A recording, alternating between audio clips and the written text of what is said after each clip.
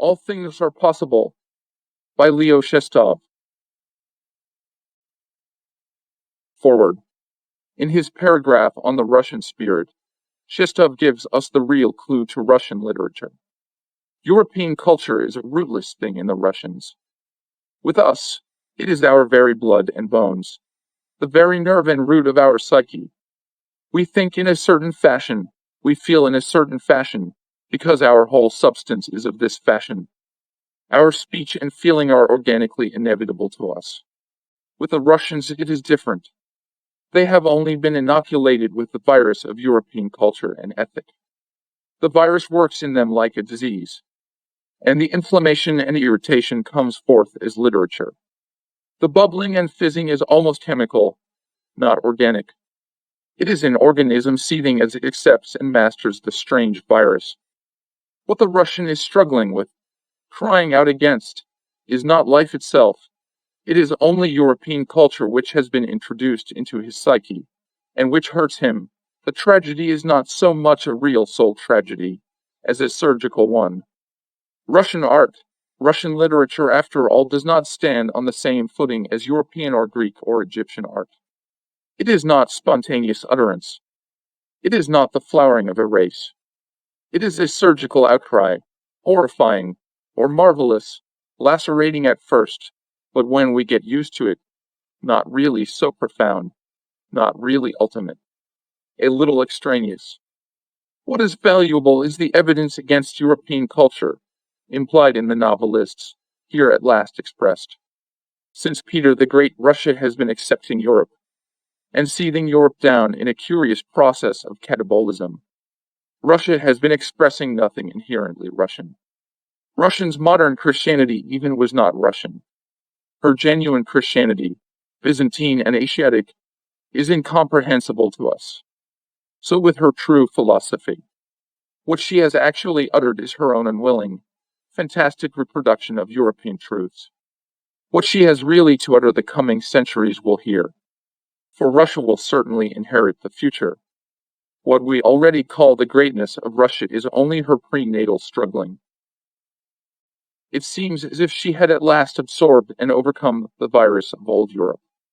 Soon her new, healthy body will begin to act in its own reality, imitative no more, protesting no more, crying no more, but full and sound and lusty in itself. Real Russia is born. She will laugh at us before long. Meanwhile, she goes through the last stages of reaction against us, kicking away from the old womb of Europe. In Shestov one of the last kicks is given. True, he seems to be only reactionary and destructive. But he can find a little amusement at last in tweaking the European nose, so he is fairly free. European idealism is anathema. But more than this, it is a little comical. We feel the new independence in his new, half-amused indifference. He is only tweaking the nose of European idealism. He is preaching nothing, so he protests time and again. He absolutely refutes any imputation of a central idea. He is so afraid lest it should turn out to be another hateful hedge-stake of an ideal. Everything is possible. This is his really central cry. It is not nihilism. It is only a shaking free of the human psyche from old bonds. The positive central idea is that the human psyche, or soul, really believes in itself, and in nothing else. Dress this up in a little comely language, and we have a real new ideal, that will last us for a new, long epoch. The human soul itself is the source and wellhead of creative activity. In the unconscious human soul, the creative prompting issues first into the universe. Open the consciousness to this prompting. Away with all your old sluice gates, locks, dams, channels. No ideal on earth is anything more than an obstruction, in the end, to the creative issue of the spontaneous soul. Away with all ideals. Let each individual act spontaneously from the forever incalculable prompting of the creative wellhead within him. There is no universal law.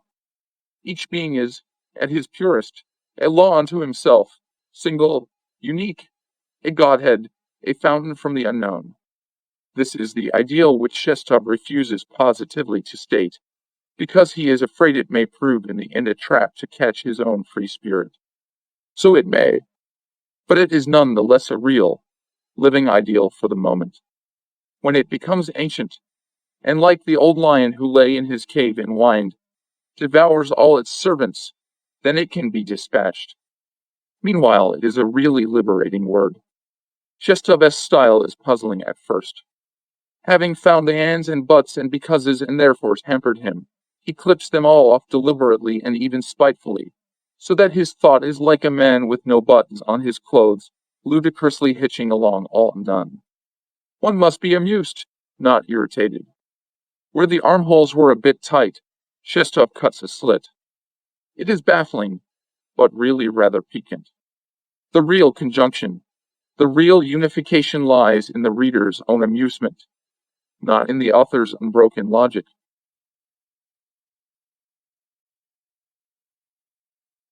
Part 1. The obscure streets of life do not offer the conveniences of the central thoroughfares.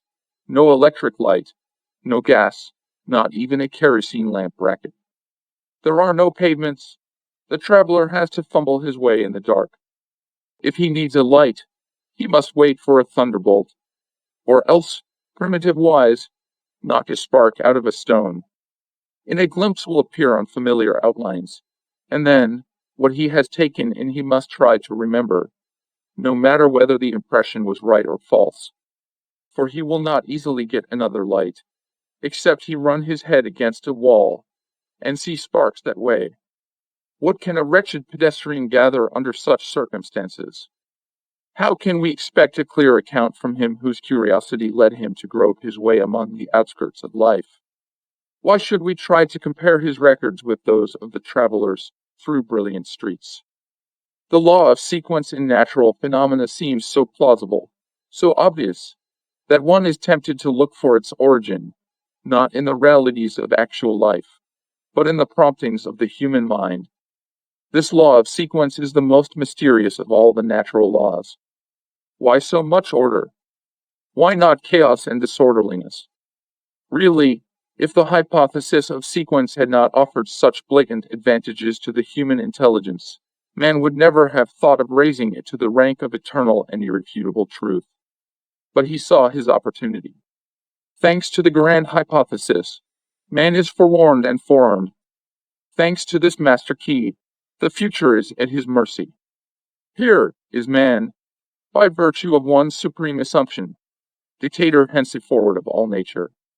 The philosophers have ever bowed the knee to success. So down they went before the newly invented law of natural sequence.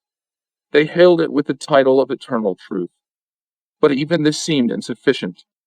Like the old woman in the fairy tale about the golden fish, they had it in their minds that the fish should do their errands. But some few people at last could not stand this impudence. Some very few begun to object. The comfortable settled man says to himself, how could one live without being sure of the morrow? How could one sleep without a roof over one's head? But misfortune turns him out of house and home. He must perforce sleep under a hedge. He cannot rest, he is full of terrors. There may be wild beasts, fellow tramps, but in the long run he gets used to it. He will trust himself to chance, live like a tramp, and sleep his sleep in a ditch. A writer, particularly a young and inexperienced writer, feels himself under an obligation to give his reader the fullest answers to all possible questions. Conscience will not let him shut his eyes to tormenting problems, and so he begins to speak of first and ultimate things. As he cannot say anything profitable on such subjects, for it is not the business of the young to be profoundly philosophical, he grows excited. He shouts himself to hoarseness. In the end he is silent from exhaustion. And then, if his words have had any success with the public, he is astonished to find that he has become a prophet. Whereupon, if he be an average sort of person, he is filled with an insatiable desire to preserve his influence till the end of his days. But if he be more sensitive or gifted than usual, he begins to despise the crowd for its vulgar credulity, and himself for having posed in the stupid and disgraceful character of a clown of lofty ideas. How painful it is to read Plato's account of the last conversations of Socrates. The days, even the hours of the old man are numbered, and yet he talks, talks, talks. Crito comes to him in the early morning and tells him that the sacred ships will shortly return to Athens. And at once Socrates is ready to talk, to argue. It is possible, of course, that Plato is not altogether to be trusted. It is said that Socrates observed, of the dialogues already written down by Plato, how much that youth has belied me. But then from all sources we have it, that Socrates spent the month following his verdict in incessant conversations with his pupils and friends. That is what it is to be a beloved master, and to have disciples. You can't even die quietly. The best death is really the one which is considered the worst. To die alone, in a foreign land, in a poor house, or, as they say, like a dog under a hedge. Then at least one may spend one's last moments honestly, without dissembling or ostentation, preparing oneself for the dreadful, or wonderful, event. Pascal, as his sister tells us, also talked a great deal before his death, and de Musset cried like a baby. Perhaps Socrates and Pascal talked so much, for fear they should start crying. It is a false shame. The fact that some ideas, or some series of ideas, are materially unprofitable to mankind cannot serve as a justification for their rejection. Once an idea is there, the gates must be open to it. For if you close the gates, the thought will force a way in, or, like the fly in the fable, will sneak through unawares. Ideas have no regard for our laws of honor or morality. Take, for example, realism in literature. At its appearance, it aroused universal indignation. Why need we know the dirt of life? And honestly, there is no need. Realism could give no straightforward justification for itself. But, as it had to come through, it was ready with a lie. It compared itself to pathology, called itself useful, beneficial, and so obtained a place. We can all see now that realism is not beneficial, but harmful, very harmful, and that it has nothing in common with pathology. Nevertheless, it is no longer easy to drive it from its place. The prohibition evaded, there is now the justus titulus possessionis. Count Tolstoy preached inaction. It seems he had no need. We enact remarkably. Idleness, just that idleness Tolstoy dreamed of. A free, conscious idling that despises labor. This is one of the chief characteristics of our time. Of course I speak of the higher, cultured classes, the aristocracy of spirit. We write books, paint pictures, compose symphonies, but is that labor? It is only the amusement of idleness. So that Tolstoy is much more to the point when, forgetting his preaching of inaction, he bids us trudge 8 hours a day at the tail of the plow. In this there is some sense. Idleness spoils us. We were returning to the most primitive of all the states of our forefathers. Like paradisaical Adam and Eve, having no need to sweat for our bread, we were trying to pilfer the fruit from the forbidden tree. Truly we received a similar punishment. Divine laws are inscrutable. In paradise everything is permitted, except curiosity. Even labor is allowed, though it is not obligatory, as it is outside. Tolstoy realized the dangers of the paradisaical state. He stooped to talk of inaction for a moment, and then he began to work. Since in regular, smooth, constant, rhythmical labor, whether it is efficient or whether it merely appears efficient, like Tolstoy's farming, there is peace of mind. Look at the industrious Germans, who begin and who end their day with a prayer. In paradise, where there is no labor, and no need for long rest and heavy sleep, all temptations become dangerous. It is a peril to live there. Perhaps present-day people eschew the paradisaical state. They prefer work, for where there is no work there is no smoothness, no regularity, no peacefulness, no satisfaction. In Eden, even the well-informed individuals cannot tell what will come next, and everlasting laws are exposed to ridicule. Among ourselves also a few of the work of jurors, the idlers, are beginning to question our established knowledge. But the majority of men, and particularly Germans, still defend a priori judgments, on the ground that without these, perfect knowledge would be impossible. There could be no regulation of the course of natural phenomena, and no looking ahead. To escape from the grasp of contemporary ruling ideas, one should study history. The lives of other men in other lands in other ages teach us to realize that our eternal laws and infallible ideas are just abortions. Take a step further, imagine mankind living elsewhere than on this earth, and all our terrestrial internalities lose their charm. We know nothing of the ultimate realities of our existence, nor shall we ever know anything. Let that be agreed. But it does not follow that therefore we must accept some or other dogmatic theory as a modus vivendi. No, not even positivism, which has such a skeptical face on it.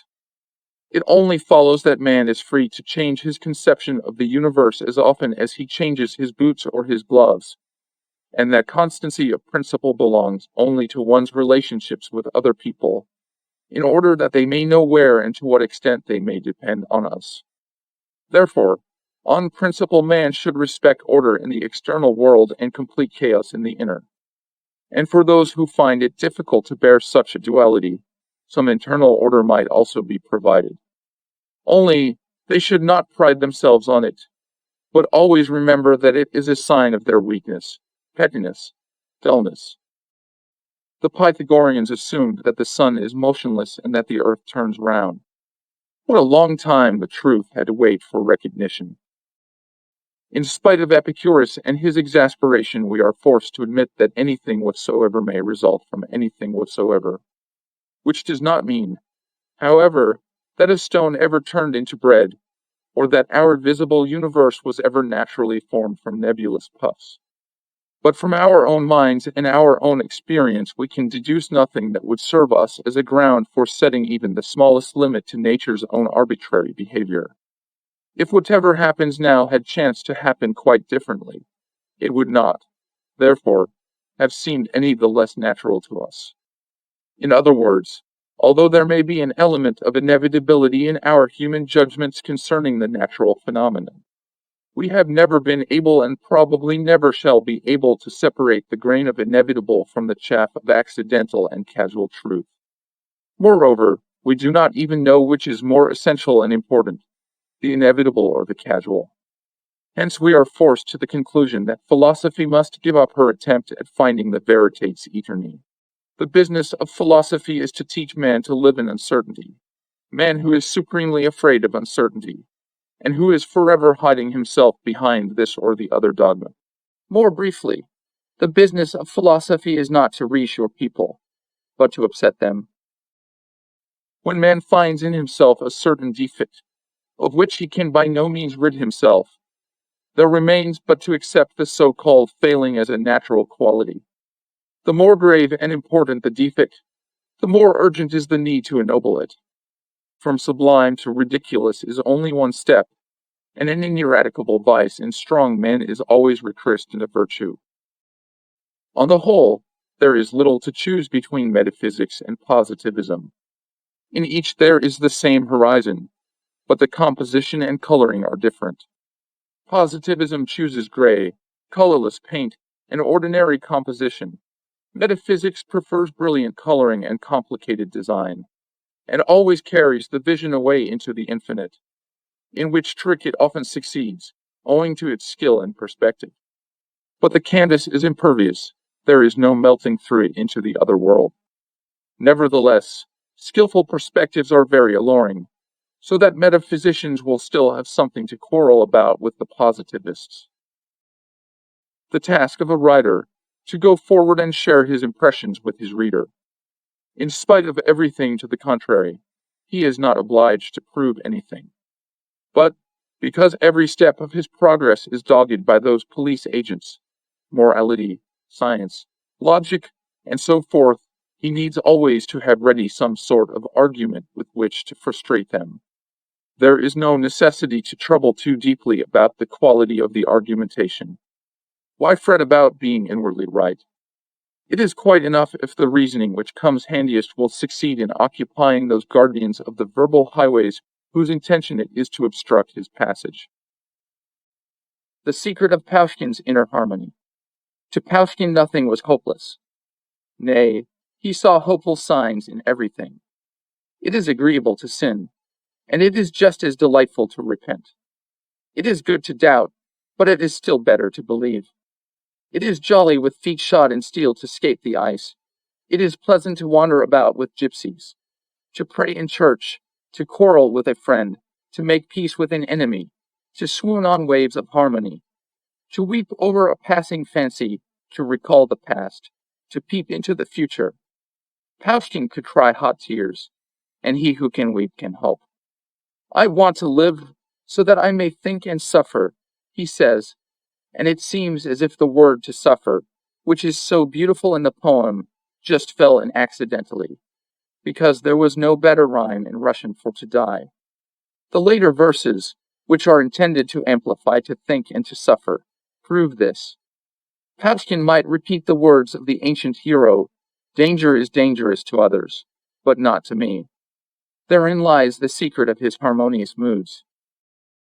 The well-trodden field of contemporary thought should be dug up.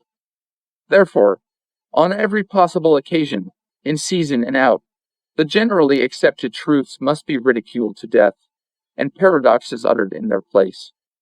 Then we shall see. What is a Weltanschauung, a world conception, a philosophy? As we all know, Turgenev was a realist, and from the first he tried to portray life truthfully. Although we had no precise exponents of realism, yet after Paushkin it was impossible for a Russian writer to depart too far from actuality. Even those who did not know what to do with real life had to cope with it as best they could. Hence, in order that the picture of life should not prove too depressing, the writer must provide himself in due season with a philosophy.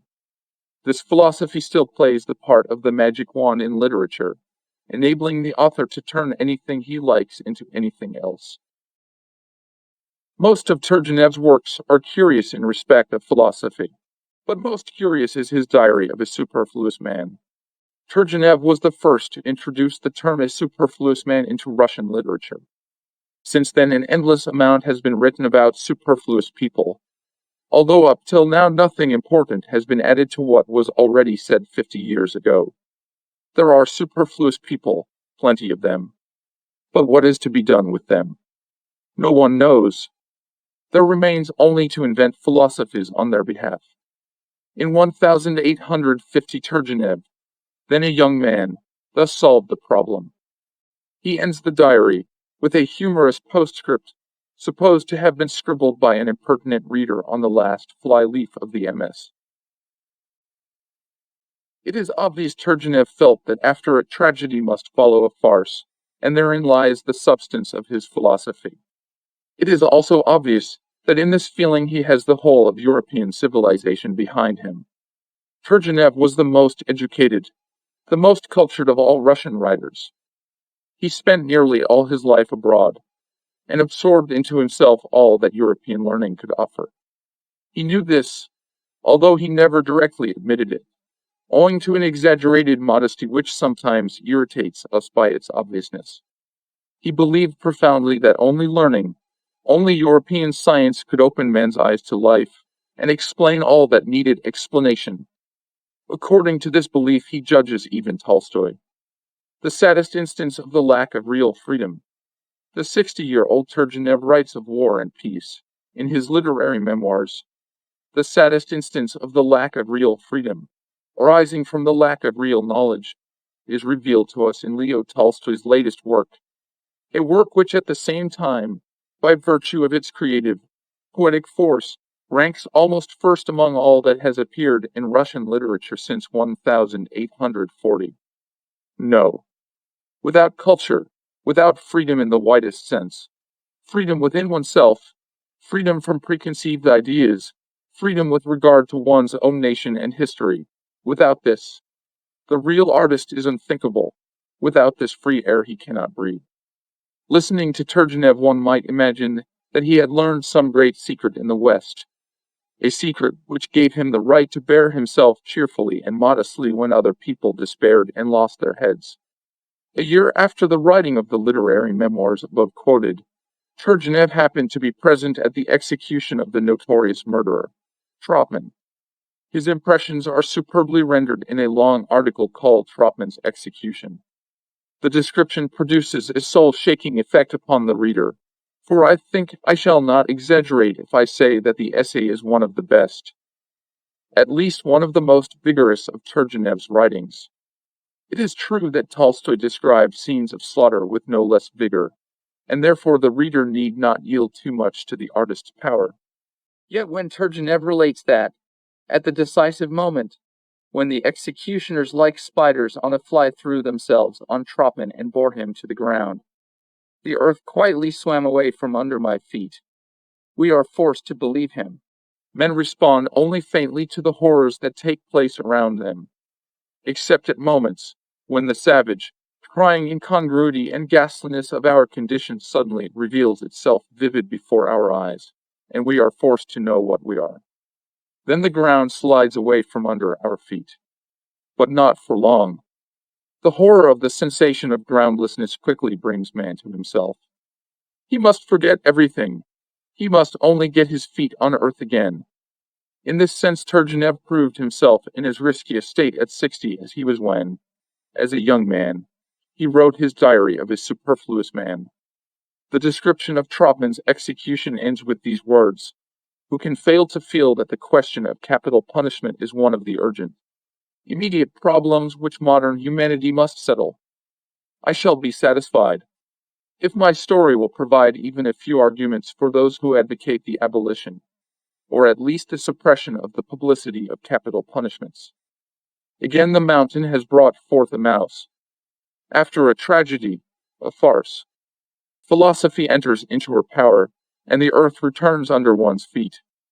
I emphasize and repeat, Turgenev is not alone responsible for his attitude. With his lips speaks the whole of European civilization. On principle, all insoluble problems are rejected. During her 1,000 years of experience, the old civilization has acquired the skill which allows her children to derive satisfaction and benefit out of anything, even the blood of their neighbor. Even the greatest horrors, even crimes are beneficial, properly construed. Turgenev was, as we know, a soft, humane man, an undoubted idealist.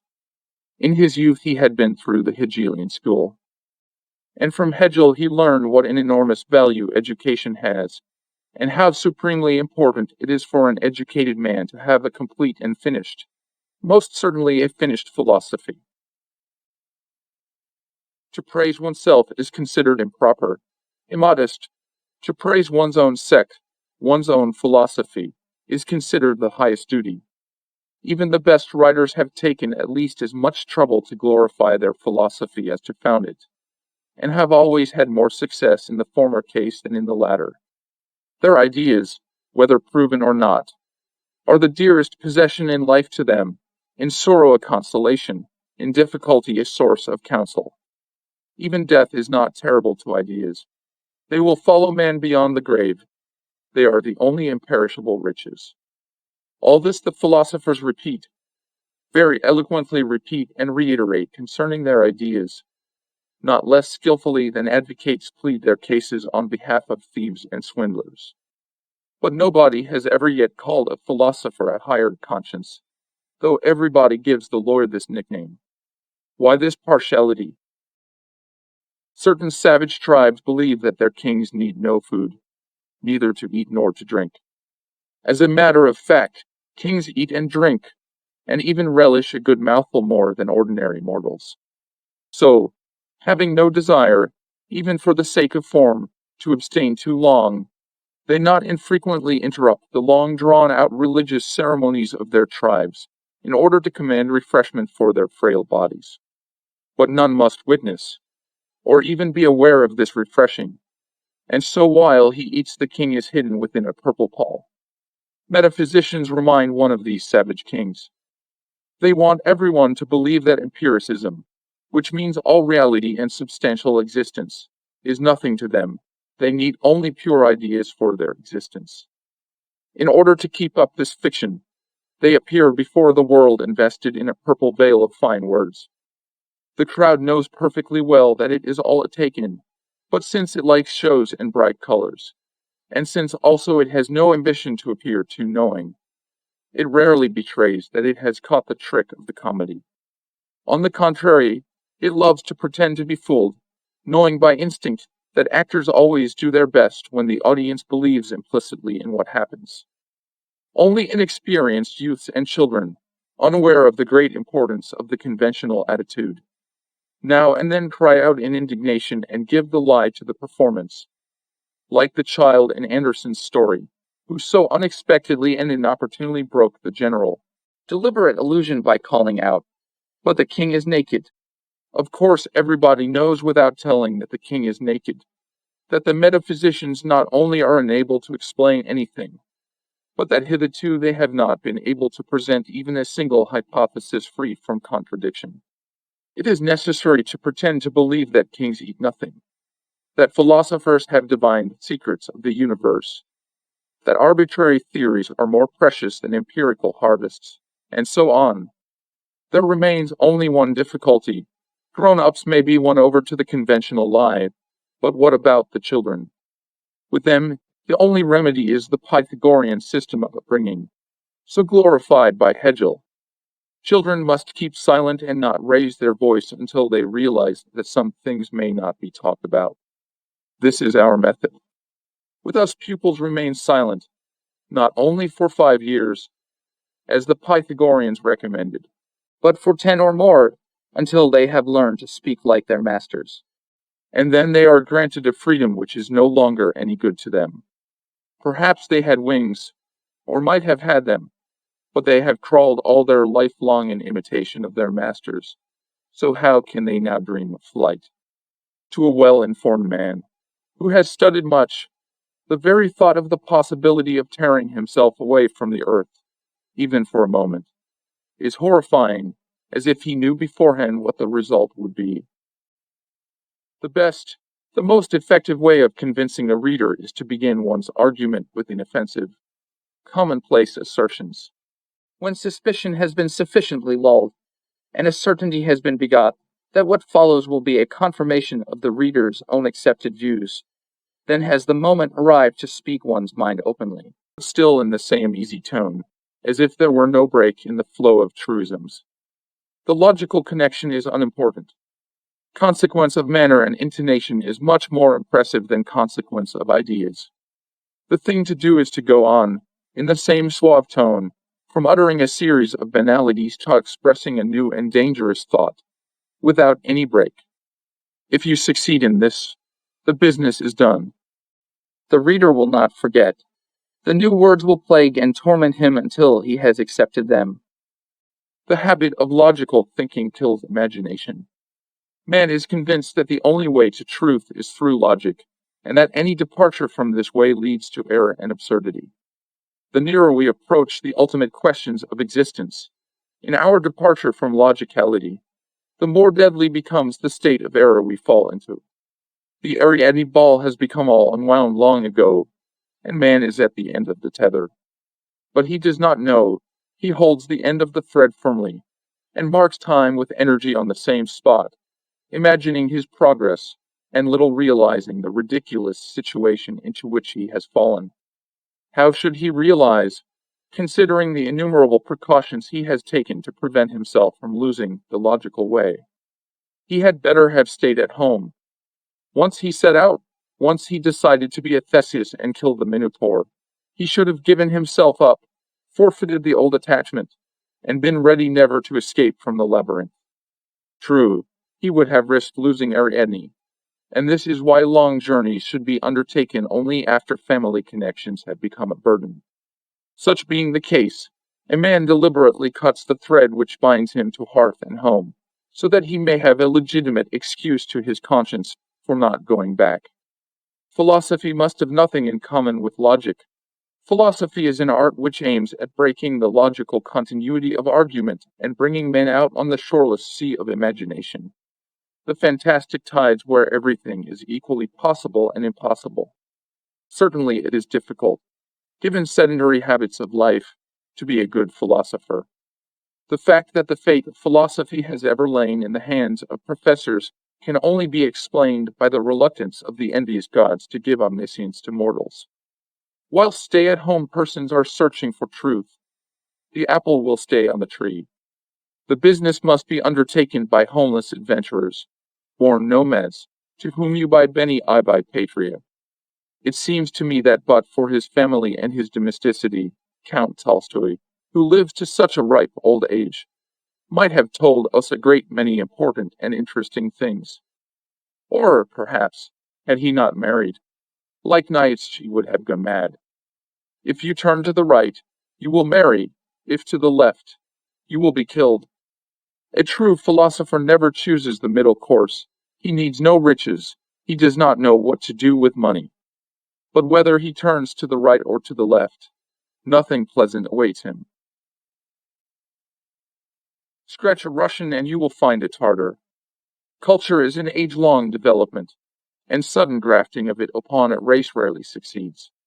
To us in Russia, civilization came suddenly, whilst we were still savages.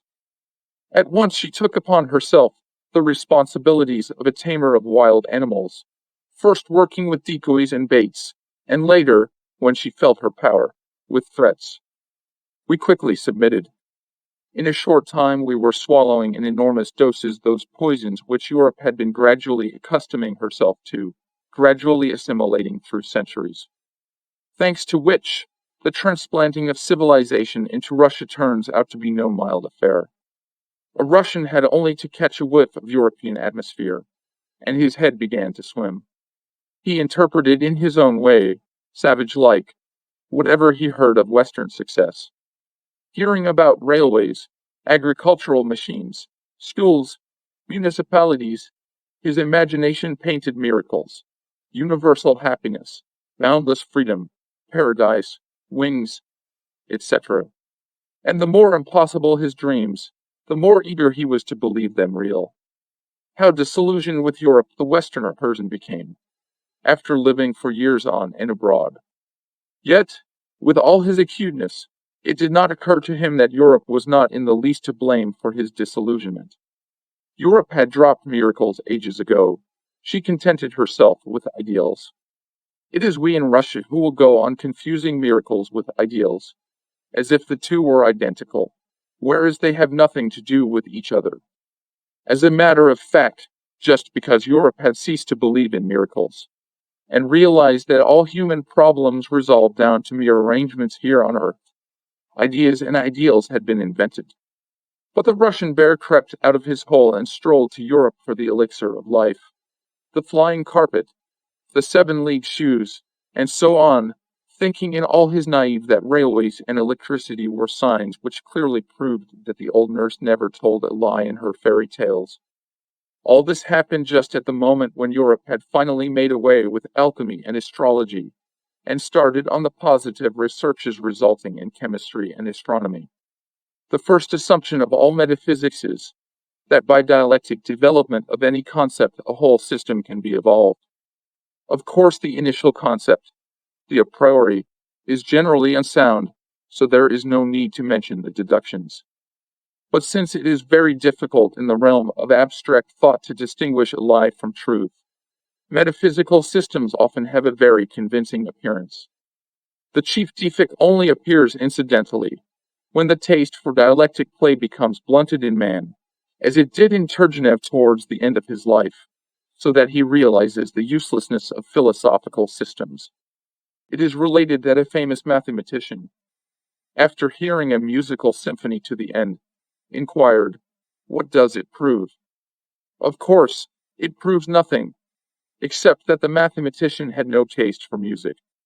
And to him who has no taste for dialectics, metaphysics can prove nothing.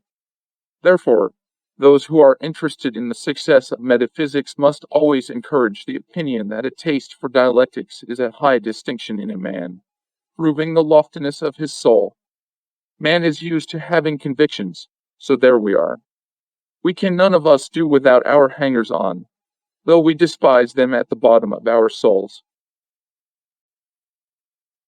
Socrates and Plato tried to determine under the shifting change of appearance the immutable, unchanging reality. In the Platonic ideas the attempt was incarnated. The visible reality, never true to itself, assuming numberless varying forms, this is not the genuine reality. That which is real must be constant. Hence the ideas of objects are real, and the objects themselves are fictitious. Thus the root of the Platonic philosophy appears to be a fundamental defect in human reasoning, a defect regarded as the highest merit. It is difficult for the philosopher to get a good grasp of this agitated, capricious life, and so he decides that it is not life at all, but a figment. Dialectics is supreme only over general concepts, and the general concepts are promoted to an ideal. Since Plato and Socrates, only such philosophers have succeeded largely, who have taught that the unchangeable is preferable to the changeable, the eternal to the temporal. The ordinary individual, who lives unconsciously, never reckoning his spiritual credit against his spiritual debit, naturally regards the philosopher as his legitimate bookkeeper, keeper of the soul's accounts. Already in Greece the Athenian youth watched with passionate interest the dexterity which Socrates displayed in his endeavor to restore by means of dialectics the lost ultimate foundations of human conduct. Now in bookkeeping, as we are aware, not a single farthing must disappear untraceable. Socrates was trying to come up to expectations. The balance between man's spiritual assets and liabilities was with him ideally established. Perhaps in this lies the secret of that strange attraction he exerted even over such volatile and unsteady natures as that of Alcibiades, drawing the young men to him so that they were attached to him with all their soul. Alcibiades had long since lost all count of his spiritual estate, and therefore from time to time he had need to recourse to Socrates, who by speeches and dissertations could bring order into chaos and harmony into the spiritual confusion of his young friend. Alcibiades turned to Socrates to be relieved. Of course, he sought relief in order that he might begin again his riotous living. Rest is so sweet to a tired man. But to conclude that because Alcibiades exhausted himself, and because rest is sweet, therefore all men must rest, this is absurd. Yet Socrates dictated this conclusion. In all his ideas, he wished that all men should rest, through eternity, that they should see their highest fulfillment in this resting. It is easier to judge of Socrates since we have Count Tolstoy with us. Probably the physiognomist Tapir would say of Tolstoy as he said of Socrates, that there are many evil propensities lurking in him. Tapir is not here to speak, but Tolstoy has told us himself how wicked he found his own nature, how he had to struggle with it. Tolstoy is not naturally overcourageous. By long effort he has trained himself to be bold. How afraid of death he was in his youth and how cleverly he could conceal that fear. Later on, in mature age, it was still the fear of death which inspired him to write his confession. He was conquering that fear, and with it all other fears. For he felt that, since fear is very difficult to master in oneself, man must be a much higher being when he has learned not to be afraid any more. Meanwhile, who knows? Perhaps cowardice, that miserable, despicable, much abused weakness of the underworld, is not such a vice after all. Perhaps it is even a virtue. Think of Dostoevsky and his heroes. Think of Hamlet. If the underworld man in us were afraid of nothing, if Hamlet was naturally a gladiator, then we should have neither tragic poetry nor philosophy. It is a platitude that fear of death has been the inspiration of philosophers. Numberless quotations could be drawn from ancient and modern writers, if they were necessary. Maybe the poetic daemon of Socrates, which made him wise, was only fear personified. Or perhaps it was his dark dreams. That which troubled him by day did not quit him by night. Even after the sentence of death Socrates dreamed that he ought to engage in the arts, so in order not to provoke the gods, He began to compose verses at the age of 70. Tolstoy also at the age of 50 began to perform good deeds, to which performance he had previously given not the slightest attention. If it were our custom nowadays to express ourselves mythologically, we should no doubt hear Tolstoy telling us about his daemon or his dreams. Instead, he squares his accounts with science and morality, in place of gods or demons. Many a present-day Alcibiades, who laves all the week in the muddy waters of life, comes on Sundays to cleanse himself in the pure stream of Tolstoyan ideas. Bookkeeping is satisfied with this modest success, and assumes that if it commands universal attention one day in the week, then obviously it is the sum and essence of life, beyond which man needs nothing. On the same grounds, the keepers of public baths could argue that, since so many people come to them on Saturdays, therefore cleanliness is the highest ambition of man, and during the week no one should stir at all, lest he sweat or soil himself.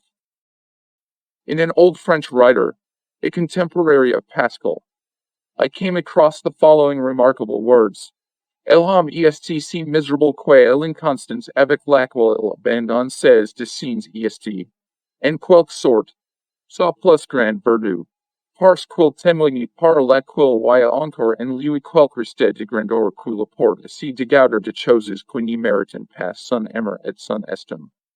What a long way modern thought has traveled from even the possibility of such an assumption. To consider inconstancy the finest human virtue.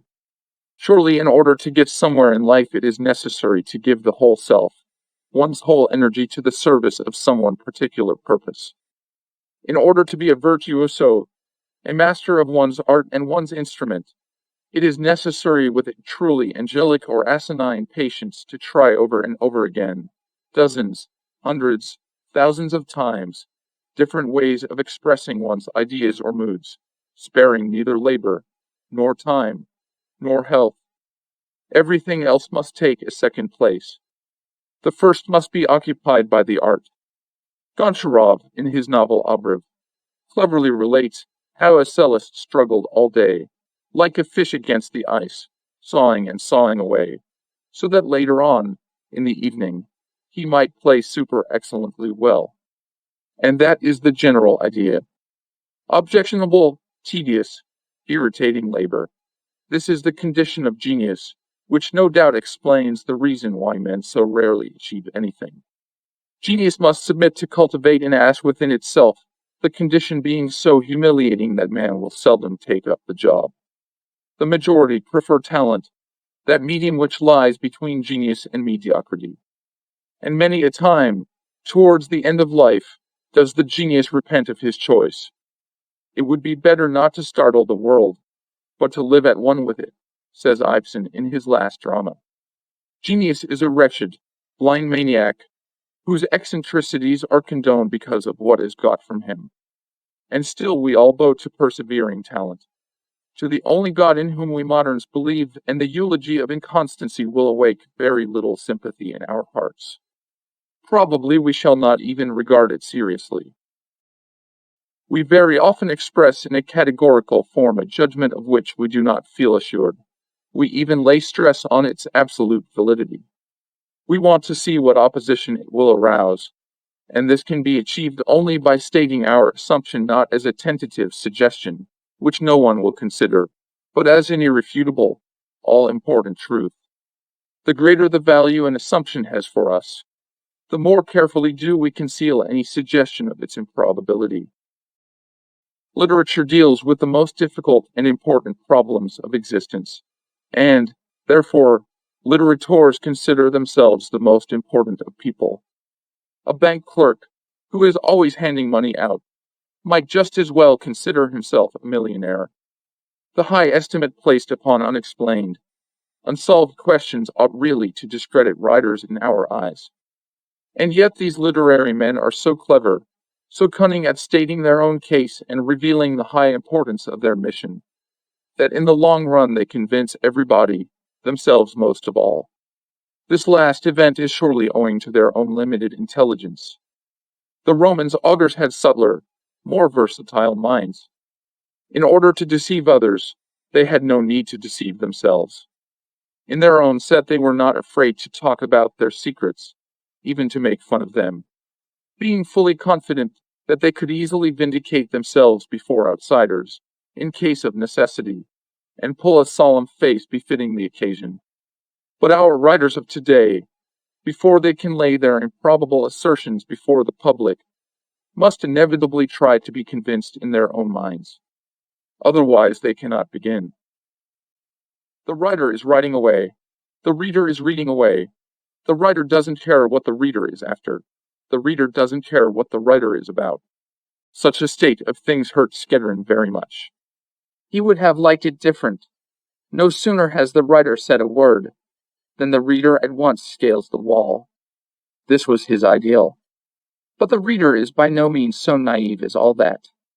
He prefers to rest easy, and insists that the writer shall climb the wall for him. So those authors succeed with the public who write with their heart's blood. Conventional tournaments, even the most brilliant, do not attract the masses any more than the connoisseurs. People rush to see a fight of gladiators, where awaits them a scent of real, hot, smoking blood, where they are going to see real, not pretended victims. Thus many writers, like gladiators, shed their blood to gratify that modern Caesar, the mob. Self, Caesar, mortuary T. Salutant. Anton T. Chekhov tells the truth neither out of love or respect for the truth, nor yet because, in the Kentian manner, a high duty bids him never to tell a lie, even to escape death. Neither has he the impulse which so often pushes young and fiery souls into rashness, that desire to stand erect, to keep the head high. On the contrary, T. Chekhov always walks with a stoop, his head bent down, never fixing his eyes on the heavens, since he will read no signs there. If he tells the truth, it is because the most reeking lie no longer intoxicates him, even though he swallow it not in the modest doses that idealism offers, but in immoderate quantities, 1,000-gallon barrel gulps. He would taste the bitterness, but it would not make his head turn, as it does Schiller's, or Dostoevsky's, or even Socrates, whose head, as we know, could stand any quantity of wine, but when spinning with the most commonplace lie. Noblesse oblige. The moment of obligation, compulsion, duty, that moment described by Kant as the essential, almost the only predicate of moral concepts, serves chiefly to indicate that Kant was modest in himself and in his attitude towards all whom he addressed, perceiving in all men beings subject to the ennobling effect of morality. Noblesse oblige is a motto not for the aristocracy, which recognizes in its privileges its own instant duties, but for the self-made, wealthy parvenus who pant for an illustrious title. They have been accustomed to telling lies, to playing poltroon, swindling, and meanness, and the necessity for speaking the truth impartially, for bravely facing danger, for freely giving of their fortune scares them beyond measure. Therefore it is necessary that they should repeat it to themselves and to their children, in whose veins the lying, sneaking blood still runs, hourly, lest they forget. You must not tell lies. You must be open, magnanimous.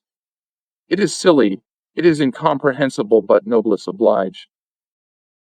Homo homini lupus is one of the most steadfast maxims of eternal morality. In each of our neighbors we fear a wolf. This fellow is evil-minded. If he is not restrained by law, he will ruin us. So we think every time a man gets out of the rut of sanctified tradition. The fear is just.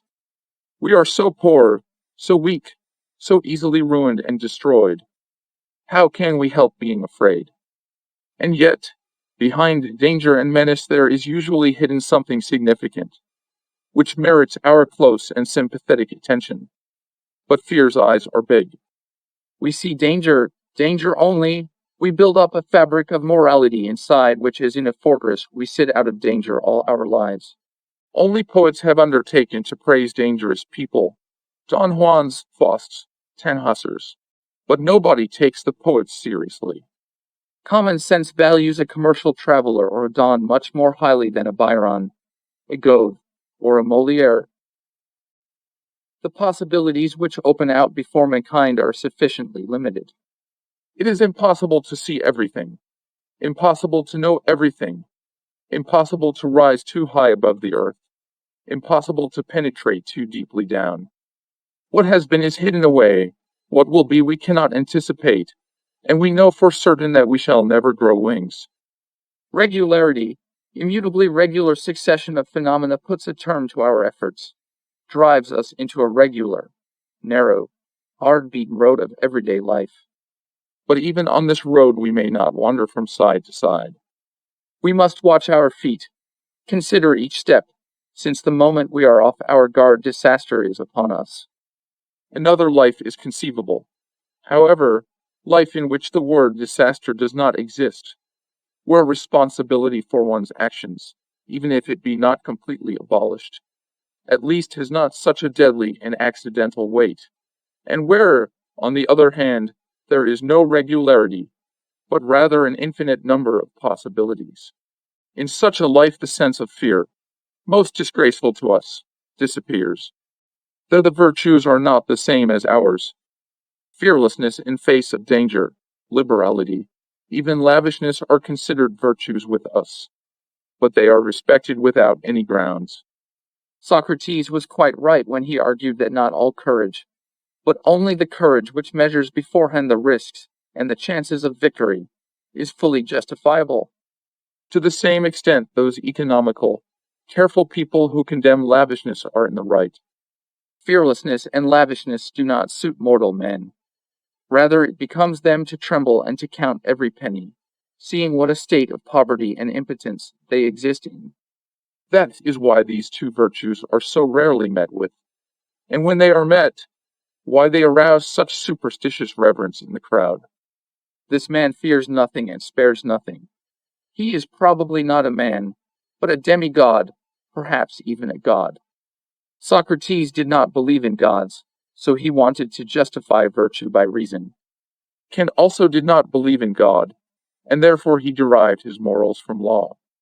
But if there is God, and all men are the children of God, then we should be afraid of nothing and spare nothing.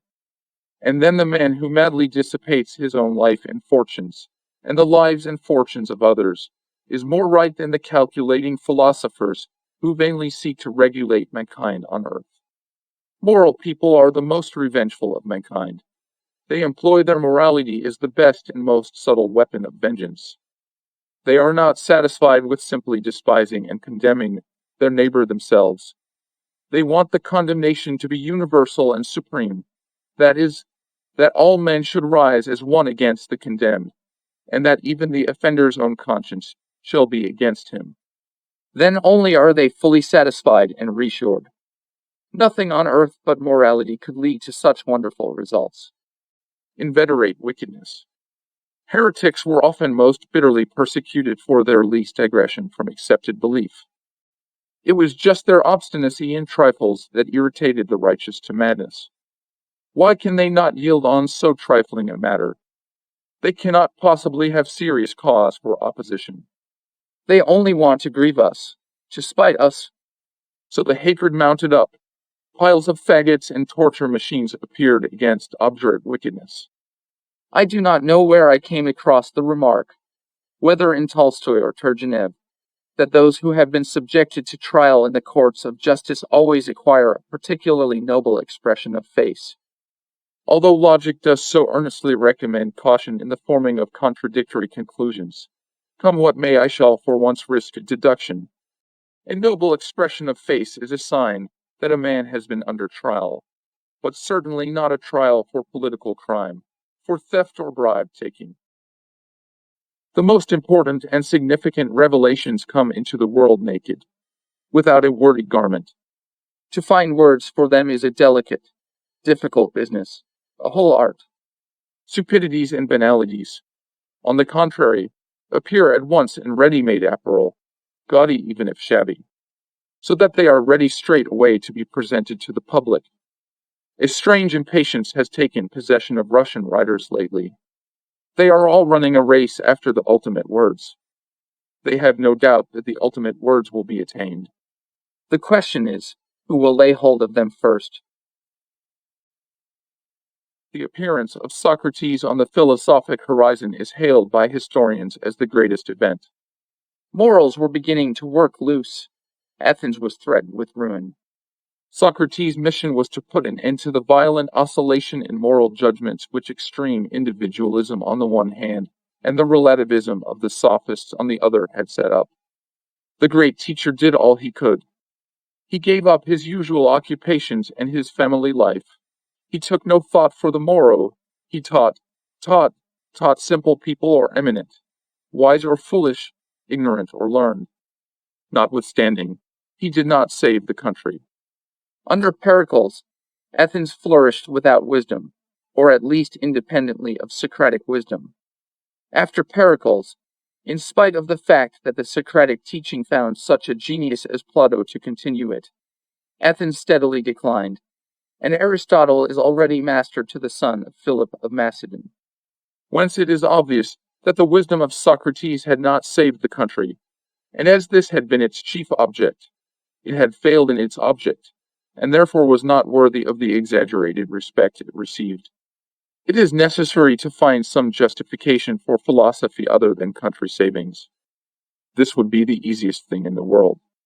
But altogether we must give up the favorite device of the philosophers, of looking to find in the well-being of society the raison d'etre of philosophy. At the best, the trick was a risky one.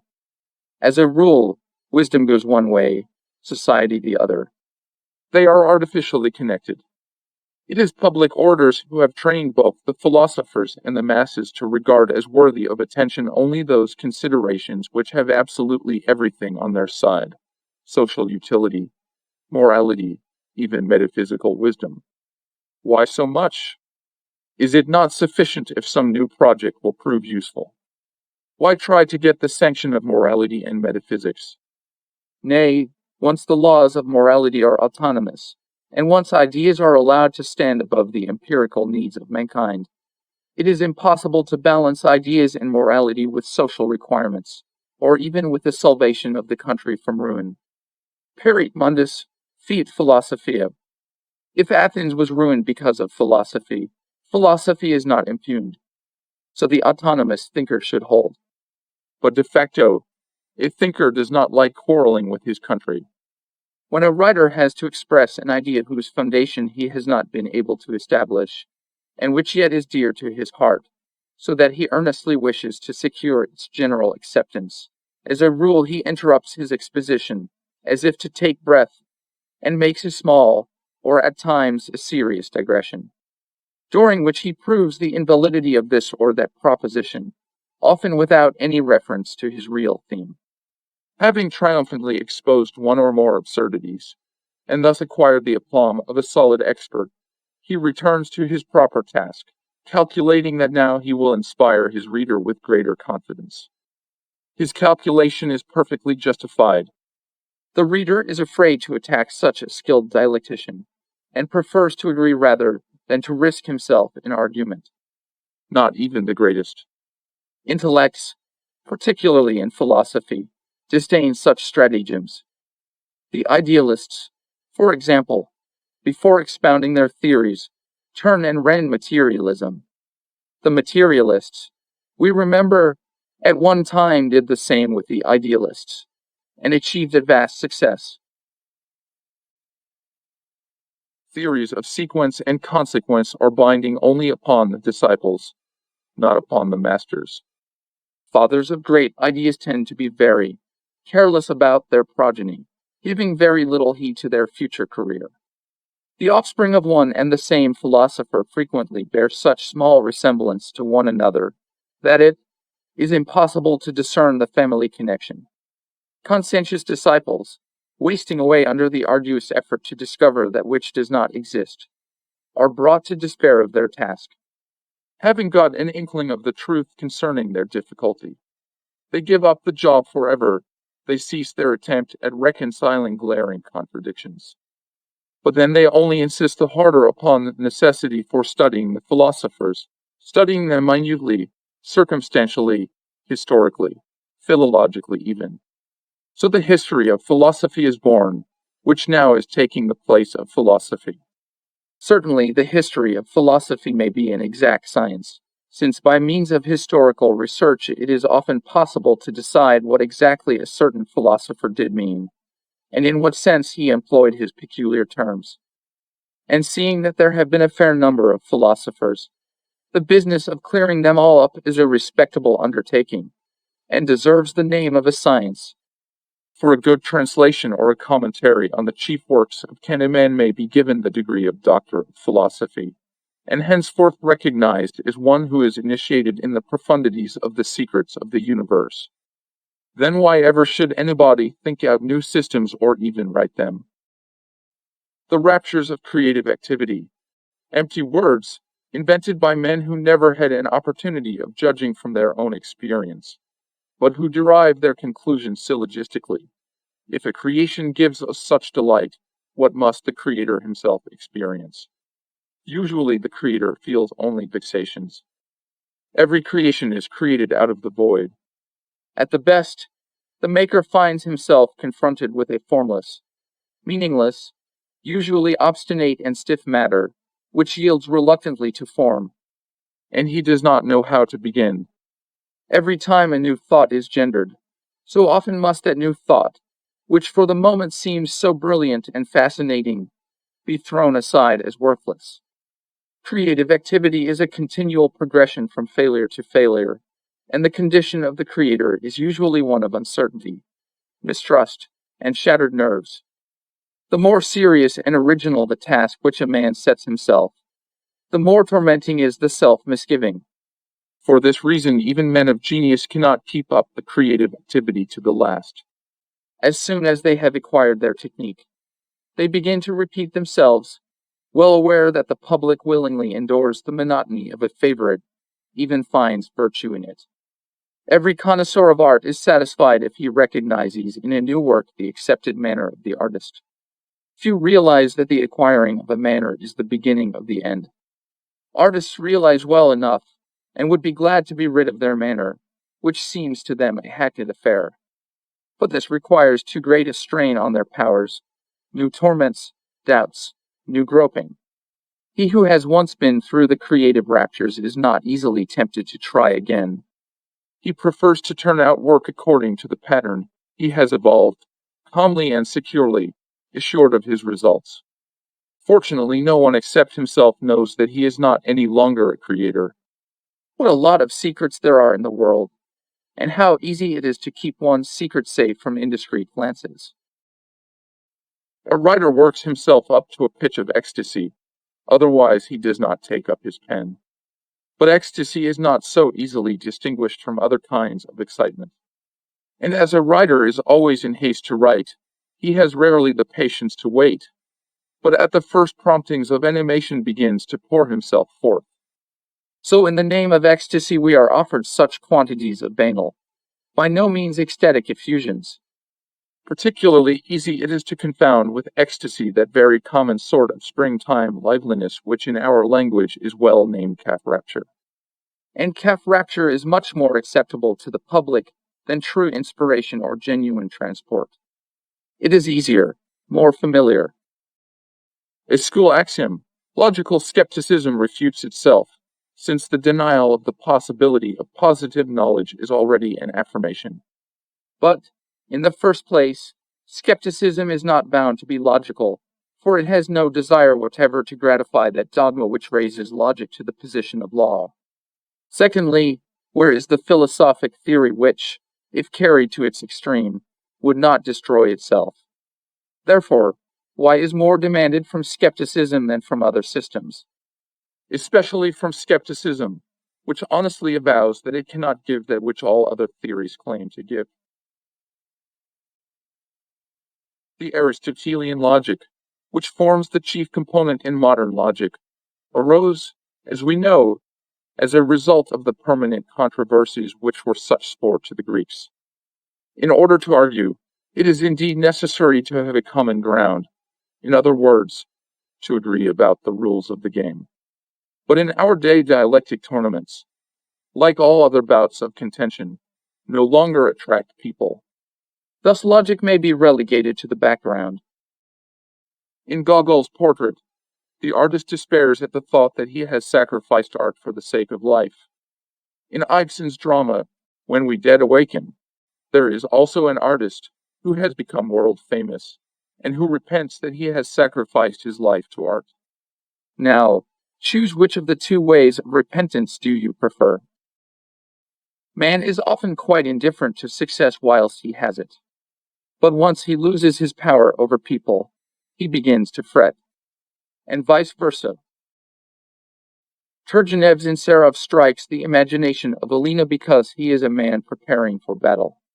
She prefers him to Shubin the painter, or to Bersenev the savant. Since ancient days, women have looked with favor on warriors rather than on peaceful men. Had Turgenev invested that idea with less glamour, he would probably not have become the ideal of the young. Who does not get a thrill from Alina and her elect? Who has not felt the fascination of Turgenev's women? And yet all of them give themselves to the strong male. With such superior people, as with beasts, the males fight with each other, the woman looks on, and when it is over, she submits herself the slave of the conqueror. A caterpillar is transformed into a chrysalis, and for a long time lives in a warm, quiet little world. Perhaps if it had human consciousness, it would declare that that world was the best, perhaps the only one possible to live in. But there comes a time when some unknown influence causes the little creature to begin the work of destruction. If other caterpillars could see it, how horrified they would be, revolted to the bottom of their soul by the awful work in which the insurgent is engaged. They would call it immoral, godless. They would begin to talk about pessimism, skepticism, and so on, to destroy what has cost such labor to construct. Why, what is wrong with this complete, cozy, comfortable little world? To keep it intact, they call to their aid sacred morality and the idealistic theory of knowledge. Nobody cares that the caterpillar has grown wings, that when it has nibbled its old nest away it will fly out into space. Nobody gives a thought to this. Wings, that is mysticism, self-nibbling. This is actuality. Those who are engaged in such actuality deserve torture and execution. And there are plenty of prisons and voluntary hangmen on the bright earth. The majority of books are prisons, and great authors are not bad hangmen. Nietzsche and Dostoevsky seem to be typical inverted simulators, if one may use the expression. They imitated spiritual sanity, although they were spiritually insane. They knew their morbidity well enough, but they exhibited their disease only to that extent where freakishness passes for originality. With a sensitiveness peculiar to all who are in constant danger, they never went beyond the limits. The axe of the guillotine of public opinion hung over them. One awkward move, and the execution automatically takes place. But they knew how to avoid unwarrantable moves. The so-called ultimate questions troubled mankind in the world's dawn as badly as they trouble us now. Adam and Eve wanted to know, and they plucked the fruit at their risk. Cain, whose sacrifice did not please God, raised his hand against his brother, and it seemed to him he committed murder in the name of justice, in vindication of his own injured rights. Nobody has ever been able to understand why God preferred Abel's sacrifice to that of Cain. In our own day, Salieri repeats Cain's vengeance and poisons his friend and benefactor Mozart. According to the poem of Pushkin, all say, there is no justice on earth, but there is no justice up above. This is as clear to me as a simple scale of music. No man on earth can fail to recognize in these words his own tormenting doubts. The outcome is creative tragedy, which for some mysterious reason has been considered up till now as the highest form of human creation. Everything is being unriddled and explained. If we compare our knowledge with that of the ancients, we appear very wise. But we are no nearer to solving the riddle of eternal justice than Cain was. Progress, civilization, all the conquests of the human mind have brought us nothing new here.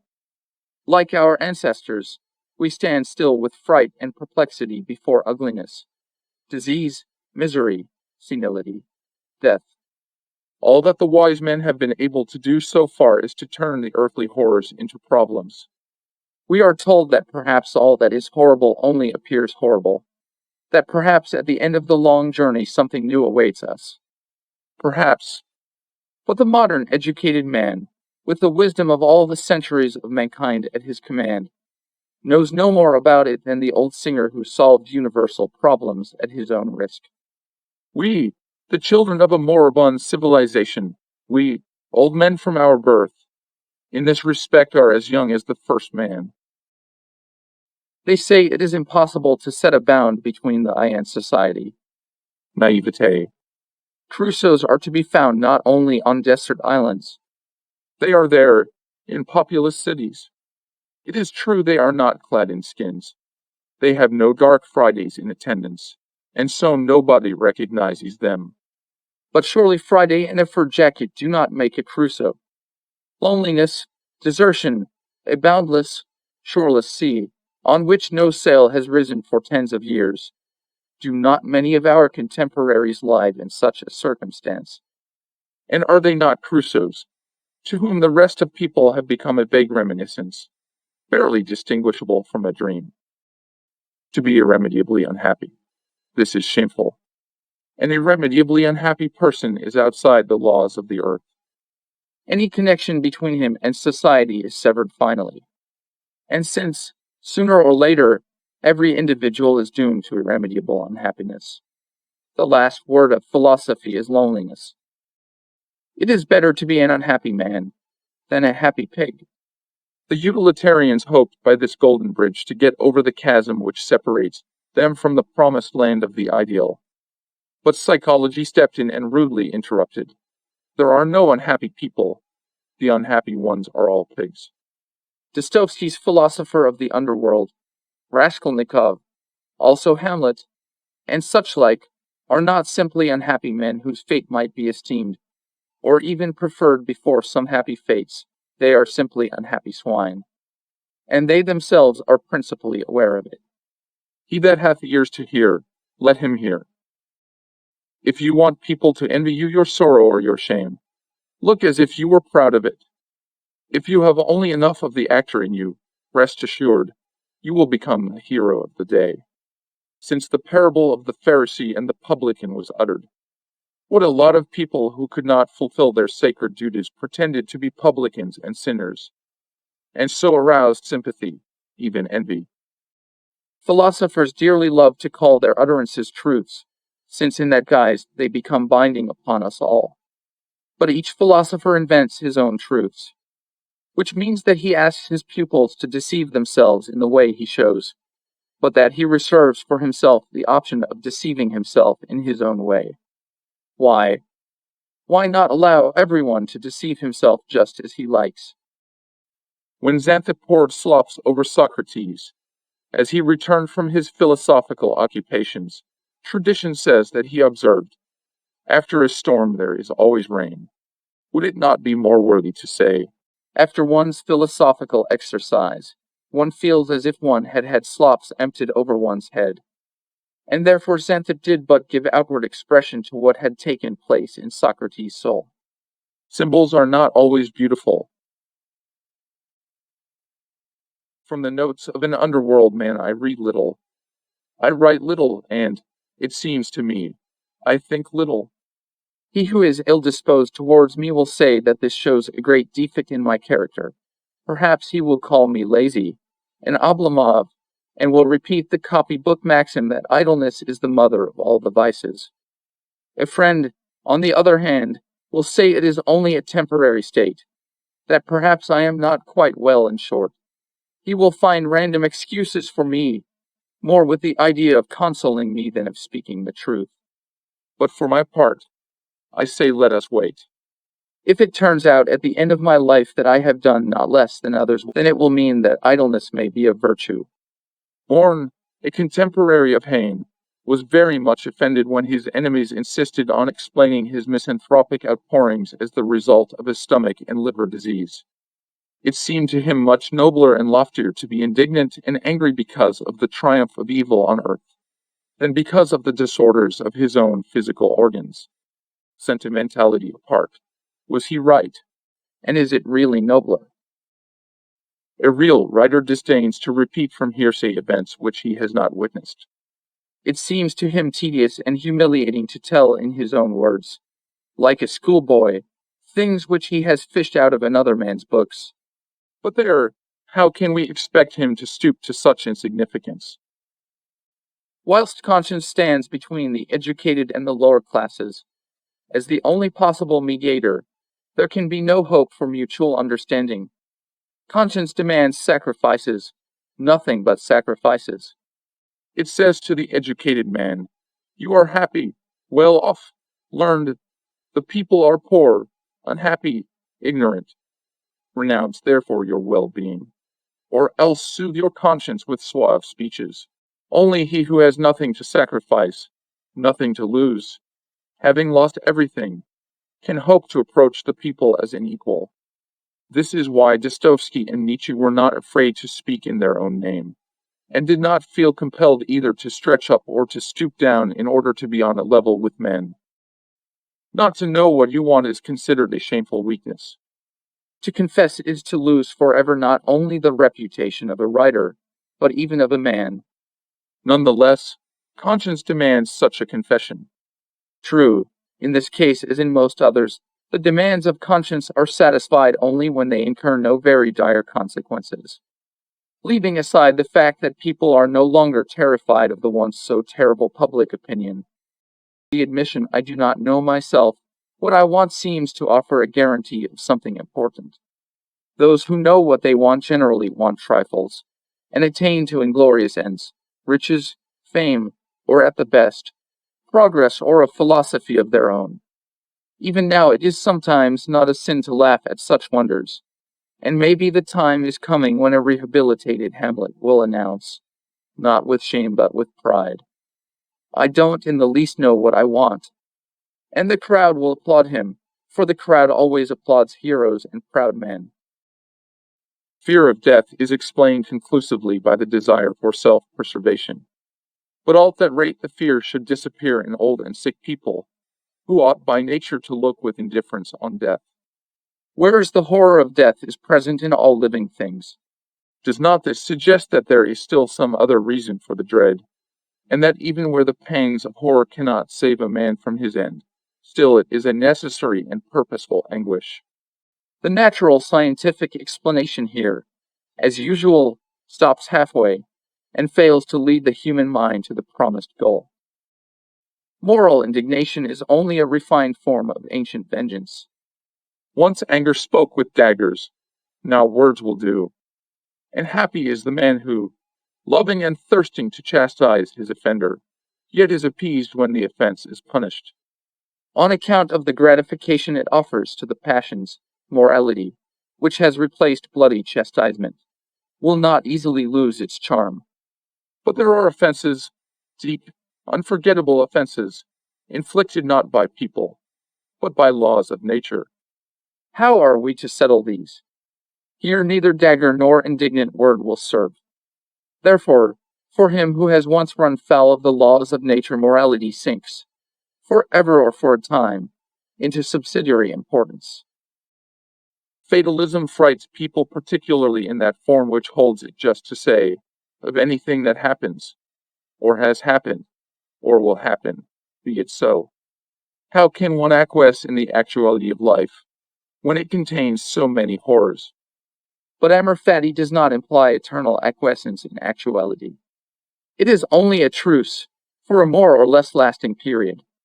Time is needed in which to estimate the forces and intentions of the enemy.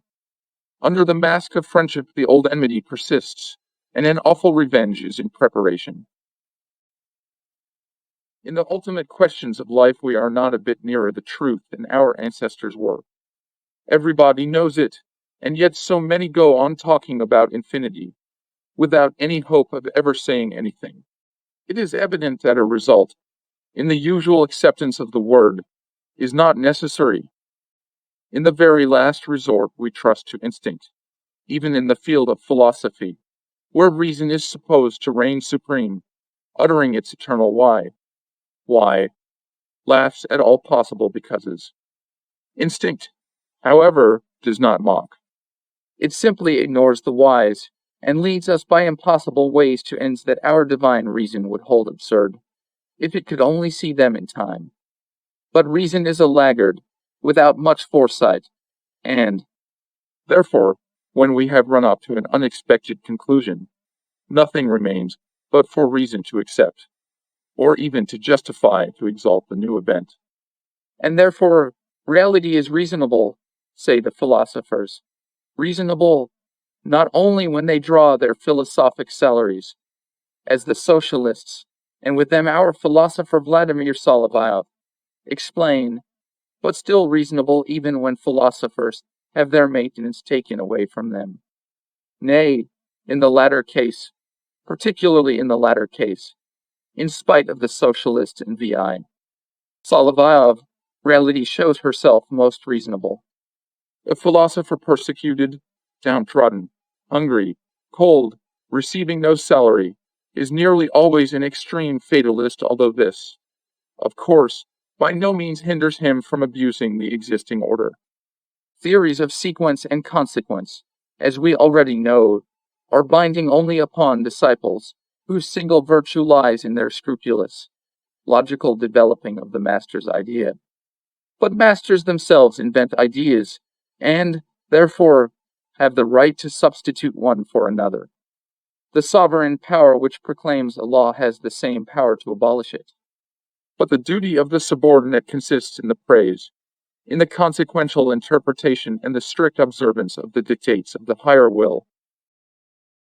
The Pharisee in the parable fulfilled all that religion demanded of him, kept his fasts, paid his tithes, etc. Had he a right to be pleased with his own piety, and to despise the erring publican? Everybody thought so, including the Pharisee himself. The judgment of Christ came as the greatest surprise to him. He had a clear conscience. He did not merely pretend before others to be righteous. He himself believed in his own righteousness. And suddenly he turns out guilty, awfully guilty. But if the conscience of a righteous man does not help him to distinguish between good and evil, how is he to avoid sin? What does Kant's moral law mean? That law which was as consoling as the starry sky. Kant lived his life in profound peace of soul. He met his death quietly, in the consciousness of his own purity. But if Christ came again, he might condemn the serene philosopher for his very serenity. For the Pharisee, we repeat, was righteous if purity of intentions, together with a firm readiness to fulfill everything which appears to him in the light of duty, be righteousness in a man. We jeer and laugh at a man not because he is ridiculous, but because we want to have a laugh out of him. In the same way we are indignant, not because this or the other act is revolting to us, but because we want to let off our steam. But it does not follow from this that we ought always to be calm and smooth. Woe to him who would try to realize the ideal of justice on earth. We think with peculiar intensity during the hard moments of our life. We write when we have nothing else to do, so that a writer can only communicate something of importance in reproducing the past. When we are driven to think, we have unfortunately no mind to write, which accounts for the fact that books are never more than a feeble echo of what a man has gone through. Chekhov has a story called Misfortune which well illustrates the difficulty a man finds in adapting himself to a new truth, if this truth threaten the security of his condition. The merchant Evdayer does not believe that he is condemned, that he has been brought to trial, and tried, and found guilty, for his irregularities in a public bank. He still thinks the verdict is yet to come, he still waits.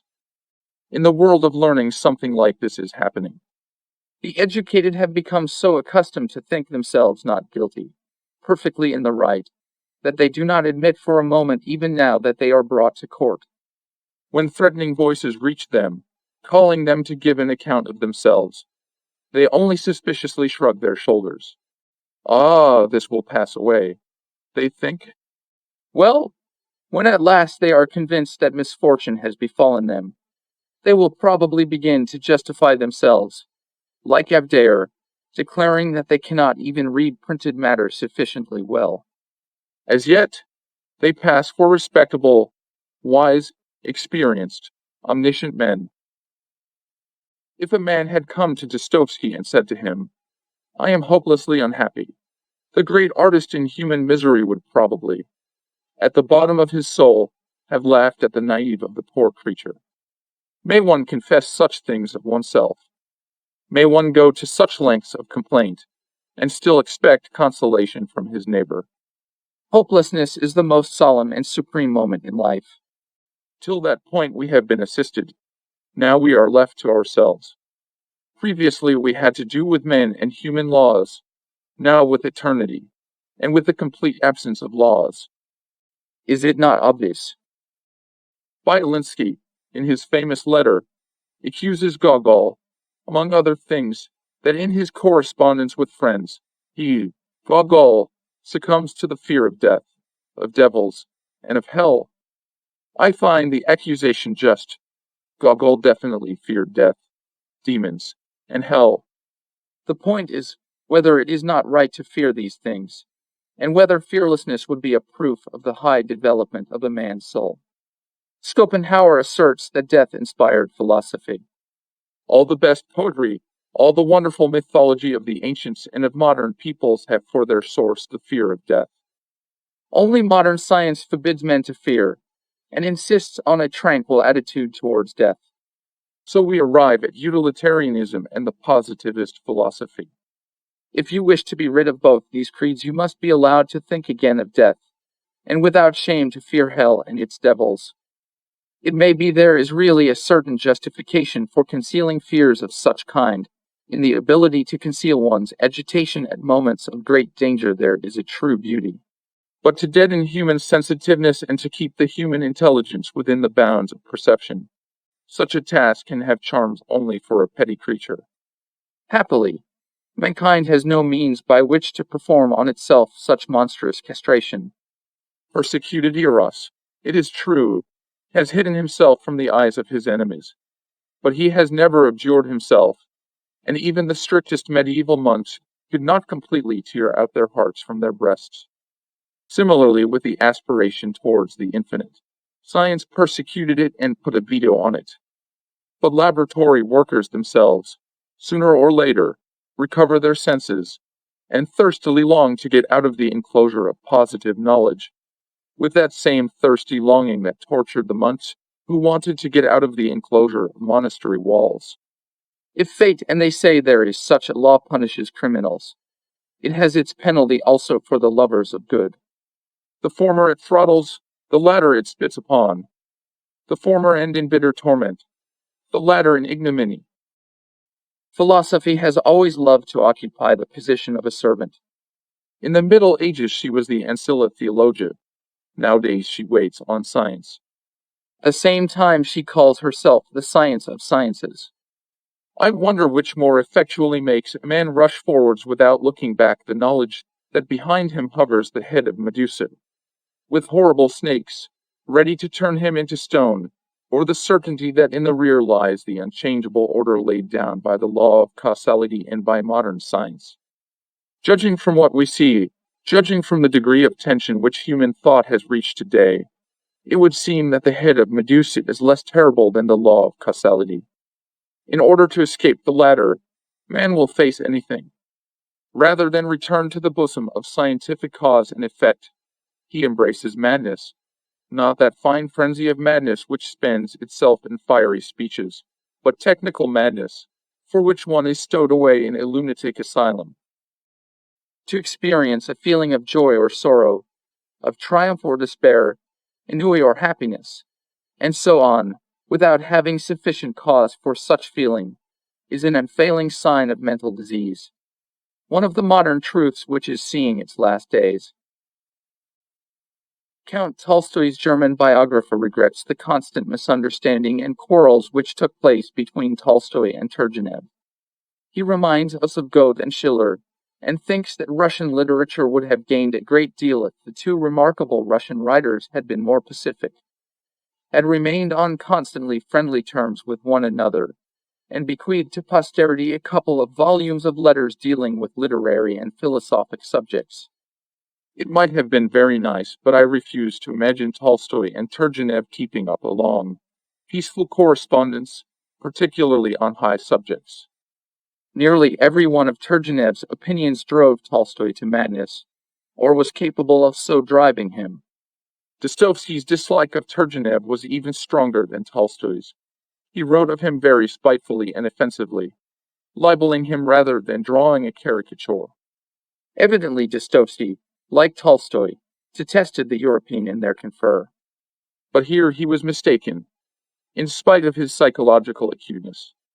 To Dostoevsky, it was enough that Turgenev wore European clothes and tried to appear like a Westerner. He himself did the opposite.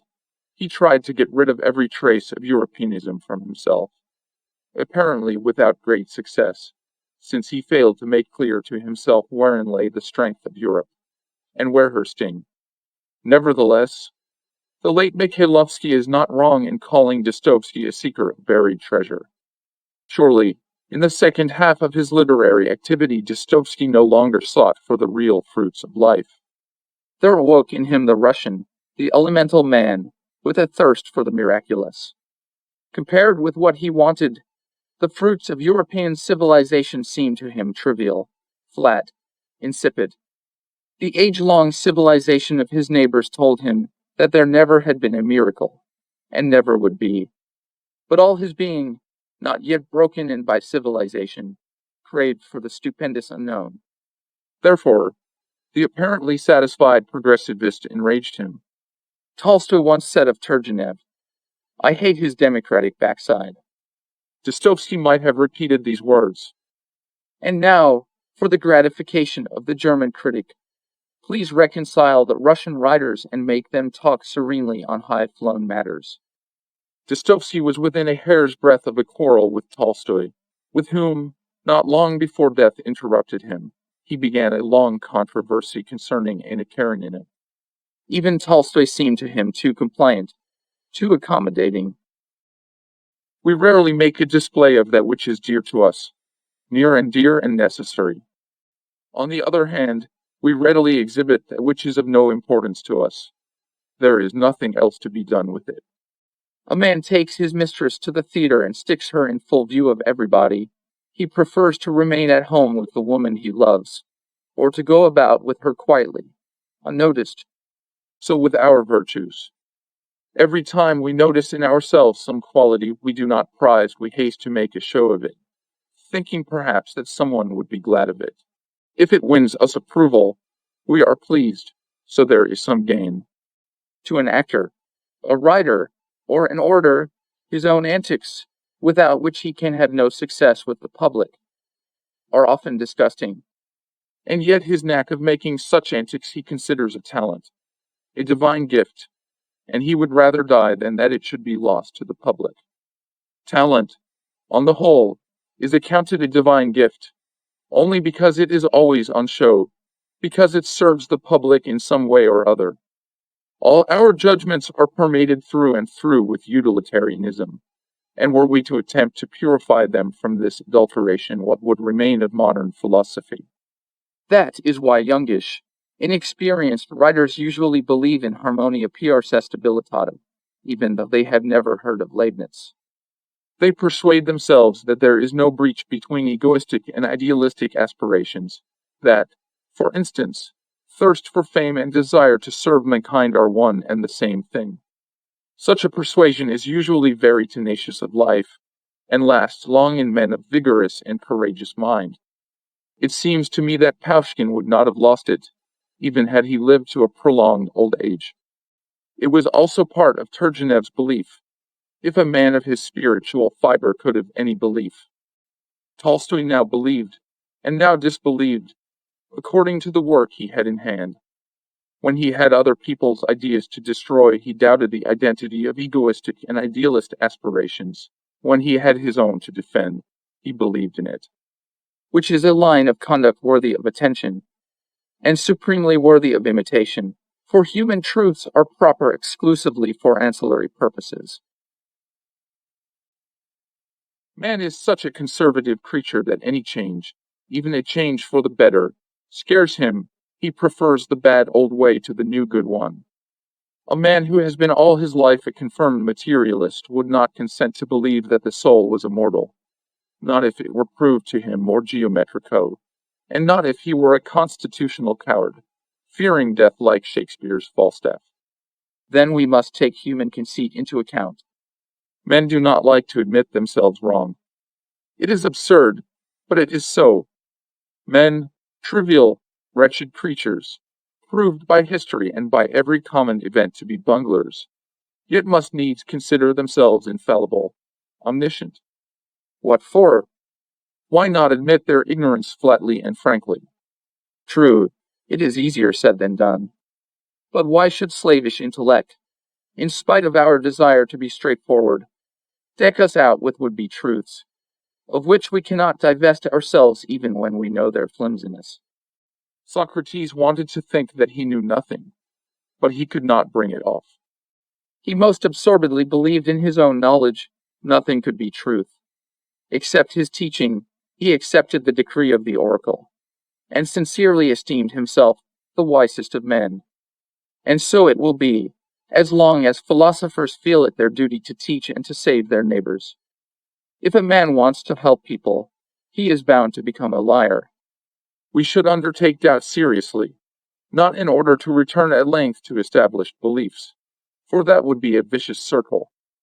Experience shows us that such a process, certainly in the development of ultimate questions, only leads from error to error. We should doubt so that doubt becomes a continuous creative force, inspiring the very essence of our life.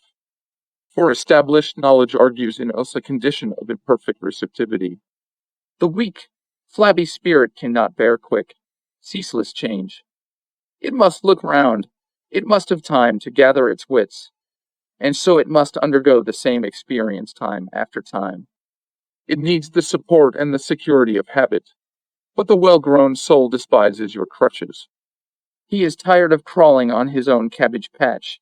He tears himself away from his own native soil, and takes himself off into the far distances, braving the infinitude of space. Surely everybody knows we are not to live in the world forever. But cowardice prevents one's straightforward admitting of it. We keep it close till there is an occasion to air it as a truism. Only when misfortune, disease, old age come upon us, then the dread fear of departure walks with us like our own skeleton. We cannot dismiss him. At length, involuntarily, we begin to examine our gruesome companion with curiosity. And then, strangely enough, we observe that he not only tortures us, but, keeping pace with us, he has begun to gnaw through all the threads that bind us to the old existence. At moments it seems as if, a few more threads gone, nothing will remain to hold us back. The eternal dream of crawling man will be fulfilled. We shall be released from the bonds. We shall betake ourselves in liberty to regions far from this damned veil of earth. Moralists are abused because they offer us moral consolations. This is not quite fair. Moralists would joyfully substitute palpable blessings for their abstract gifts, if they could. When he was young, Tolstoy wanted to make men happy. When he was old, and knew he could not make them happy, he began to preach renunciation, resignation, and so forth. And how angry he got when people wouldn't to his teaching.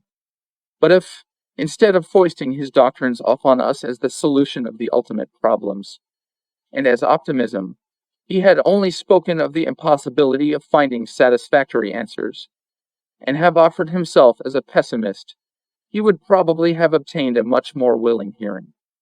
Now he is annoying, because, finding himself unable to relieve his neighbors, he turns to them and insists that they shall consider themselves relieved by him, nay, even made happy by him. To which many will not agree, for why should they voluntarily renounce their rights?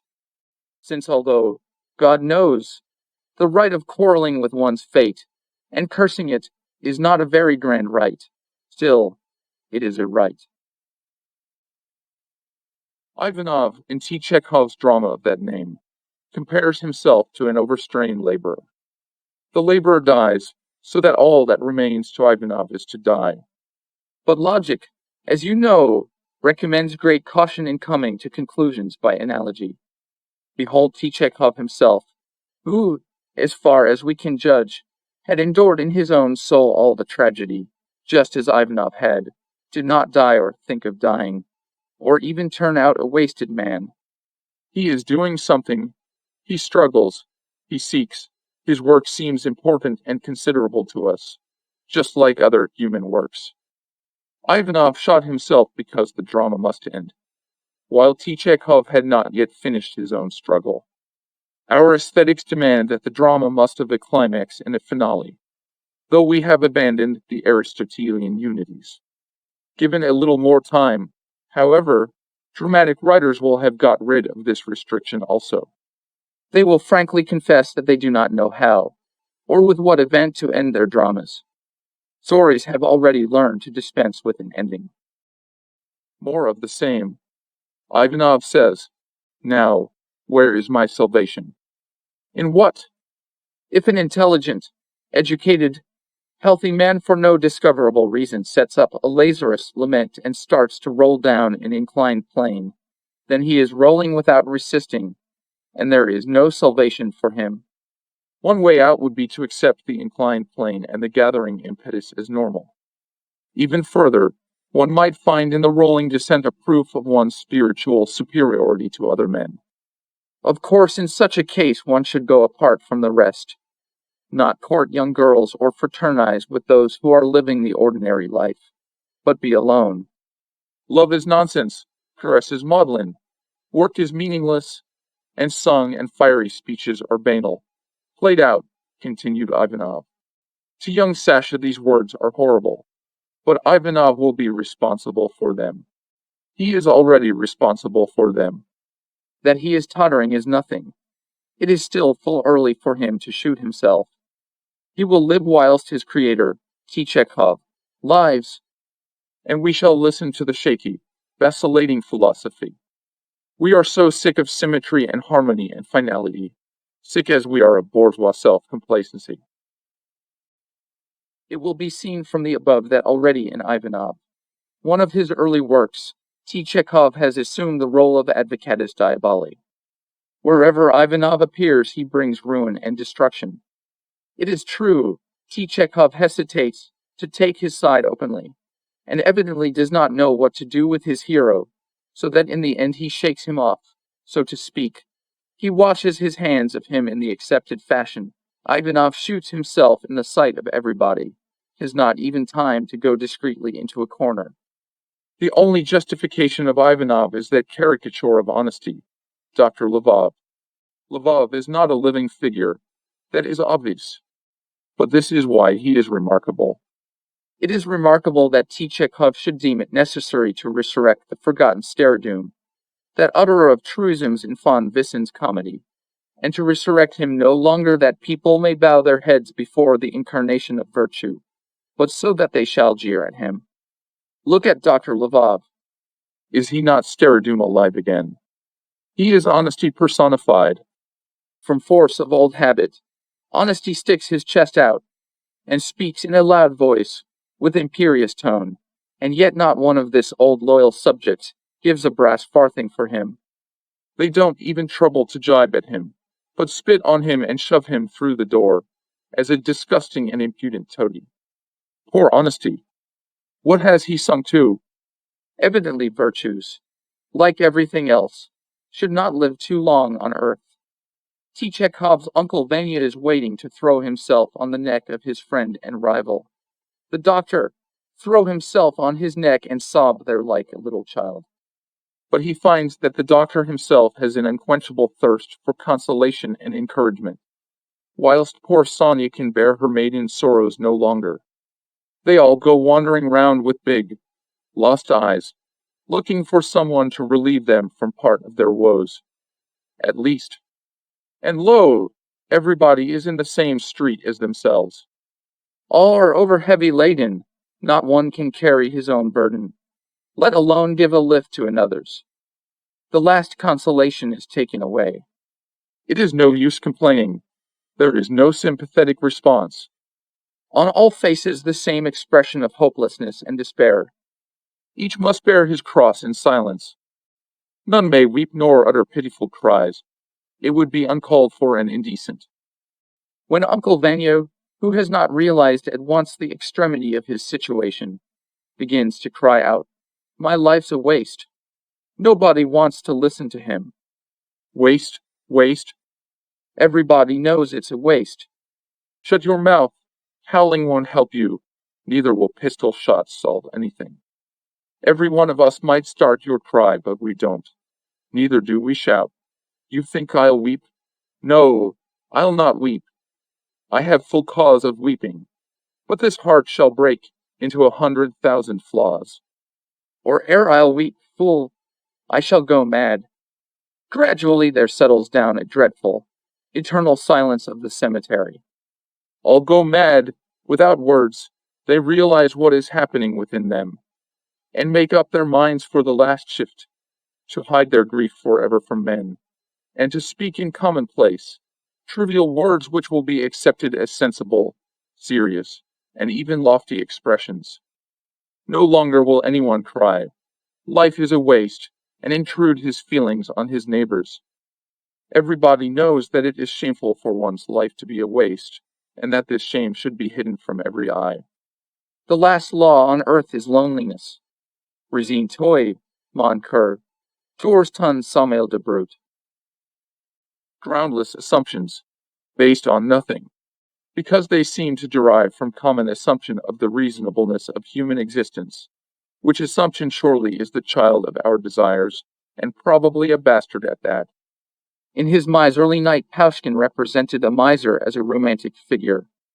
Gogol, with his Plushkin, creates, on the contrary, a repulsive figure of a miser. Gogol was nearer to reality. A miser is ugly, whatever view you take of him, inward or outward. Yet Gogol ought not to teach people to preserve in their age the ideals of their youth. Once old age is upon us, it must not be improved upon, much less apologized for. It must be accepted, and its essence brought to light. Plushkin, the vulgar, dirty maniac, is disgusting, but who knows? Perhaps he is fulfilling the serious mission of his own being. He is possessed by one desire to everything else. To all happenings in the outer world he is indifferent. It is the same to him whether he is hungry or full, warm or cold, clean or dirty. Practically no event can distract his attention from his single purpose. He is disinterestedly mean, if one may say so.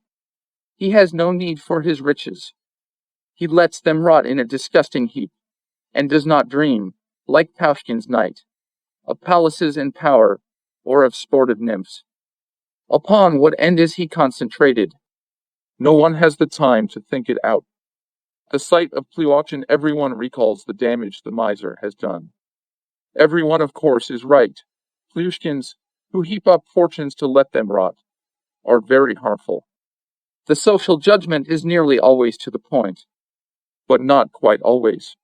It won't hurt morals and social considerations if at times they have to hold their tongue, and at such times we might succeed in guessing the riddle of meanness, sordidness, old age. We have sufficient grounds for taking life mistrustfully. It has defrauded us so often of our cherished expectations. But we have still stronger grounds for mistrusting reason, since if life deceived us, it was only because futile reason let herself be deceived. Perhaps reason herself invented the deception, and then to serve her own ambitious ends, threw the blame on life, so that life shall appear sick-headed. But if we have to choose between life and reason, we choose life, and then we no longer need try to foresee and to explain. We can wait, and accept all that is unalterable as part of the game. And thus Nietzsche, having realized that all his hopes had gradually crumbled, and that he could never get back to his former strength, but must grow worse and worse every day, wrote in a private letter of May 28, 1883, "Equal is so haben. Why nur urgent ein Mensch is hat, erst unter diesem Druck Junig das gut Jusen dafür, etwas zu besitzen, das wenige Menschen haben angehabt haben. Flügel, im Gleichnis zu reden." In these few simple words lies the key to the philosophy of Nietzsche. So long as Apollo calls him not to the sacred offering, of all the trifling children of men the most trifling perhaps is the poet. Put Pushkin's expression into plain language, and you will get a page on neuropathology. All neurasthenic individuals sink from a state of extreme excitation to one of complete frustration. Poets too, and they are proud of it. Shy people usually receive their impressions post-dated. During those moments when an event is taking place before their eyes, they can see nothing, only later on, having evoked from their memory a fragment of what happened, they make for themselves an impression of the whole scene. And then, retrospectively arise in their soul feelings of pity, offense, surprise, so vivid, as if they were the flames of the instant moment, not rekindling from the past. Thus shy people always think a great deal, and are always too late for their work. It is never too late for thought. Timid before others, they reach great heights of daring when alone. They are bad speakers but often excellent writers. Their life is insignificant and tedious. They are not noticed until they become famous. And by the time fame comes, they do not need popular attention anymore. If T. Chekhov's Laevsky, in the duel, had been a writer with a literary talent, people would have said of him that he was original, and that he was engaged in the study of the mysticism of sex, like Gabriele D'Annunzio, for example, whereas, as he stands, he is only banal. His idleness is a reproach to him. People would prefer that at least he should copy out extracts from documents. From observations on children, egoism in a man strikes us unpleasantly because it betrays our poverty. I cannot dole out my abundance to my neighbor, for if I do, I myself shall be left with little.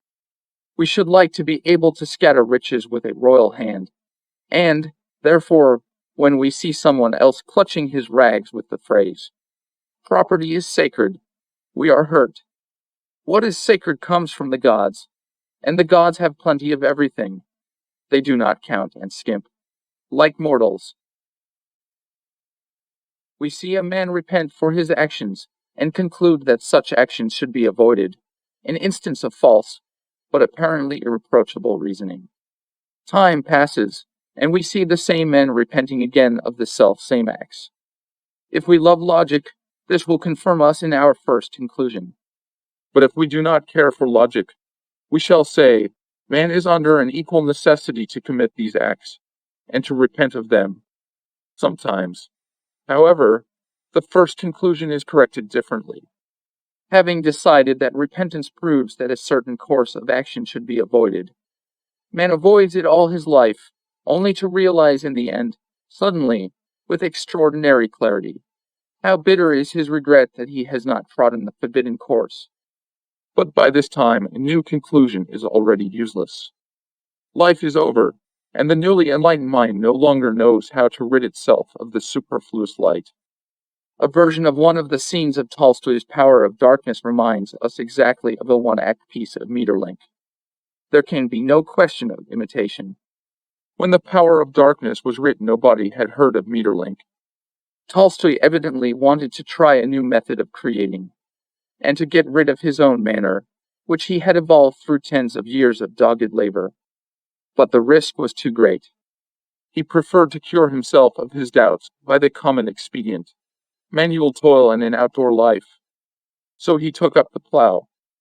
Every woodcock praises its own fen. Lermontov saw the sign of spiritual preeminence in dazzling white linen, and therefore his heroes always dressed with taste.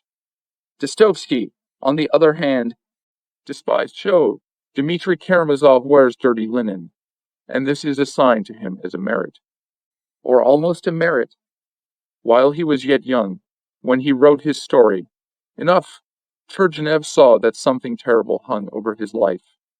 He saw, but did not get frightened, although he understood that in time he ought to become frightened, because life without a continual inner disturbance would have no meaning for him. Napoleon is reputed to have had a profound insight into the human soul, Shakespeare also, and their vision has nothing in common. What we call imagination, which we value so highly in great poets, is essentially unbridled, loose, or if you will, even perverted mentality. In ordinary mortals we call it vice, but to the poets everything is forgiven on account of the benefit and pleasure we derive from their works. In spite of our high-flown theories, we have always been extremely practical, great utilitarians. 2,500 years went by before Tolstoy got up, and, in his turn, offered the poets their choice, either to be virtuous, or to stop creating and forfeit the fame of teachers. If Tolstoy did not make a laughing stock of himself, he has to thank his gray hairs and the respect which was felt for his past. Anyhow, nobody took him seriously. Far from it, for never yet did poets feel so free from the shackles of morality as they do now. If Schiller were writing his dramas and philosophic essays today, he would scarcely find a reader. In Tolstoy himself, it is not so much his virtues as his vices which we find interesting. We begin to understand his works, not so much in the light of his striving after ideals, but from the standpoint of that incongruity which existed between the ideas he artificially imposed upon himself, and the demands of his own non-virtuous soul, which struggled ever for liberty. Nikolay Turgenev, in childhood and youth, would sit for hours on the terrace, turning over in his mind his elder brother Volodya's love-making with the chambermaids. But, although he desired it more than anything on earth, he could never bring himself to be like Volodya. The maid said to the elder brother, "Why doesn't Nikolai Petrovitch ever come here and have a lark?" She did not know that Nikolai Petrovitch was sitting at that moment under the stairs, ready to give anything on earth to take the place of the scamp Volodya. Everything on earth is twice repeated. Tolstoy gives a psychological explanation of his little hero's conduct. "I was timid by nature," Nikolenka tells us, "but my shyness was increased by the conviction of my ugliness." Ugliness, the consciousness of one's ugliness, leads to shyness. What good can there be in virtue which has such a suspicious origin? And how can the morality of Tolstoy's heroes be trusted? Consciousness of one's ugliness begets shyness. Shyness drives the passions inwards and allows them no natural outlet. Little by little there develops a monstrous discrepancy between the imagination and its desires, on the one hand, and the power to satisfy these desires, on the other. Permanent hunger, and a contracted alimentary canal, which does not pass the food through. Hence the hatred of the imagination, with its unrealized and unrealizable cravings. In our day no one has scourged love so cruelly as Tolstoy in Power of Darkness. But the feats of the village Don Juan need not necessarily end in tragedy.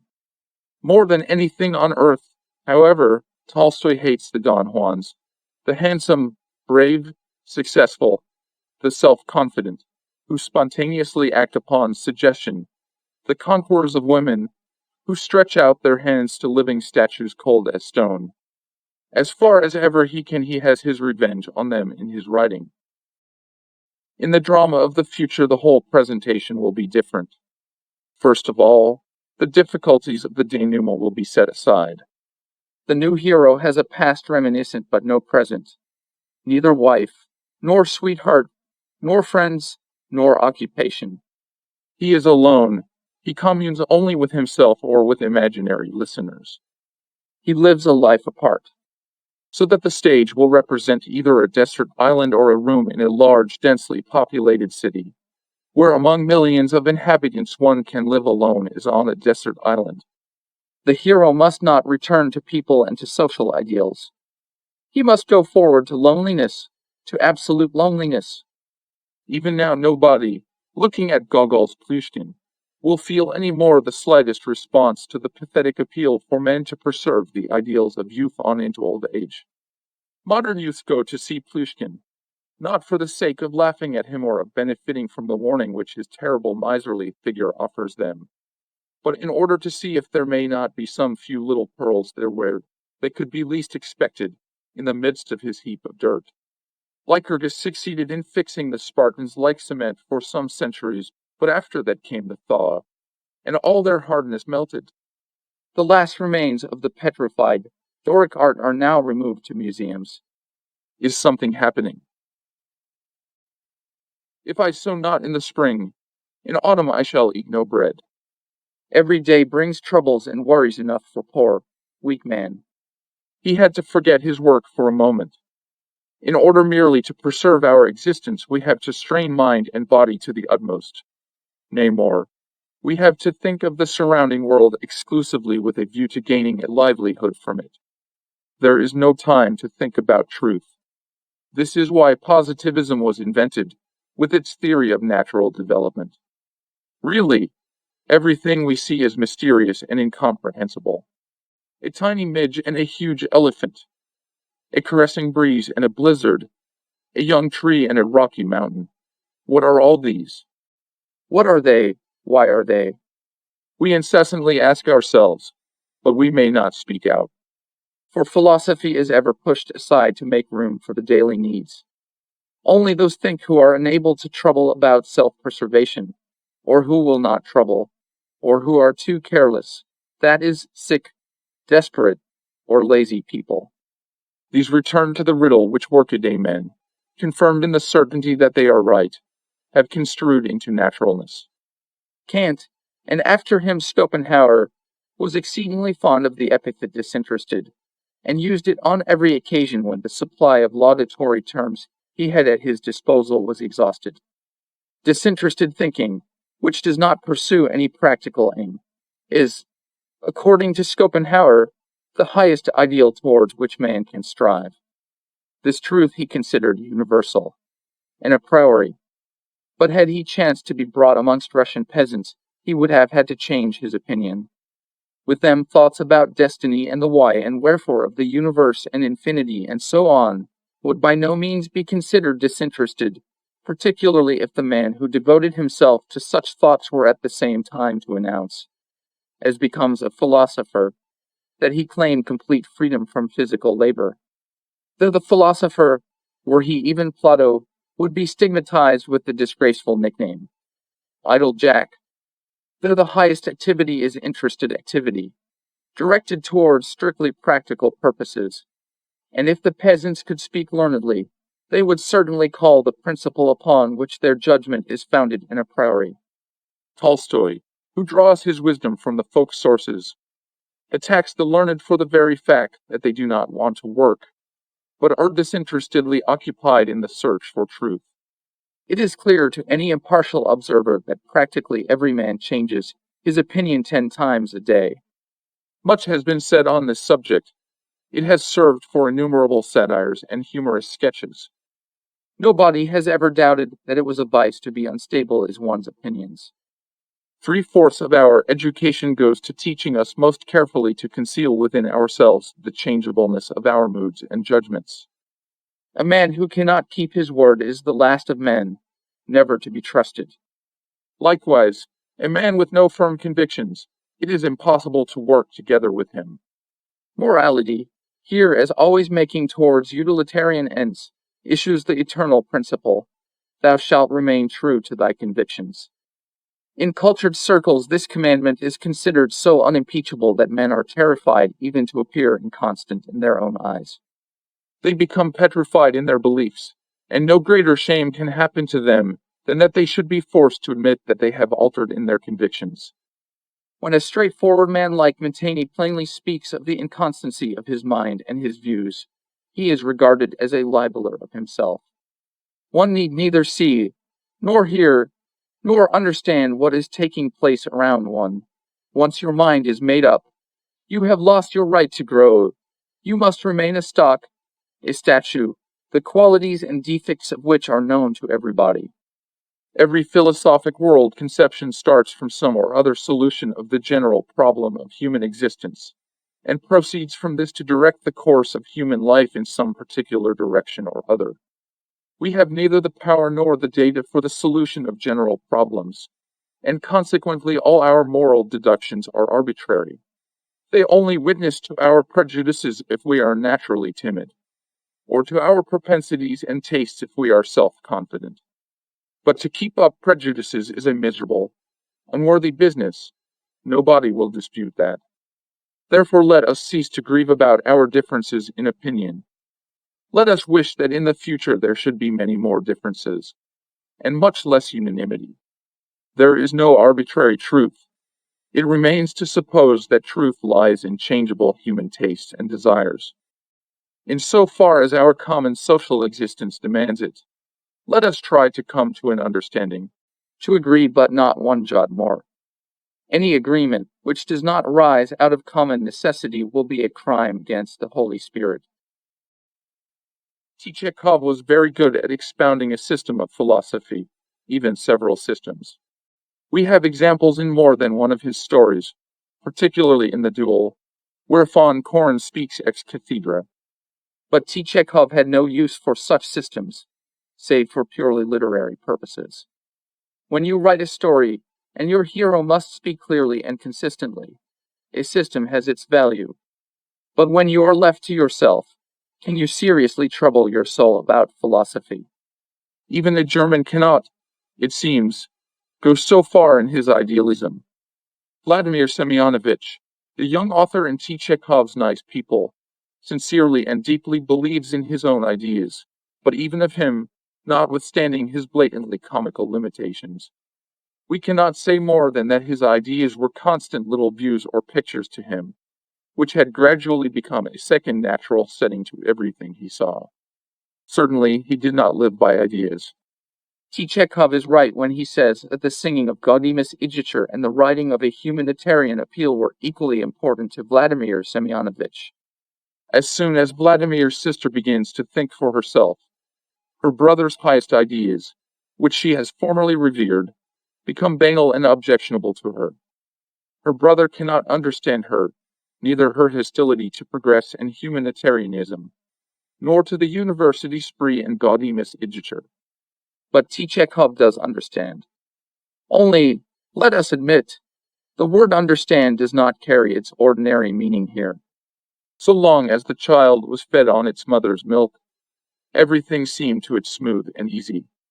But when it had to give up milk and take to vodka, and this is the inevitable law of human development, the childish suckling dreams receded into the realm of the irretrievable past. The summit of human existence, say the philosophers, is spiritual serenity, equanimities. But in that case, the animals should be our ideal, for in the matter of imperturbability they leave nothing to be desired. Look at a grazing sheep, or a cow. They do not look before and after, and sigh for what is not. Given a good pasture, the present suffices them perfectly. A hungry man was given a piece of bread, and a kind word. The kindness seemed more to him than the bread. But had he been given only the kind word and no bread, he would perhaps have hated nice phrases. Therefore, caution is always to be recommended in the drawing of conclusions, and in none more than in the conclusion that truth is more urgently required than a consoling lie. The connections of isolated phenomena can very rarely be discerned. As a rule, several causes at once produce one effect. Owing to our propensity for idealizing, we always make prominent that cause which seems to us loftiest. A strange anomaly. We see thousands of human beings perish around us, yet we walk warily lest we crush a worm. The sense of compassion is strong in us, but it is adapted to the conditions of our existence. It can relieve an odd case here and there, and it raises a terrific outcry over a trifling injustice. Yet Schopenhauer wanted to make compassion the metaphysical basis of morality. To discard logic as an instrument, a means or aid for acquiring knowledge, would be extravagant. Why should we? For the sake of consequentialism. For example, for logic's very self. But logic, as an aim in itself, or even as the only means to knowledge, is a different matter. Against this one must fight even if he has against him all the authorities of thought, beginning with Aristotle. When the yellowing cornfields sway and are moved, and the fresh forest utters sound to the breeze, then I see happiness on earth, and God in heaven. It may be so, to the poet, but it may be quite different. Sometimes the cornfield waves, the woods make noise in the wind, The stream whispers its best tales, and still man cannot perceive happiness, nor forget the lesson taught in childhood, that the blue heavens are only an optical illusion. But if the sky and the boundless fields do not convince, is it possible that the arguments of Kant and the commentations of his dozens of talentless followers can do anything? The greatest temptation in Dostoevsky's Grand Inquisitor lurks, a dreadful idea. Who can be sure, he says, metaphorically, of course, that when the crucified Christ uttered his cry, Lord, why hast thou forsaken me? He did not call to mind the temptation of Satan, who for one word had offered him dominion over the world. And, if Jesus recollected this offer, how can we be sure that he did not repent not having taken it? One had better not be told about such temptations. From the future opinions concerning contemporary Europe. Europe of the 19th and 20th centuries presented a strange picture. After Luther, Christianity degenerated into morality, and all the threads connecting man with God were cut. Together with the rationalization of religion, all life took on a flat, rational character. Knights were replaced by a standing army, recruited on the principle of compulsory military service for all, and existing chiefly for the purpose of parades and official needs. Alchemy, which had been trying to find the philosopher's stone, was replaced by chemistry, which tried to discover the best means for cheap preparation of cheap commodities. Astrology, which had sought in the stars the destinies of men, was replaced by astronomy, which foretold the eclipses of the sun and the appearing of comets. Even the dress of the people became strangely colorless. Not only men, but women also wore uniform, monochromatic clothes.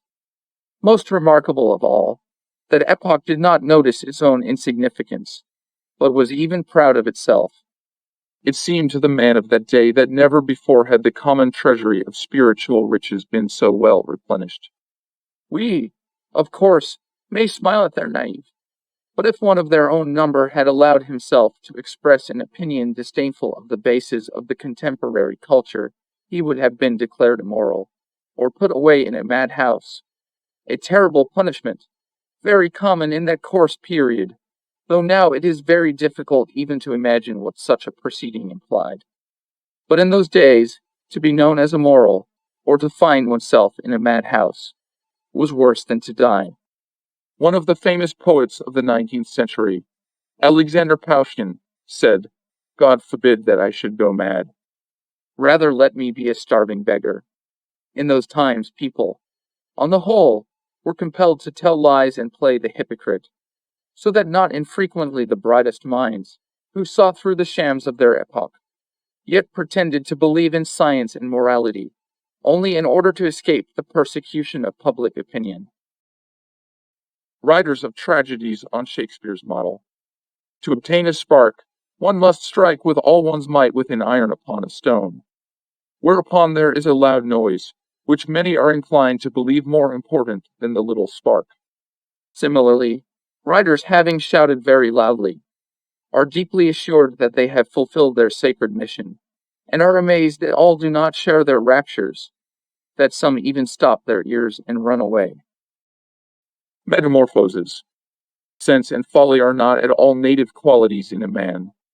In a crisis, a stupid man becomes clever. We need not go far for an example.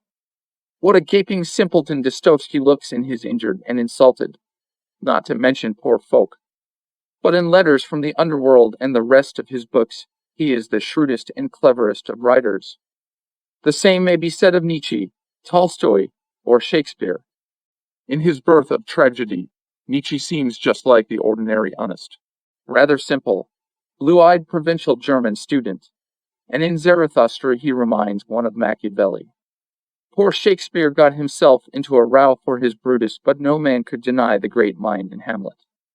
The best instance of all, however, is Tolstoy. Right up to today, whenever he likes, he can be cleverer than the cleverest. Yet at times he is a schoolboy. This is the most interesting and enviable trait in him. In Troilus and Cressida, Thersites says, shall the elephant Ajax carry it thus? He beats me, and I rail at him, worthy satisfaction. Would it were otherwise, that I could beat him, whilst he railed at me. Dostoevsky might have said the same of his opponents. He pursued them with stings, sarcasm, abuse, and they drove him to a white heat by their quiet assurance and composure. The present-day admirers of Dostoevsky quietly believe in the teachings of their master. Does it not mean that de facto they have betrayed him and gone over to the side of his enemies? The opinion has gained ground that Turgenev's ideal women, Natalie, Alina Mariina, are created in the image and likeness of Pushkin's Tatiana. The critics have been misled by external appearances. To Pushkin, his Tatiana appears as a vestal guarding the sacred flame of high morality because such a job is not fitting for a male. The pretender in Boris Godunov says to the old monk Paiman, who preaches meekness and submission, "But you fought under the walls of Kazan," etc. That is a man's work. But in the hours of peace and leisure the fighter needs his own heart's side. He must feel assured that at home his rights are safely guarded. This is the point of Tatiana's last words. I belong to another, and shall remain forever true to him. But in Turgenev woman appears as the judge and the reward, sometimes even the inspirer of victorious man. There is a great difference. From a German Introduction to Philosophy. We shall maintain the opinion that metaphysics, as the crown of the particular sciences, is possible and desirable, and that to it falls the task intermediate between theory and practice, experiment and anticipation, mind and feeling, the task of weighing probabilities, balancing arguments, and reconciling difficulties. Thus metaphysics is a weighing of probabilities. Ergo, further than probable conclusions it cannot go. Thus why do metaphysicians pretend to universal and obligatory, established and eternal judgments? They go beyond themselves. In the domain of metaphysics there cannot and must not be any established beliefs. The word established loses all its sense in the connection. It is reasonable to speak of eternal hesitation and temporary thought. From another Introduction to Philosophy. Also German. Compared with the delusion of the materialists. The wretchedest worshipper of idols seems to us a being capable of apprehending to a certain degree the great meaning and essence of things. Perhaps this thought strayed in accidentally among the huge herd of the other thoughts of the professor, so little does it resemble the rest. But even so, it loses none of its interest. If the materialists, here spoken of, those of the 19th century, Bichner, Vogt, Molescott, all of them men who stood on the pinnacle of natural science, were capable of proving in the realm of philosophy more uninformed than the nakedest savage, then it follows, not only that science has nothing in common with philosophy, but that the two are even hostile. Therefore we ought to go to the savages, not to civilize them, but even to learn philosophy from them.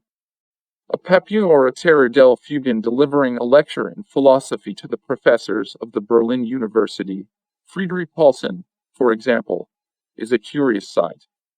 I say to Friedrich Paulsen, and not to Butchler or Molescott, because Paulsen is also an educated person, and therefore his philosophic sensibility may have suffered from contact with science, even if not so badly as that of the materialists. He needs the assistance of a red-skinned master. Why have German professors so little daring or enterprise? Why should not Paulsen, on his own initiative, go to Patagonia to perfect himself in philosophy, or at least send his pupils there, and preach broadcast the new pilgrimage? And now lo and behold he has hatched an original and fertile idea, so he will stick in a corner with it, so that even if you wanted you could not get a good look at it. The idea is important and weighty. Our philosophers would lose nothing by sitting at the feet of the savages. From History of Ethics. Doubts concerning the existence or the possibility of discovering a moral norm have, of course, proved a stimulus to a new speculative establishing of ethics, just as the denial of the possibility of knowledge led to the discovery of the condition of knowledge. With this proposition the author does not play hide and seek, as Paulsen with his. He places it in a conspicuous position, in a conspicuous section of his book, and accompanies it with the trumpeting herald, of course. But only one thing is clear, namely, that the majority share the opinion of Professor Yodel, to whom the quoted words belong, so that the first assumption of ethics has as its foundation the consensus sapientium. It is enough. The normative theory, which has taken such hold in Germany and Russia, bears the stamp of that free and easy self-assurance which characterizes the state of contentment, and which does not desire, even for the sake of theoretical perfection, to take into consideration the divided state of soul which usually accompanies discontent. Windelband is evidence of this. He exposes himself with the naive frankness almost of an irrational creature, and is not only unashamed, but even proud of his part. Philosophic research, he says, is possible only to those who are convinced that the norm of the universal imperative is supreme above individual activities, and that such a norm is discoverable. Not every witness will give evidence so honestly. It amounts to this, that philosophic research is not a search after truth, but a conspiracy amongst people who dethrone truth and exalt instead the all-binding norm. The task is truly ethical. Morality always was and always will be utilitarian and bullying. Its active principle is, he who is not with us is against us. If, besides the reality which is evident to us, we were susceptible to another form of reality, chaotic, lawless, then this latter could not be the subject of thought. This is one of the a priori of critical philosophy, one of the unproved first assumptions, evidently. It is only an expression, in other words, of Windelband's assertion quoted above, concerning the ethical basis of the law of causation. Thus, the a priori of contemporary thought convince us more and more that Nietzsche's instinct was not at fault. The root of all our philosophies lies, not in our objective observations, but in the demands of our own heart, in the subjective, moral will, and therefore science cannot be uprooted except we first destroy morality. One of the lofty truisms. The philosopher conquers passion by perceiving it, the artist by bodying it forth. In German it sounds still more lofty, but does not for that reason approach any nearer to the truth. Der Philosoph überwindet die Leidenschaft, indem sie begreift der Künstler, indem sie darstellt. The Germans always try to get at Allgemeingültigkeit. Well, if the problem of knowledge is to fathom all the depths of actual life, then experience, in so far as it repeats itself, is uninteresting, or at least has a limit of interest. It is necessary, however, to know what nobody yet knows, and therefore we must walk, not on the common road of Allgemeingültigkeit, but on new tracks, which have never yet seen human feet. Thus morality, which lays down definite rules and thereby guards life for a time from any surprise, exists only by convention, and in the end collapses before the non-moral surging up of individual human aspirations. Laws, all of them, have only a regulating value, and are necessary only to those who want rest and security. But the first and essential condition of life is lawlessness. A equals A. They say that logic does not need this postulate, and could easily develop it by deduction. I think not. On the contrary, in my opinion, logic could not exist without this premise. Meanwhile, it has a purely empirical origin. In the realm of fact, it is always more or less equal to A, but it might be otherwise. The universe might be so constituted as to admit of the most fantastic metamorphoses. That which now equals A would successively equal B and then C, and so on. At present a stone remains long enough a stone, a plant, an animal. But it might be that a stone changed into a plant before our eyes, and the plant into an animal. That there is nothing unthinkable in such a supposition is proved by the theory of evolution. This theory only puts centuries in place of seconds, so that, in spite of the risk to which I expose myself from the admirers of the famous Epicurean system, I am compelled to repeat once more that anything you please may come from anything you please. that A may not equal A, and that consequently logic is dependent, for its soundness, on the empirically derived law of the unchangeableness of the external world. Admit the possibility of supernatural interference, and logic will lose that certitude and inevitability of its conclusions which at present is so attractive to us. The effort to understand people, life, the universe prevents us from getting to know them at all. Since to know and to understand are two concepts which are not only non-identical, but just the opposite of one another in meaning, in spite of their being in constant use as synonyms. We think we have understood a phenomenon if we have included it in a list of others, previously known to us. And since all our mental aspiration reduces itself to understanding the universe, we refuse to know a great deal which will not adapt itself to the plain surface of the contemporary world conceptions. For instance, the Leibniz question, put by Kant into the basis of the Critique of Reason: how can we know a thing outside us, if it does not enter into us? It is non-understandable, that is, it does not agree with our notion of understanding. Hence it follows that it must be squeezed out of the field of view, which is exactly what Kant attempted to do. To us it seems, on the contrary, that in the interests of knowing we should sacrifice, and gladly, understanding, since understanding in any case is a secondary affair. Zu fragmentarisch ist Welt und Leben. Part 2. Light reveals to us beauty but also ugliness. Throw vitriol in the face of a beautiful woman, and the beauty is gone. No power on earth will enable us to look upon her with the same rapture as before. Could even the sincerest, deepest love endure the change? True, the idealist will hasten to say that love overcomes all things. But idealism needs be prompt, for if she leaves us one single moment in which to see, we shall see such things as are not easily explained away. That is why idealists stick so tight to logic. In the twinkling of an eye, logic will convey us to the remotest conclusions and forecasts. Reality could never overtake her. Love is eternal, and consequently a disfigured face will seem as lovely to us as a fresh one. This is, of course, a lie, but it helps to preserve old taste and obscures danger. Real danger, however, was never dispelled by words. In spite of Schiller and eternal love, in the long run vitriol triumphs, and the agreeable young man is forced to abandon his beloved and acknowledge himself a fraud. Light, the source of his life and hope, has now destroyed hope and life for him. He will not return to idealism, and he will hate logic. Light, that seemed to him so beautiful, will have become hideous. He will turn to darkness, where logic and its binding conclusions have no power, but where the fancy is free for all her vagaries. Without light we should never have known that vitriol ruins beauty. No science, nor any art can give us what darkness gives.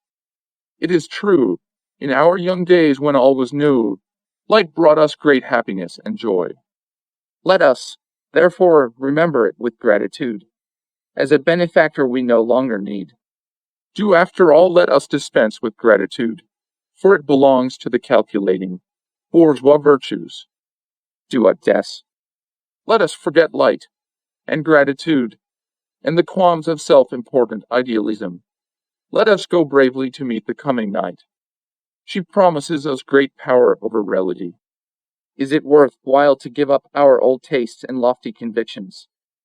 Love and light have not availed against vitriol. What a horror would have seized us at the thought, once upon a time.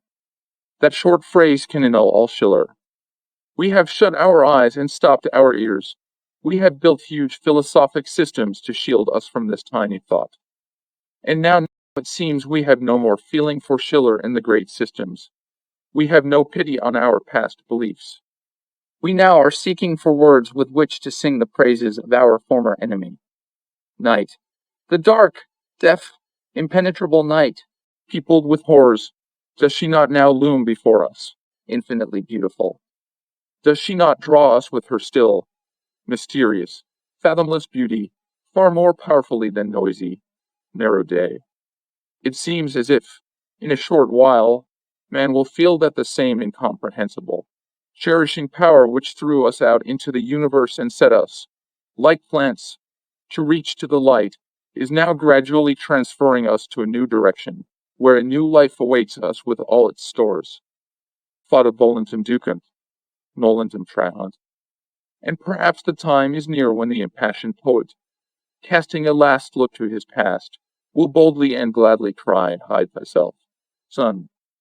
O darkness, be welcome. Psychology at last leads us to conclude that the most generous human impulses spring from a root of egoism. Tolstoy's love to one's neighbor, for example, proves to be a branch of the old self-love. The same may be said of Kant's idealism, and even of Plato's. Though they glorify the service of the idea, in practice they succeed in getting out of the vicious circle of egoism no better than the ordinary mortal, who is neither a genius nor a flower of culture. In my eyes, this is almost an absolute truth. It is never wrong to add the retractive almost. Truth is too much inclined to exaggerate its own importance, and one must guard oneself against its despotic authority. Thus all men are egoists. Hence follows a great deal. I even think this proposition might provide better grounds for metaphysical conclusions than the doubtful capacity for compassion and love for one's neighbor which has been so tempting to dogma. For some reason men have imagined that love for oneself is more natural and comprehensible than love for another. Why? Love for others is only a little rarer, less widely diffused than love to oneself. But then hippopotamus and rhinoceros, even in their own tropical regions, are less frequent than horses and mules. Does it follow that they are less natural and transcendental? Positivism is not incumbent upon bloodthirsty savages. Nay, as we know, many of them are less positive-minded than our learned men. For instance, a future life is to them such an infallible reality that they even enter into contracts, part of which is to be fulfilled in the next world. A German metaphysician won't go as far as that. Hence it follows that the way to know the other world is not by any means through love, sympathy, and self-denial, as Schopenhauer taught. On the contrary, it appears as if love for others were only an impediment to metaphysical flights. Love and sympathy chain the eye to the misery of this earth, where such a wide field for active charity opens out. The materialists were mostly very good men, a fact which bothered the historians of philosophy. They preached matter, believed in nothing, and were ready to perform all kinds of sacrifices for their neighbors. How is this? It is a case of clearest logical consequence. Man loves his neighbor. He sees that heaven is indifferent to misery. Therefore he takes upon himself the R61 of Providence. Were he indifferent to the sufferings of others, he would easily become an idealist and leave his neighbors to their fate. Love and compassion kill belief, and make a man a positivist and a materialist in his philosophical outlook. If he feels the misery of others, he leaves off meditating and wants to act. Man only thinks properly when he realizes he has nothing to do, his hands are tied. That is why any profound thought must arise from despair. Optimism, on the other hand, the readiness to jump hastily from one conclusion to another, may be regarded as an inevitable sign of narrow self-sufficiency, which dreads doubt and is consequently always superficial. If a man offers you a solution of eternal questions, it shows he has not even begun to think about them. He has only acted. Perhaps it is not necessary to think. Who can say how we ought or ought not to live? And how could we be brought to live as we ought, when our own nature is and always will be an incalculable mystery? There is no mistake about it. Nobody wants to think. I do not speak here of logical thinking. That, like any other natural function, gives man great pleasure. For this reason philosophical systems, however complicated, arouse real and permanent interest in the public provided they only require from man the logical exercise of the mind, and nothing else. But to think, really to think, surely this means a relinquishing of logic. It means living a new life. It means a permanent sacrifice of the dearest habits, tastes, attachments, without even the assurance that the sacrifice will bring any compensation. Artists and philosophers like to imagine the thinker with a stern face, a profound look which penetrates into the unseen, an ignoble bearing, an eagle preparing for flight. Not at all. A thinking man is one who has lost his balance, in the vulgar, not in the tragic sense. Hands raking the air, feet flying, face scared and bewildered, he is a caricature of helplessness and pitiable perplexity. Look at the aged Turgenev, his poems in prose and his letter to Tolstoy. Maupassant thus tells of his meeting with Turgenev. There entered a giant with a silvery head. Quite so. The majestic patriarch and master. Of course. The myth of giants with silver locks is firmly established in the heart of man. Then suddenly enters Turgenev in his prose poems, pale, pitiful, fluttering like a bird that has been winged.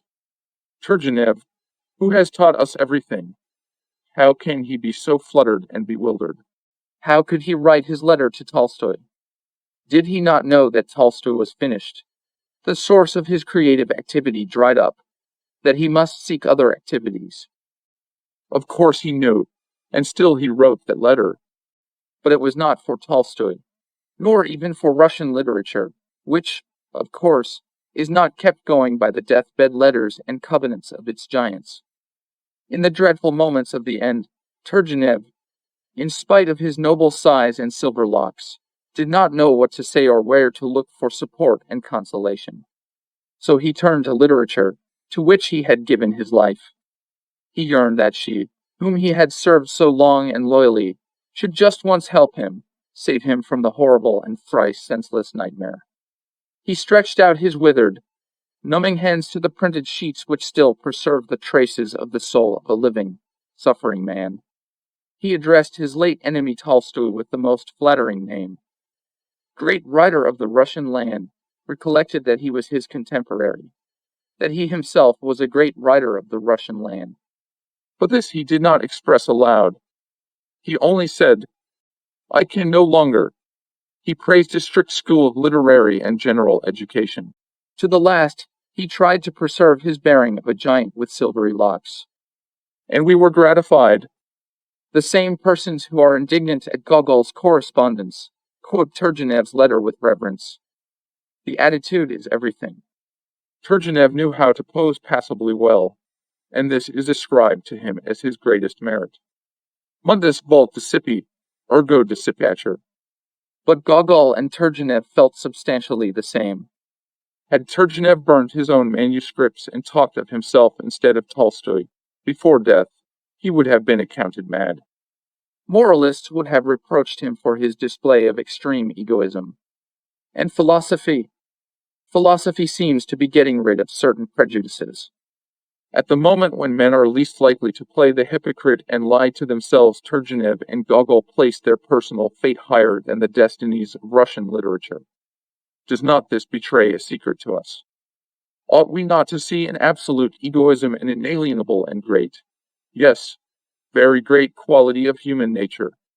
Psychology, ignoring the threats of morality, has led us to a new knowledge. Yet still, in spite of the instances we have given, the mass of people will, as usual, see nothing but malice in every attempt to reveal the human impulses that underlie lofty motives. To be merely men seems humiliating to men. So now malice will also be detected in my interpretation of Turgenev's letter, no matter what assurance I offer to the contrary. On method, a certain naturalist made the following experiment. A glass jar was divided into two halves by a perfectly transparent glass partition. On the one side of the partition he placed a pike, on the other a number of small fishes such as formed the prey of the pike. The pike did not notice the partition, and hurled itself on its prey, with, of course, the result only of a bruised nose. The same happened many times, and always the same result. At last, seeing all its efforts ended so painfully, the pike abandoned the hunt, so that in a few days, when the partition had been removed, it continued to swim about among the small fry without daring to attack them. Does not the same happen with us? Perhaps the limits between this world and the other world are also essentially of an experimental origin, neither rooted in the nature of things, as was thought before Kant, or in the nature of our reason, as was thought after Kant. Perhaps indeed a partition does exist, and make vain all attempts to cross over.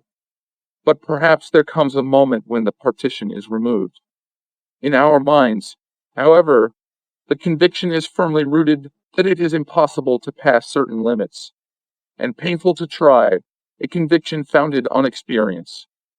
But in this case we should recall the old skepticism of Hume, which idealist philosophy has regarded as mere subtle mind play, valueless after Kant's critique.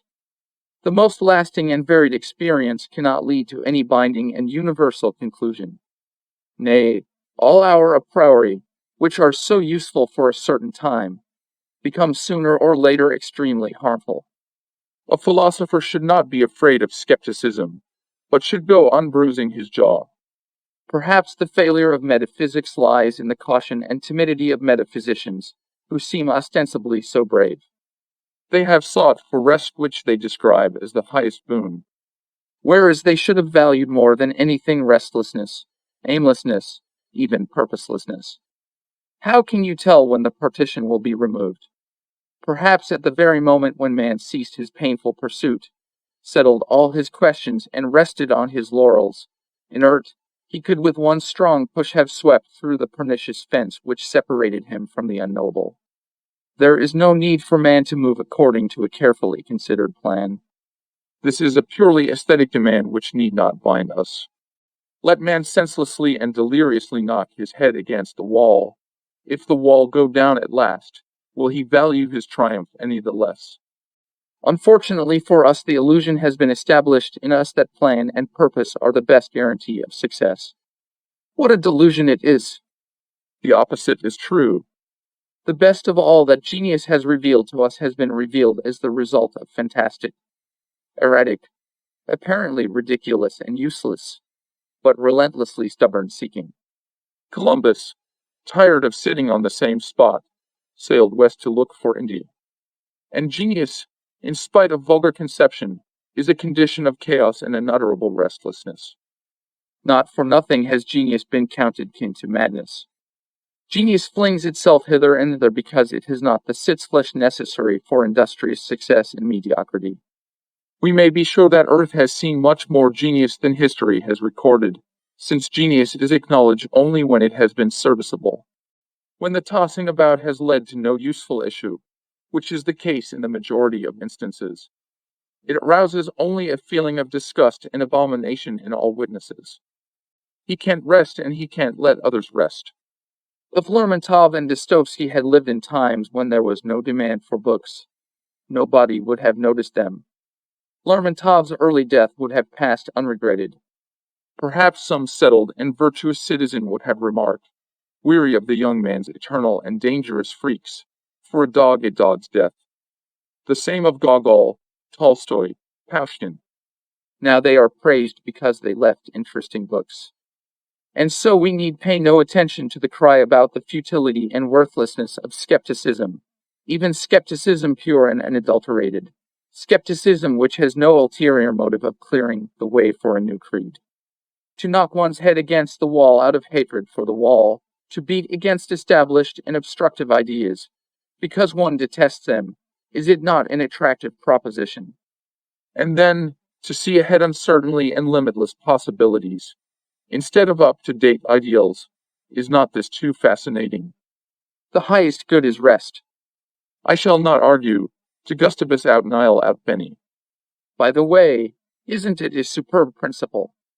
And this superb principle has been arrived at perfectly by chance, unfortunately not by me, but by one of the comical characters in Tchekov's Seagull. He mixed up two Latin proverbs, and the result was a splendid maxim which, in order to become an a priori, awaits only universal acceptance.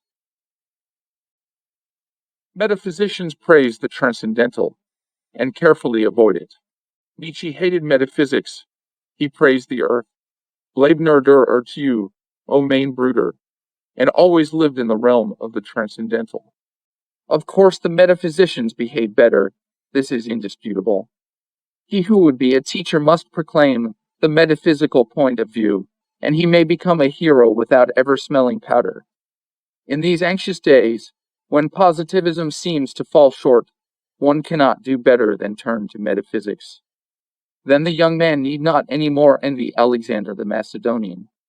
With the assistance of a few books, not only earthly states are conquered, but the whole mysterious universe. Metaphysics is the great art of swerving round dangerous experience. So metaphysicians should be called the positivists par excellence. They do not despise all experience, as they assert, but only the dangerous experiences. They adapt the safest of all methods of self-defense, what the English call protected mimicry. Let us repeat to all students, professors know it already. He who would be a sincere metaphysician must avoid risky experience. Schiller once asked, "How can tragedy give delight?" The answer, to put it in our own words, was, if we are to obtain delight from tragedy, it must be seen only upon the stage. In order to love the transcendental, it also should be known only from the stage, or from books of the philosophers. This is called idealism, the nicest word ever invented by philosophizing men. Poeti nascentur. Wonderful is man. Knowing nothing about it, he asserts the existence of an objective impossibility. Even a little while ago, before the invention of the telephone and telegraph, men would have declared it impossible for Europe to converse with America. Now it is possible. We cannot produce poets, therefore we say they are born. Certainly, we cannot make a child a poet by forcing him to study literary models, from the most ancient to the most modern. Neither will anybody hear us in America, no matter how loud we shout here. To make a poet of a man, he must not be developed along ordinary lines. Perhaps books should be kept from him.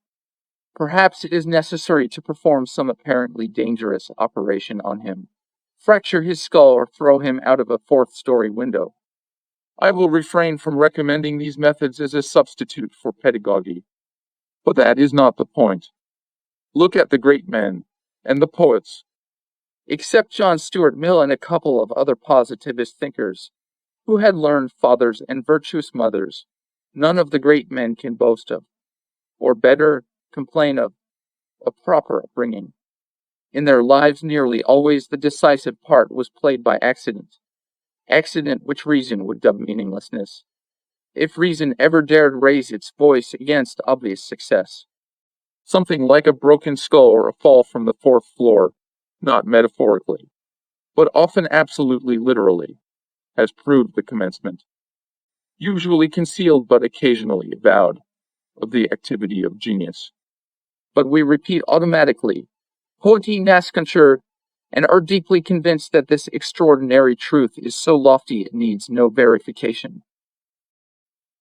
Until Apollo calls him to the sacrifice, ignobly the poet is plunged in the cares of this shoddy world. Silent is his lyre, cold sleeps his soul. Of all the petty children of earth, most petty it seems is he. Pisarev, the critic, was exasperated by these verses. Presumably, if they had not belonged to Pushkin, all the critics along with Pisarev would have condemned them and their author to oblivion. Suspicious verse before Apollo calls to him. The poet is the most insignificant of mortals. In his free hours, the ordinary man finds some more or less distinguished distraction for himself. He hunts, attends exhibitions of pictures, or the theater, and finally rests in the bosom of his family. But the poet is incapable of normal existence. Immediately he has finished with Apollo, forgetting all about altars and sacrifices, he proceeds to occupy himself with unworthy objects. Or he abandons himself to the dolce far niente, the customary pastime of all favorites of the muses. Let us here remark that not only all poets, but all writers and artists in general are inclined to lead bad lives. Think what Tolstoy tells us, in Confession and elsewhere, of the best representatives of literature in the 50s. On the whole, it is just as Pushkin says in his verses. Whilst he is engaged in composition, an author is a creature of some consequence. Apart from this, he is nothing. Why are Apollo and the Muses so remiss? Why do they draw to themselves wayward or vicious votaries, instead of rewarding virtue? We dare not suspect the gods, even the dethroned, of bad intentions. Apollo loved virtuous persons, and yet virtuous persons are evidently mediocre and unfit for the sacred offices. If any man is overcome with a great desire to serve the god of song, let him get rid of his virtues at once. Curious that this truth is so completely unknown to men. They think that through virtue they can truly deserve the favor and choice of Apollo. And since industry is the first virtue, they peg away, morning, noon, and night. Of course, the more they work, the less they do, Which really puzzles and annoys them. They even fling aside the sacred arts, and all the labors of a devotee. They give themselves up to idleness and other bad habits. And sometimes it so happens that just as a man decides that it is all no good, the Muses suddenly visit him. So it was with Dostoevsky and others. Schiller alone managed to get round Apollo. But perhaps it was only his biographers he got round. Germans are so trustful, so easy to deceive. The biographers saw nothing unusual in Schiller's habit of keeping his feet in cold water whilst he worked. No doubt they felt that if the divine poet had lived in the Sahara, where water is precious as gold, and the inspired cannot take a footbath every day, then the speeches of the Marquis of Pola would have lacked half their nobleness. At least. And apparently Schiller was not so wonderfully chaste, if he needed such artificial resources in the composition of his fine speeches. In a word, we must believe Pushkin. A poet is, on the one hand, among the elect. On the other hand, he is one of the most insignificant of mortals. Hence we can draw a very consoling conclusion. The most insignificant of men are not altogether so worthless as we imagine. They may not be fit to occupy government positions or professorial chairs, but they are often extremely at home on Parnassus and such high places. Apollo rewards vice, and virtue, as everybody knows, is so satisfied with herself needs no reward. Then why do the pessimists lament? Leibniz was quite right. We live in the best possible of worlds. I would even suggest that we leave out the modification possible. It is das Weiblich, with Russian writers. Pushkin and Lermontov loved women and were not afraid of them. Pushkin, who trusted his own nature, was often in love, and always sang his love of the moment. When infatuated with a bacchante, he glorified bacchantes. When he married, he warbled of a modest, nun-like beauty, his wife. A synthesizing mind would probably not know what to do with all Pushkin's sorts of love. Nor is Lermontov any better. He abused women, but, as Byelinsky observed after meeting him, he loved women more than anything in the world. And again, not women of one mold only, any and all attractive females, the wild Bella, the lovely Mary, them are one and all, no matter of what race or condition. Every time Lermontov is in love, he assures us his love is so deep and ardent, and even moral, that we cannot judge him without compunction. Vladimir Solovyov alone was not afraid to condemn him. He brought Pushkin as well as Lermontov to account for their moral irregularities, and he even went so far as to say that it was not he himself who judged them, but fate, in whose service he acted as public denouncer. Lermontov and Pushkin, both dying young, had deserved death for their frivolities. But there was nobody else besides Vladimir Solovyov to darken the memories of the two poets. It is true Tolstoy cannot forgive Pushkin's dissolute life, but he does not apply to fate for a verdict. According to Tolstoy, morality can cope even with a titan like Pushkin. In Tolstoy's view, morality grows stronger the harder the job it has to tackle. It pardons the weak offenders without waste of words, but it never forgives pride and self-confidence. If Tolstoy's edicts had been executed, all memorials to Pushkin would have disappeared, chiefly because of the poet's addiction to the eternal female. In such a case, Tolstoy is implacable.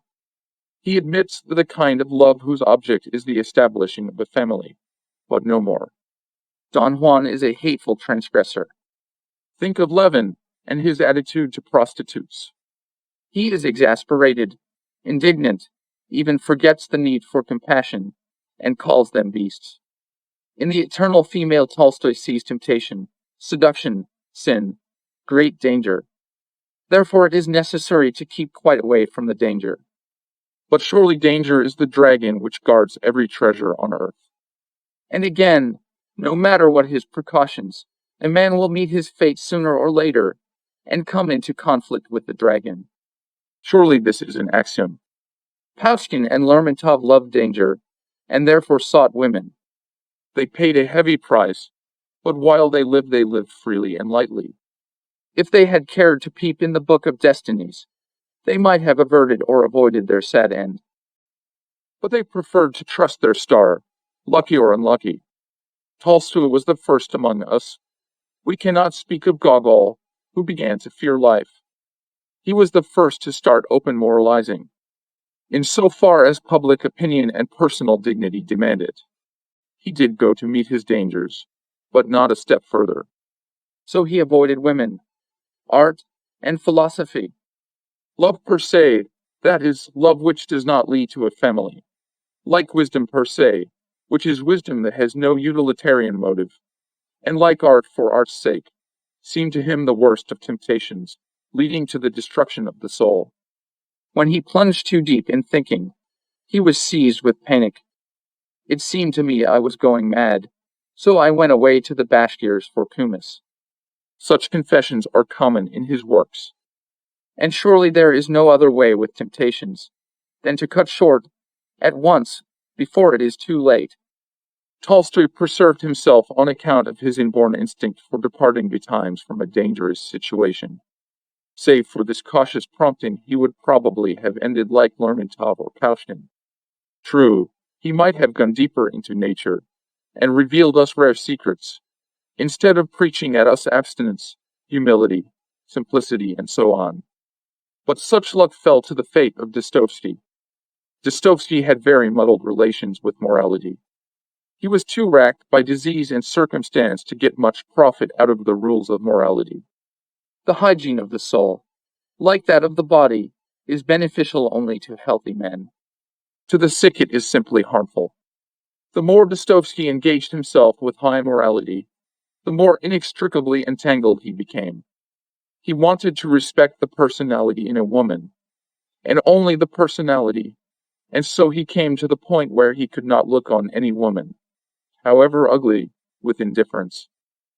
The elder Karamazov and his affair with Elizabeth Smerdyashchi, in what other imagination could such a union have been contemplated? Dostoevsky, of course, reprimands Karamazov, and thanks to the standards of modern criticism, such a reprimand is accounted sufficient to exonerate our author. But there are other standards. If a writer sets out to tell you that no drab could be so loathsome that her ugliness would make you forget she was woman, and if for illustration of this novel idea we are told the history of Fyodor Karamazov with the deformed, repulsive idiot, stinking Lizzie, then, in face of such imaginative art, it is surely out of place to preserve the usual confidence in that writer. We do not speak of the interest and appreciation of Dostoevsky's tastes and ideas. Not for one moment will I assert that those who with Pushkin and Lermontov can see the eternal female only in young and charming women have any advantage over Dostoevsky. Of course, we are not forbidden to live according to our tastes, and we may, like Tolstoy, call certain women beasts. But who has given us the right to assert that we are higher or better than Dostoevsky? Judging objectively, all the points go to show that Dostoevsky is better. At any rate, he saw further, deeper. He could find an original interest. He could discover das Ewigweibliche where we should see nothing of attraction at all, where gold would avert his face. Thinking Lizzie is not a beast, as Levin would say, but a woman who is able, if even for a moment, to arouse a feeling of love in a man. And we thought she was worse than nothing, since she roused in us only disgust. Dostoevsky made a discovery. We with our refined feelings missed it. His distorted, abnormal sense showed a greater sensitiveness, in which our high morality was deficient. And the road to the great truth this time, as ever, is through deformity. Idealists will not agree. They are quite justly afraid that one may not reach the truth, but may get stuck in the mud. Idealists are careful men, and not nearly so stupid as their ideals would lead us to suppose. New ideas, even our own, do not quickly conquer our sympathies. We must first get accustomed to them. A point of view. Every writer, thinker, even every educated person thinks it necessary to have a permanent point of view. He climbs up some elevation and never climbs down again all his days. Whatever he sees from this point of view, he believes to be reality, truth, justice, good, and what he does not see he excludes from existence. Man is not much to blame for this. Surely there is no very great joy in moving from point of view to point of view, shifting one's camp from peak to peak. We have no wings, and a winged thought is only a nice metaphor, unless, of course, it refers to logical thinking. There, to be sure, great volatility is usual, a lightness which comes from perfect naivete, if not ignorance. He who really wishes to know something, and not merely to have a philosophy, does not rely on logic and is not allured by reason.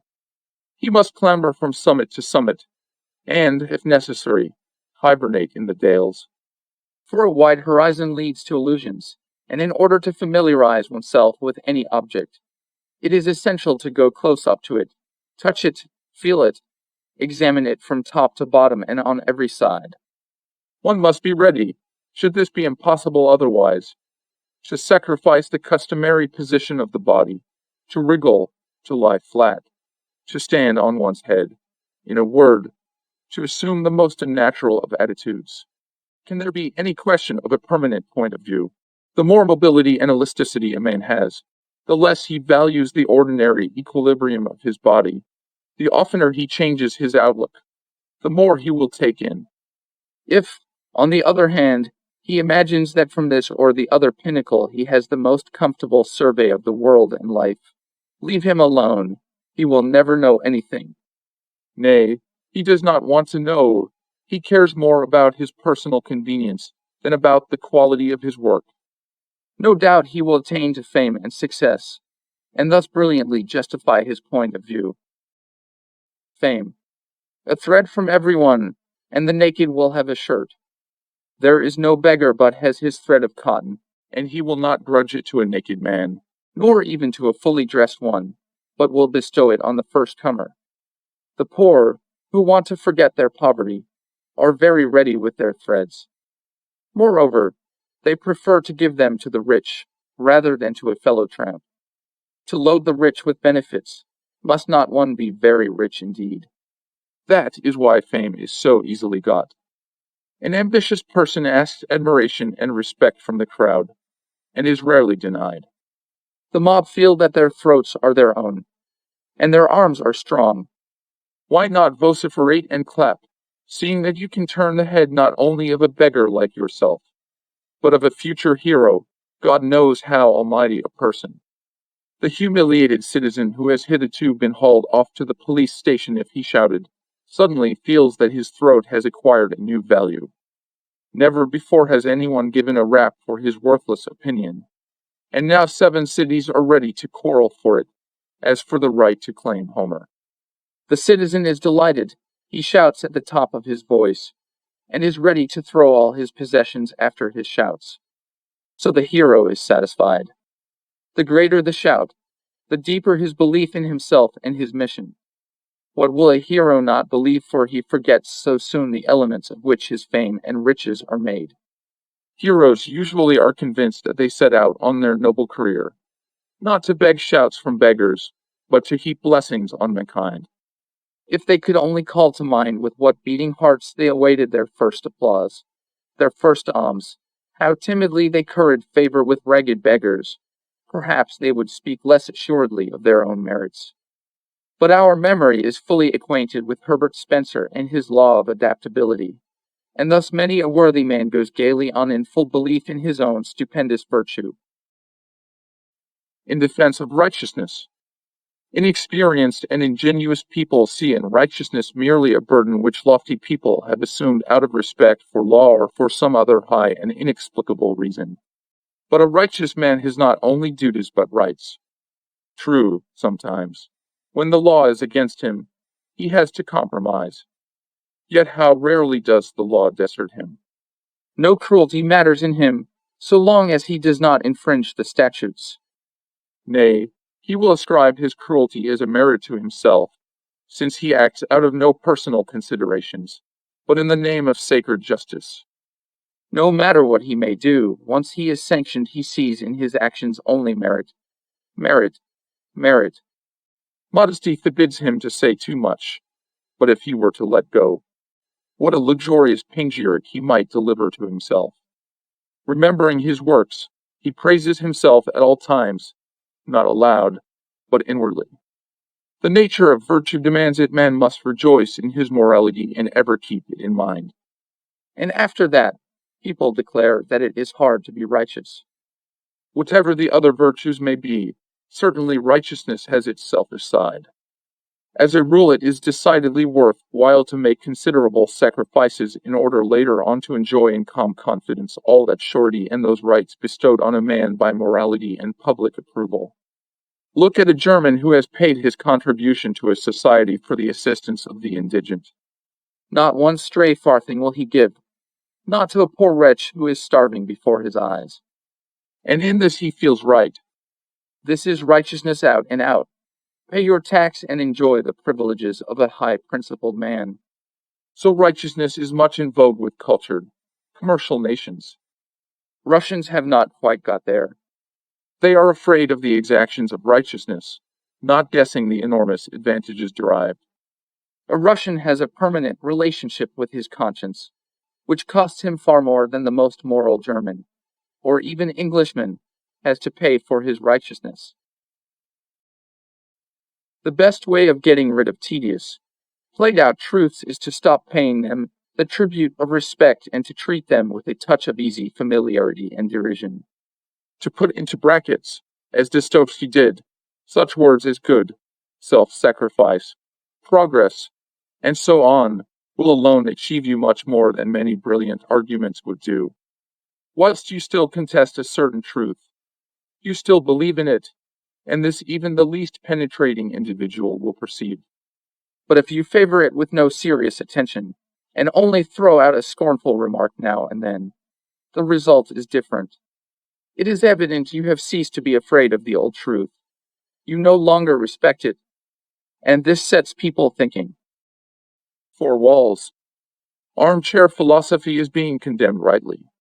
An armchair thinker is busy deciding on everything that is taking place in the world, the state of the world market, the existence of a world soul, wireless telegraphy and the life after death, the cave dweller and the perfectibility of man, and so on and so on. His chief business is so to select his statements that there shall be no internal contradiction, and this will give an appearance of truth. Such work, which is quite amusing and even interesting, leads at last to very poor results. Surely verisimilitude of truth are not truth, nor have necessarily anything in common with truth. Again, a man who undertakes to talk of everything probably knows nothing. Thus a swan can fly, and walk, and swim, but it flies indifferently, walks badly, and swims poorly. An armchair philosopher, enclosed by four walls, sees nothing but those four walls, and yet of these precisely he does not choose to speak. If by accident he suddenly realized them and spoke of them, his philosophy might acquire an enormous value. This may happen when a study is converted into a prison the same four walls, but impossible not to think of them. Whatever the prisoner turns his mind to, Homer, the Greek-Persian wars, the future world peace, the bygone geological cataclysms, still the four walls enclose it all. The calm of the study supplanted by the pathos of imprisonment. The prisoner has no more contact with the world, and no less. But now he no longer slumbers and has grayish dreams called world conceptions. He is wide awake and strenuously living. His philosophy is worth hearing. But man is not distinguished for his powers of discrimination. He sees solitude and four walls and says, a study. He dreams of the marketplace, where there is noise and jostling, physical bustle, and decides that their alone life is to be met. He is wrong as usual. In the marketplace, among the crowd, do not men sleep their deadest sleep? And is not the keenest spiritual activity taking place in seclusion? The Spartans made their helots drunk as an example and warning to their noble youths. A good method, no doubt. But what are we of the 20th century to do? Whom shall we make drunk? We have no slaves, so we have instituted a higher literature. Novels and stories describe drunken, dissolute men, and paint them in such horrid colors that every reader feels all his desire for vice depart from him. Unfortunately, only our Russians are either too conscientious or not sufficiently rectilinear in their minds. Instead of showing the drunken helot as an object of repugnance, as the Spartans did, they try to describe vice truthfully. Realism has taken hold. Indeed, why make a fuss? What does it matter if the writer's description is a little more or less ugly than the event? Was justice invented that everything, even evil, should be kept intact? Surely evil must be simply rooted out, banned, placed outside the pale. The Spartans did not stand on ceremony with living men, and yet our novelists are afraid of being unjust to imaginary drunken helots. And, so to speak, out of humane feeling too. How naive one must be to accept such justification. Yet everybody accepts it. Tolstoy alone, towards the end, guessed that humanitarianism is only a pretext in this case, and that we Russians have described vice not only for the purpose of scaring our readers. In modern masters, the word vice arouses not disgust, but insatiable curiosity. Perhaps the wicked thing has been persecuted in vain, like so many other good things. Perhaps it should have been studied, perhaps it held mysteries. On the strength of this, perhaps morality was gradually abandoned, and Tolstoy remained almost alone in his indignation. Realism reigns, and a drunken helot arouses envy in timid readers who do not know where to put their trust, whether in the traditional rules or in the appeal of the master. A drunken helot, an ideal. What have we come to? Were it not better to have stuck to Lycurgus? Have we not paid too dearly for our progress? Many people think we have paid too dearly, not to mention Tolstoy, who is now no longer taken quite seriously, though still accounted a great man. Any mediocre journalist enjoys greater influence than this master writer of the Russian land. It is inevitable. Tolstoy insists on thinking about things which are nobody's concern. He has long since abandoned this world, and does he continue to exist in any other, a difficult question. Tolstoy writes books and letters, therefore he exists. This inference, once so convincing, now has hardly any effect on us, particularly if we take into account what it is that Tolstoy writes. In several of his last letters, he expresses opinions which surely have no meaning for an ordinary man. They can be summed up in a few words. Tolstoy professes an extreme egoism, solipsism. That is, in his old age, after infinite attempts to love his neighbor, he comes to the conclusion that not only is it impossible to love one's neighbor, but that there is no neighbor, that in all the world Tolstoy alone exists, that there is even no world, but only Tolstoy, a view so obviously absurd that it is not worth refuting. By the way, there is also no possibility of refuting it, unless you admit that logical inferences are non-binding. Solipsism dogged Tolstoy already in early youth, but at that time he did not know what to do with the impertinent, oppressive idea, so he ignored it. Finally, he came to it. The older a man becomes, the more he learns how to make use of impertinent ideas. Fairly recently, Tolstoy could pronounce such a dictum: Christ taught men not to do stupid things. Who but Tolstoy could have ventured on such an interpretation of the Gospels?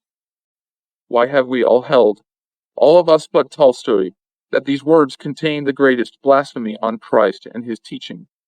but it was Tolstoy's last desperate attempt to save himself from solipsism, without at the same time flying in the face of logic. Even Christ appeared among men only to teach them common sense. Whence follows that mad thoughts may be rejected with an easy conscience, and the advantage, as usual, remains with the wholesome, reasonable, sensible thoughts. There is room for good and for reason. Good is self-understood, it need not be explained. If only good existed in the world, there would exist no questions, neither simple nor ultimate. This is why youth never questions. What indeed should it question? The song of the nightingale, the morning of May, happy laughter, all the predicates of youth. Do these need interpretation? On the contrary, any explanation is reduced to these. The proper questions arise only on contact with evil. A hawk struck a nightingale, flowers withered. Boreas froze laughing youth, and in terror our questions arose. That is evil. The ancients were right. Not in vain is our earth called a vale of tears and sorrow. And once questions are started, it is impossible and unseemly to hurry the answers, still less anticipate the questions. The nightingale is dead and will sing no longer. The listener is frozen to death and can hear no more songs. The situation is so palpably absurd that only with the intention of getting rid of the question at any cost will one strive for a sensible answer. The answer must be absurd. If you don't want it, don't question. But if you must question, then be ready beforehand to reconcile yourself with something like solipsism or modern realism. Thought is in a dilemma, and dare not take the leap to get out. We laugh at philosophy, and, as long as possible, avoid evil. But nearly all men feel the intolerable cramp of such a situation, and each at his risk ventures to swim to shore on some more or less witty theory. A few courageous ones speak the truth, but they are neither understood nor respected. When a man's words show the depth of the pain through which he has passed, he is not, indeed, condemned, but the world begins to talk of his tragic state of soul, and to take on a mournful look fitting to the occasion. Others more scrupulous feel that phrases and mournful looks are unfitting.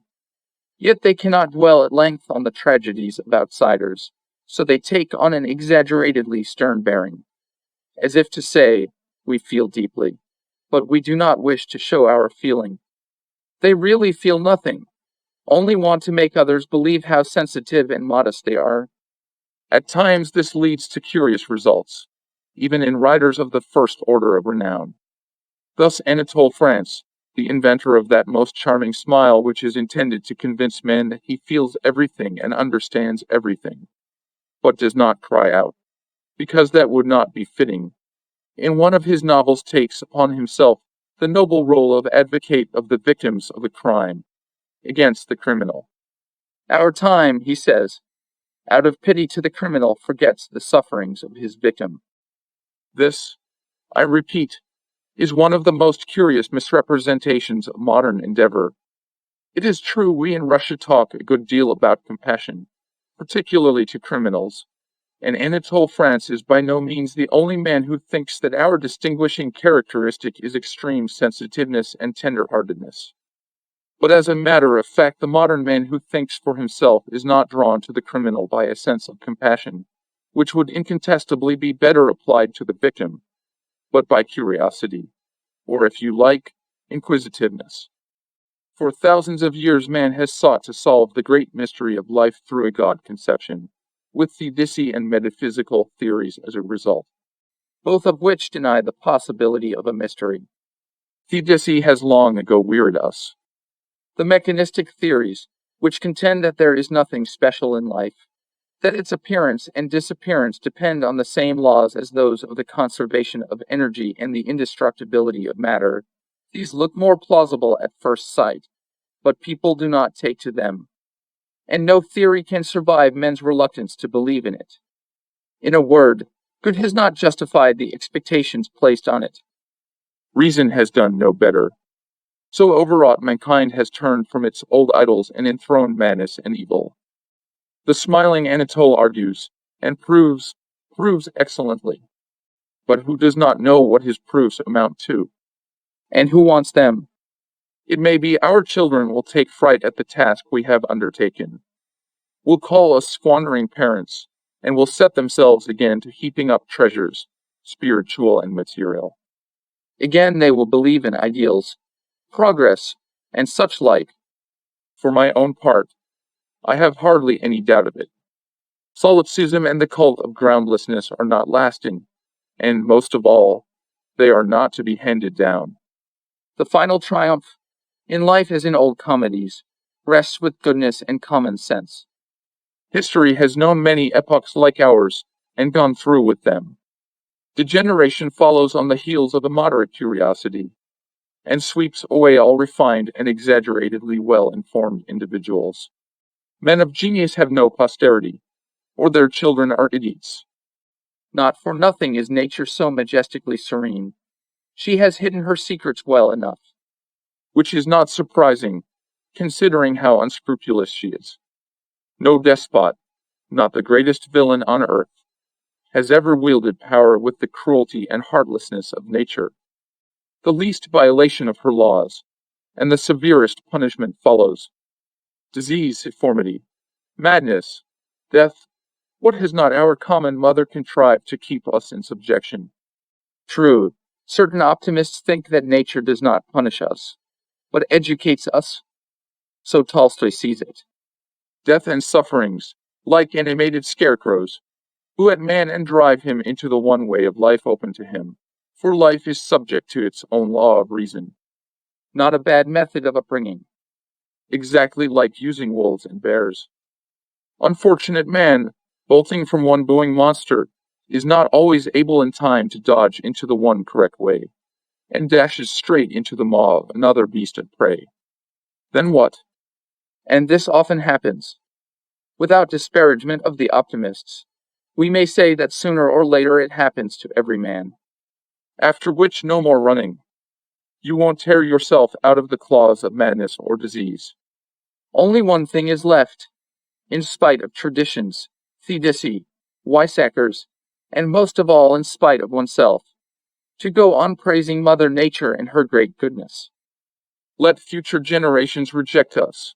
Let history stigmatize our names, as the names of traitors to the human cause. Still we will compose hymns to deformity, destruction, madness, chaos, darkness. And after that, let the grass grow. Astrology and alchemy lived their day and died a natural death. But they left to posterity chemistry inventing dyes, and astronomy accumulating formulae. So it is. Geniuses beget idiots, especially when the mothers are very virtuous, as in this case, when their virtue is extraordinary. For the mothers are public utility and morality. The alchemists wasted their time seeking the philosopher's stone. The astrologers swindled people telling fortunes by the stars. Wedded to utility, these two fathers have begotten the chemists and astronomers. Nobody will dispute the genealogy. Perhaps even none will dispute that, from idiotic children one may, with a measure of probability, infer genius in the parents. There are certain indications that this is so, though of course one may not go beyond supposition. But supposition is enough. There are more arguments in store. For instance, our day is so convinced of the absolute nonsense and uselessness of alchemy and astrology that no one dreams of verifying the conviction. We know there were many charlatans and liars amongst alchemists and astrologers. But what does this prove? In every department there are the same mediocre creatures who speculate on human credulity. However positive our science of medicine is, there are many fraudulent doctors who rob their patients.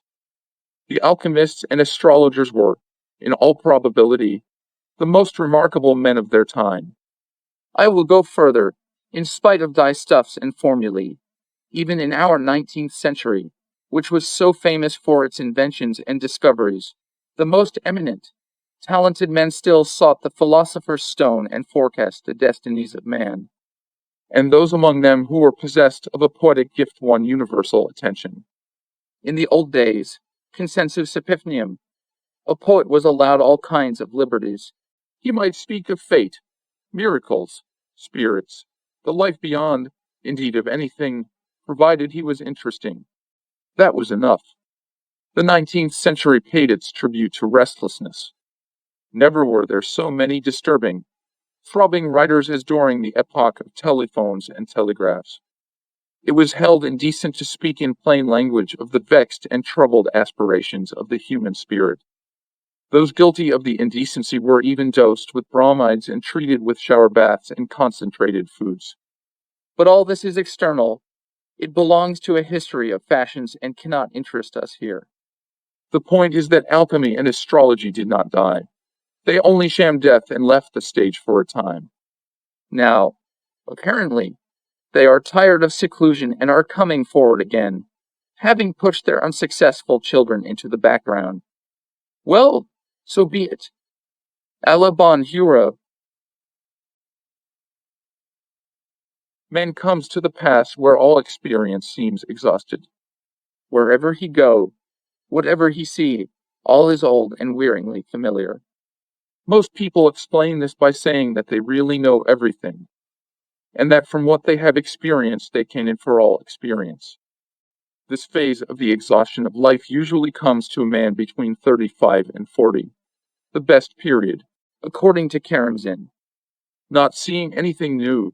The individual assumes he is completely matured and has the right to judge of everything. Knowing what has been, he can forecast what will be. but Karamzin was mistaken about the best period, and the mature people are mistaken about the nothing new can happen. The fact of spiritual stagnation should not be made the ground for judging all life's possibilities from known possibilities. On the contrary, such stagnation should prove that however rich and multifarious the past may have been, it has not exhausted a tittle of the whole possibilities. From that which has been it is impossible to infer what will be. Moreover, it is unnecessary, except, Perhaps, to give us a sense of our full maturity and let us enjoy all the charms of the best period of life, so eloquently described by Karamzin, the temptation is not overwhelming. so that, if man is under the necessity of enduring a period of arrest and stagnation, and until such time as life restarts is doomed to meditation, would it not be better to use this meditating interregnum for a directly opposite purpose from the one indicated? That is to say, for the purpose of finding in our past signs which tell us that the future has every right to be anything whatsoever, like or utterly unlike the past. Such signs, given a good will to find them, may be seen in plenty. At times one comes to the conclusion that the natural connection of phenomena, as hitherto observed, is not at all inevitable for the future, and that miracles which so far have seemed impossible may come to seem possible, even natural, far more natural than that loathsome law of sequence, the law of the regularity of phenomena. We are bored stiff with regularity and sequence. Confess it. You also, you men of science, at the mere thought that, however we may think, we can get no further than the acknowledgment of the old regularity, an invincible disgust to any kind of mental work overcomes us. To discover another law, still another one already, we have far more than we can do with. Surely if there is any will to think left in us, it is established in the supposition that the mind cannot and must not have any bounds, any limits, and that the theory of knowledge, which is based on the history of knowledge and on a few very doubtful assumptions, is only a piece of property belonging to a certain caste, and has nothing to do with us others. Undying nature's sich Dockergrun. What a mad impatience seizes us at times when we realize that we shall never fathom the great mystery. Every individual in the world must have felt at one time the mad desire to enriddle the universe.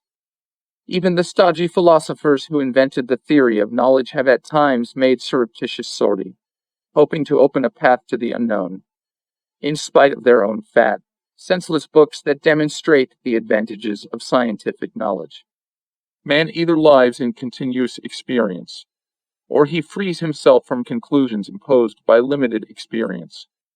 All the rest is the devil. From the devil come the blandishments with which Karamzin charmed himself and his readers. Or is it the contrary? Who will answer?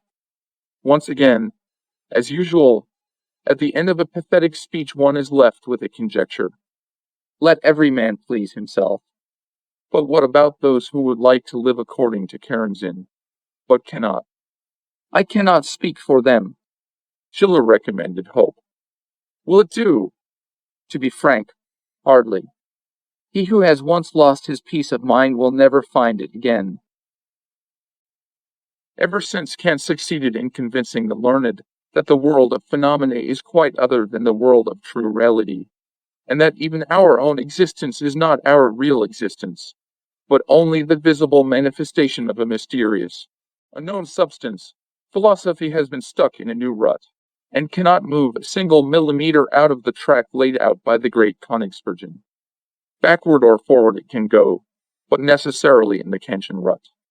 For how can you get out of the counterposing of the phenomenon against the thing in itself? This proposition, this counterposing seems unalterable, so there is nothing left but to stick your head in the heavy draft collar of the theory of knowledge. Which most philosophers do, even with a glad smile, which inevitably rouses a suspicion that they have got what they wanted, and their metaphysical need was nothing more than a need for a harness. Otherwise, they would have kicked at the sight of the collar. Surely the contraposition between the world of phenomena and the thing in itself is an invention of the reasoning mind, as is the theory of knowledge deduced from this contraposing. Therefore the freedom-loving spirit could reject it in the very beginning, and basta. With the devil one must be very cautious. We know quite well that if he only gets hold of the tip of your ear, he will carry off your whole body. So it is with reason. Grant it one single assumption, Admit but one proposition, and finita la commedia. You are in the toils. Metaphysics cannot exist side by side with reason. Everything metaphysical is absurd. Everything reasonable is positive. So we come upon a dilemma. The fundamental predicate of metaphysics is absurdity, and yet surely many positive assertions can lay legitimate claim to that self-same, highly respectable predicate. What then?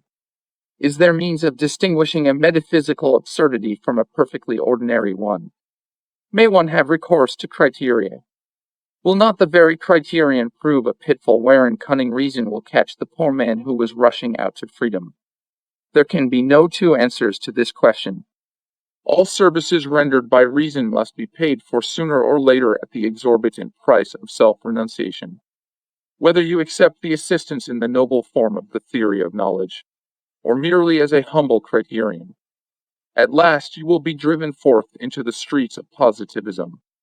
This happens all the time to young, inexperienced minds. They break the bridle and dash forward into space, to find themselves rushing into the same old Rome, whither, as we know, all roads lead, or, to use more lofty language, rushing into the stable whither also all roads lead. The only way to guard against positivism granting, of course, that positivism no longer attracts your sympathies, is to cease to fear any absurdities, whether rational or metaphysical, and systematically to reject all the services of reason. Such behavior has been known in philosophy, and I make bold to recommend it. Credo quid absurdum comes from the Middle Ages.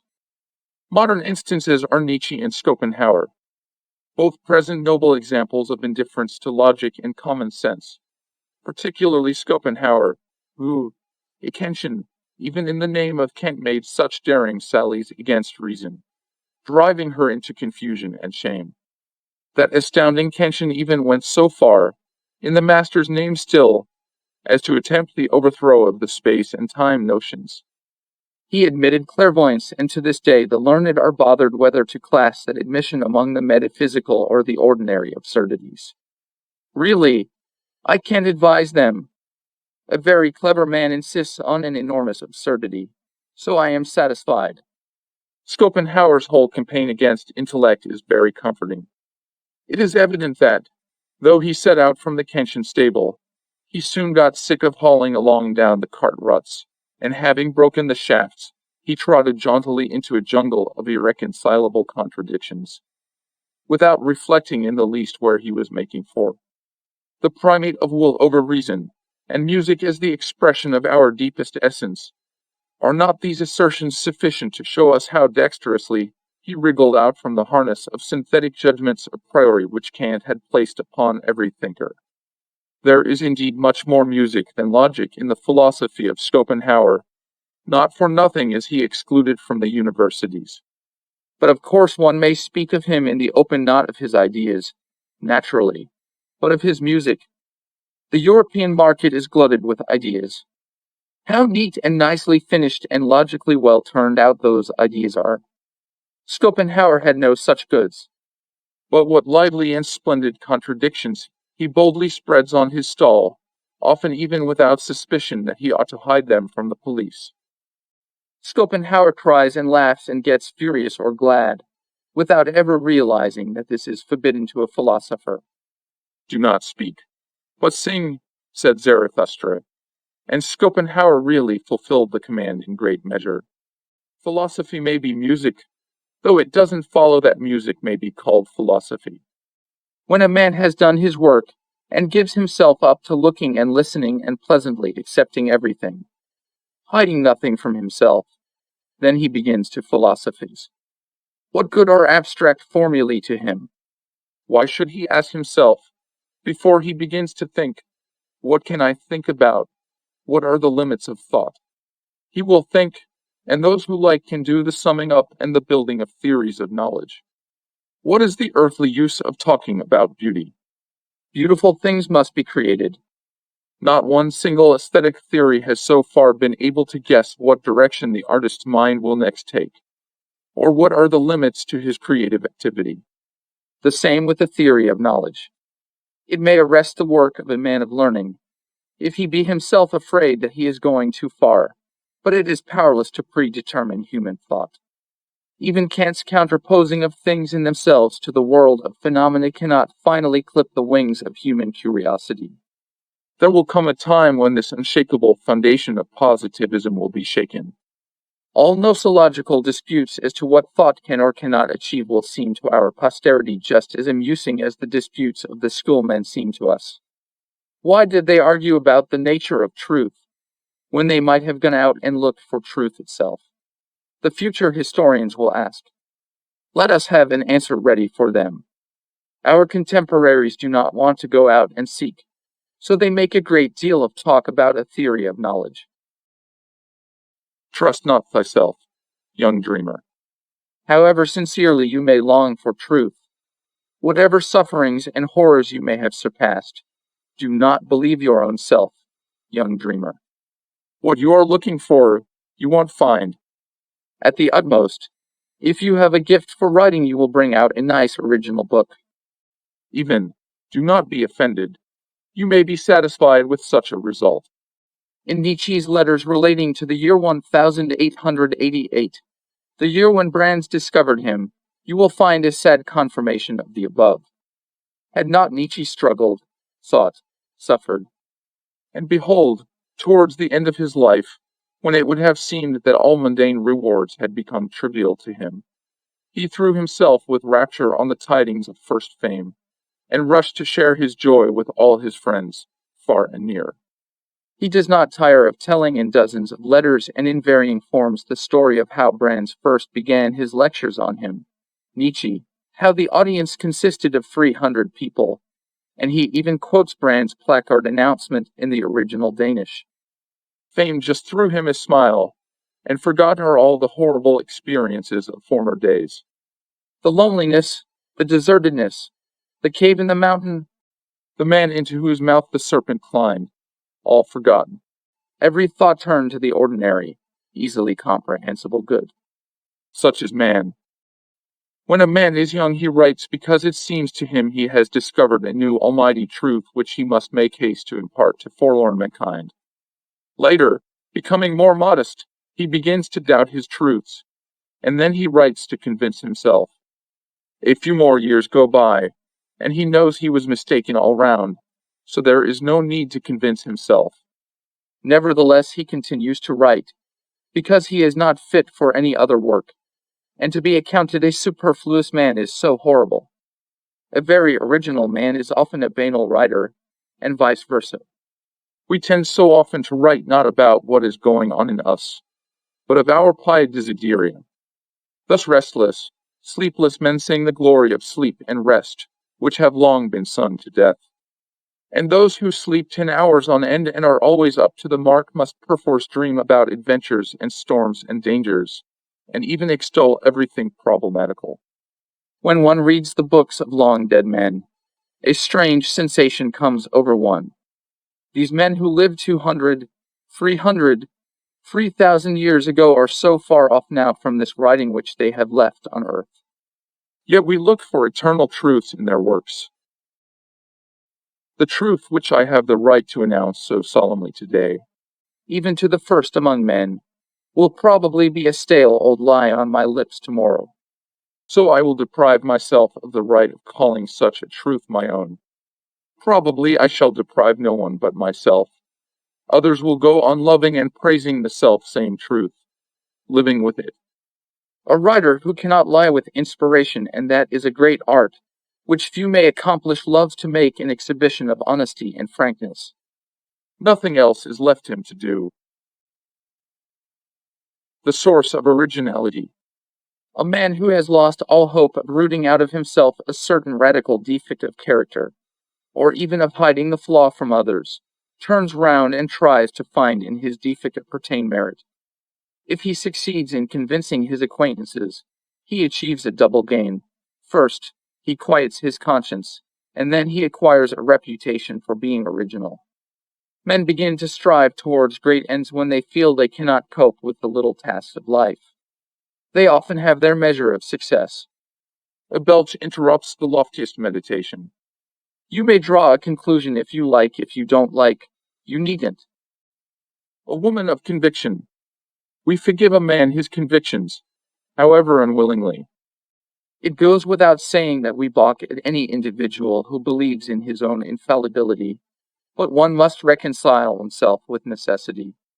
It is ugly and preposterous to have corns on one's hands, but still, they can't be avoided in this unparadisal earth of sweat and labor. But why see an ideal in callosities?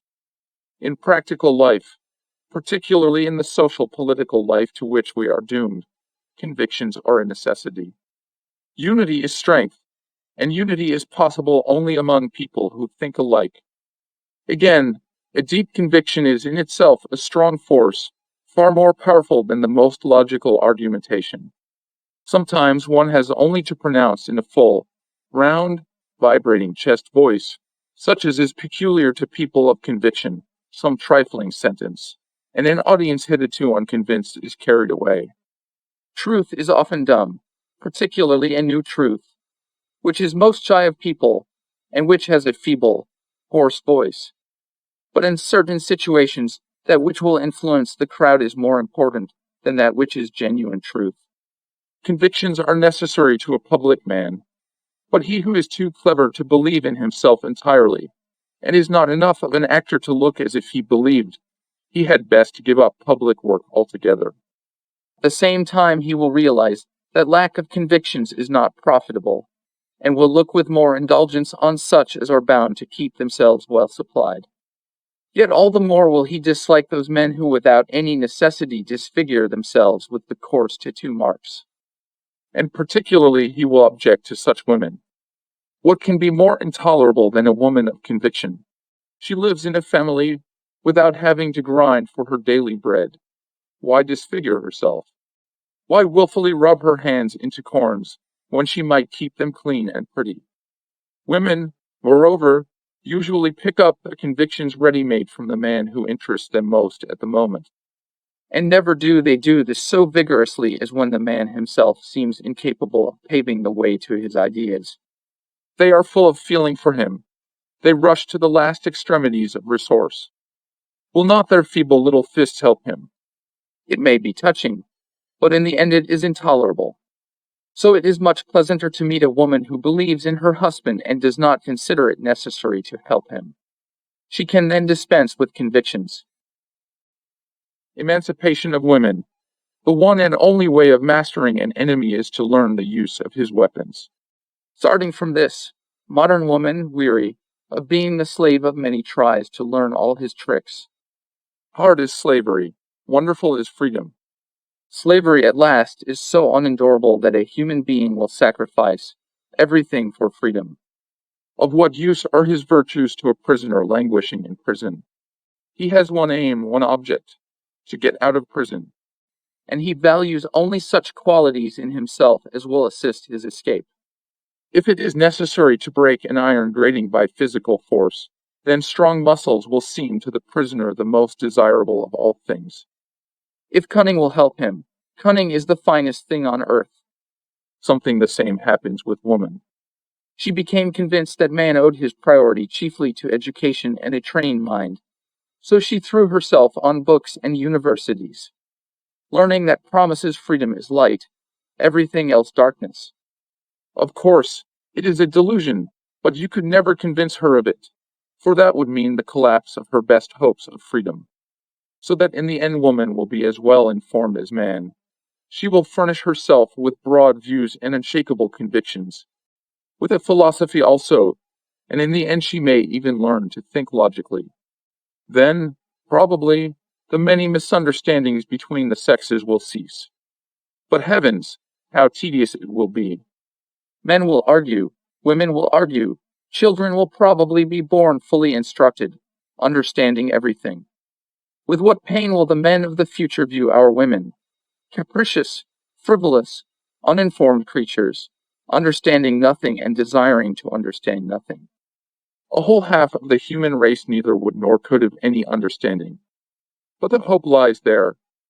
Maybe we can do without understanding. Perhaps a logical mind is not an attribute, but a curse. In the struggle for existence, however, and the survival of the fittest, not a few of the best human qualities have perished. Obviously, woman's logicality is also destined to disappear. It is 1,000 pities. All kinds of literature are good, except the tedious, said Voltaire. We may enlarge the idea. All men and all activities are good, except the tedious. Whatever your failings and your vices, if you are only amusing or interesting, all is forgiven you.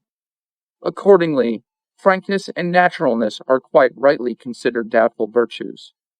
If people say that frankness and naturalness are virtues, always take it cum grano salis. Sometimes it is permissible and even opportune to fire off truth of all sorts. Sometimes one may stretch oneself like a log across the road. But God forbid that such sincere practices should be raised into a principle.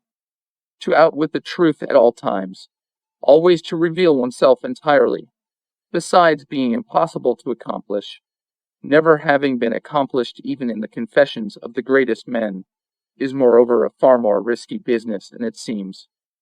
I can confidently assert that if any man tried to tell the whole truth about himself, not metaphorically, for every metaphor is a covering ornament, but in plain bare words, that man would ruin himself forever, for he would lose all interest in the eyes of his neighbors, and even in his own eyes.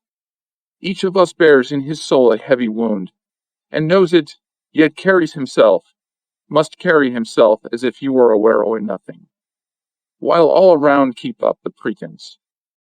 Remember Lermontov. Look around you playfully. The crowd moves on the usual road. Scarce a mark of trouble on the festive faces, not one indecent tear. And yet is barely one amongst them, but is crushed by heavy torture, or has gathered the wrinkles of young age, saved from crime or loss. These words are horribly true, and the really horrible should be concealed. It frightens one off. I admit, Byron and Lermontov could make it alluring, but all that is alluring depends on vagueness, remoteness.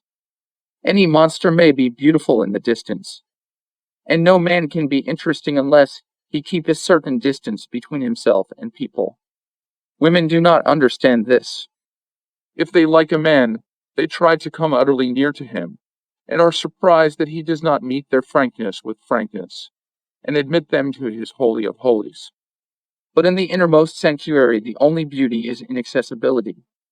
As a rule it is not a sanctuary but a lair where the wounded beast in man has run to lick his wounds. And shall this be done in public?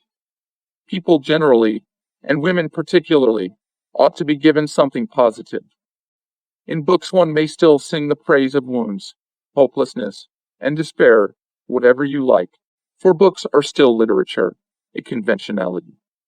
But to strip one's anguish in the open market, to confess an incurable disease to others, this is to kill one's soul, not to relieve it. All, even the best men, have some aversion for you. Perhaps in the interest of order and decorum, they will grant you a not too important place in their philosophy of life. For in a philosophy of life, as in a cemetery, a place is prepared for each and all, and everyone is welcome. There also are enclosures where rubbish is dumped to rot. But for those who have as yet no desire to be fitted into a world philosophy, I would advise them to keep their tongue between their teeth, or like Nietzsche and Dostoevsky, take to literature. To a writer, in books and only in books, all is permitted provided he has talent. But in actual living even a writer must not let loose too much, lest people should guess that in his books he is telling the truth.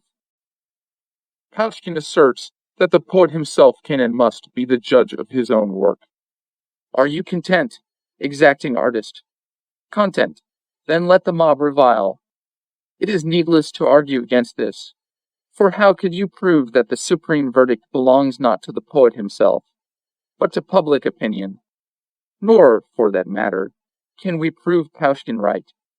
We must agree or disagree, as we like, but we cannot reject the evidence.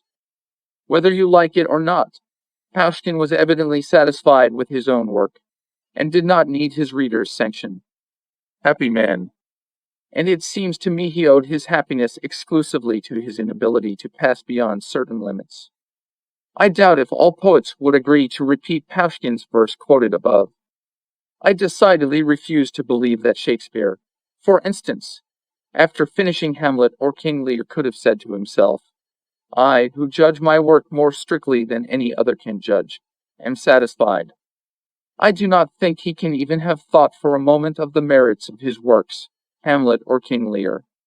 To Shakespeare, after Hamlet, the word satisfied must have lost all its meaning, and if he used it, it was only by force of habit, as we sometimes call to a dead person. His own works must have seemed to him imperfect, mean, pitiful, like the sob of a child or the moaning of a sick man. He gave them to the theater, and most probably was surprised that they had any success. Perhaps he was glad that his tears were of some use, if only for amusing and instructing people. And probably in this sense the verdict of the crowd was dearer to him than his own verdict. He could not help accusing his own offspring. Thank heaven, other people acquitted it. True, they acquitted it because they did not understand, or understood imperfectly, but this did not matter. Use every man after his desert, and who should escape a whipping? Asked Hamlet. Shakespeare knew that a strict tribunal would reject his works, for they contain so many terrible questions, and not one perfect answer. Could anyone be satisfied at that rate? Perhaps with Comedy of Errors, Twelfth Night, or even Richard Roman III. But after Hamlet, a man may find rest only in his grave. To speak the whole truth, I doubt if Pushkin himself maintained the view we have quoted till the end of his days, or even if he spoke all he felt when he wrote the poem in 1830. Possibly he felt how little a poet can be satisfied with his work, but pride prevented his admitting it, and he tried to console himself with his superiority over the crowd, which is undeniably a right thing to do. Insults, and Pushkin had to endure many, are answered with contempt. And woe to the poor wretch who feels impelled to justify his contempt by his own merits, according to the stern voice of conscience. Such niceness is dangerous and unnecessary. If a man would preserve his strength and his confidence, he must give up magnanimity. He must learn to despise people, and even if he cannot despise them, he must have the air of one who would not give a pin's head for a body. He must appear always content. Pushkin was a clever man and a deep nature. Metaphysics against their will. It often occurs to us that evil is not altogether so unnecessary, after all. diseases, humiliations, miseries, deformity, failure, and all the rest of those plants which flourish with such truly tropical luxuriance on our planet, are probably essential to man.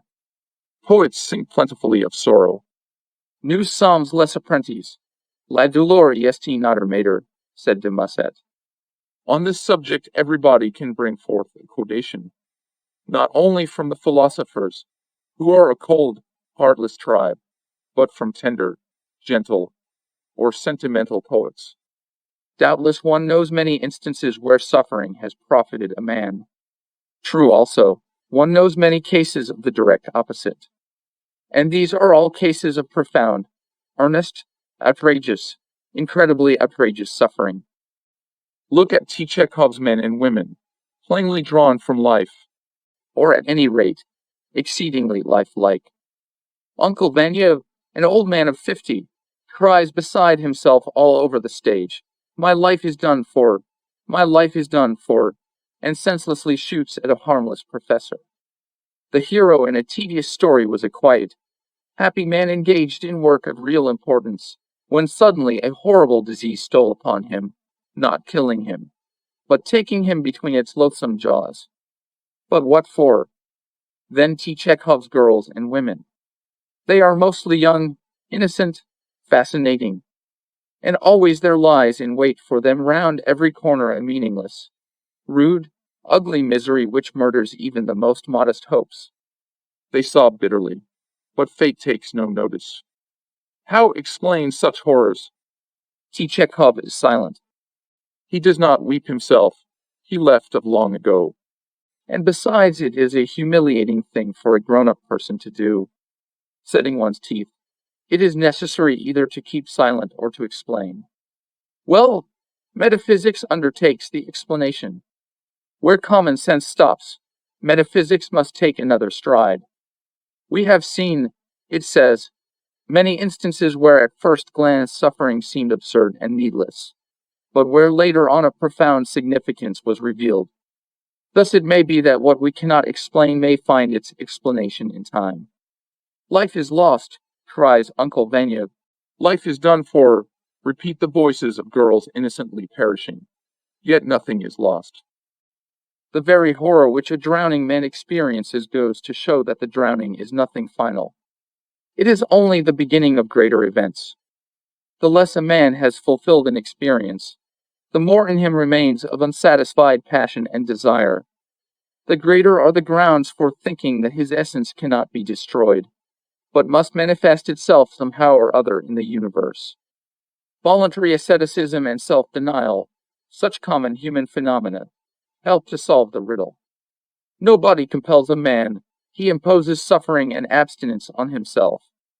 It is an incomprehensible instinct, but still an instinct which, rooted in the depths of our nature, prompts us to a decision repugnant to reason.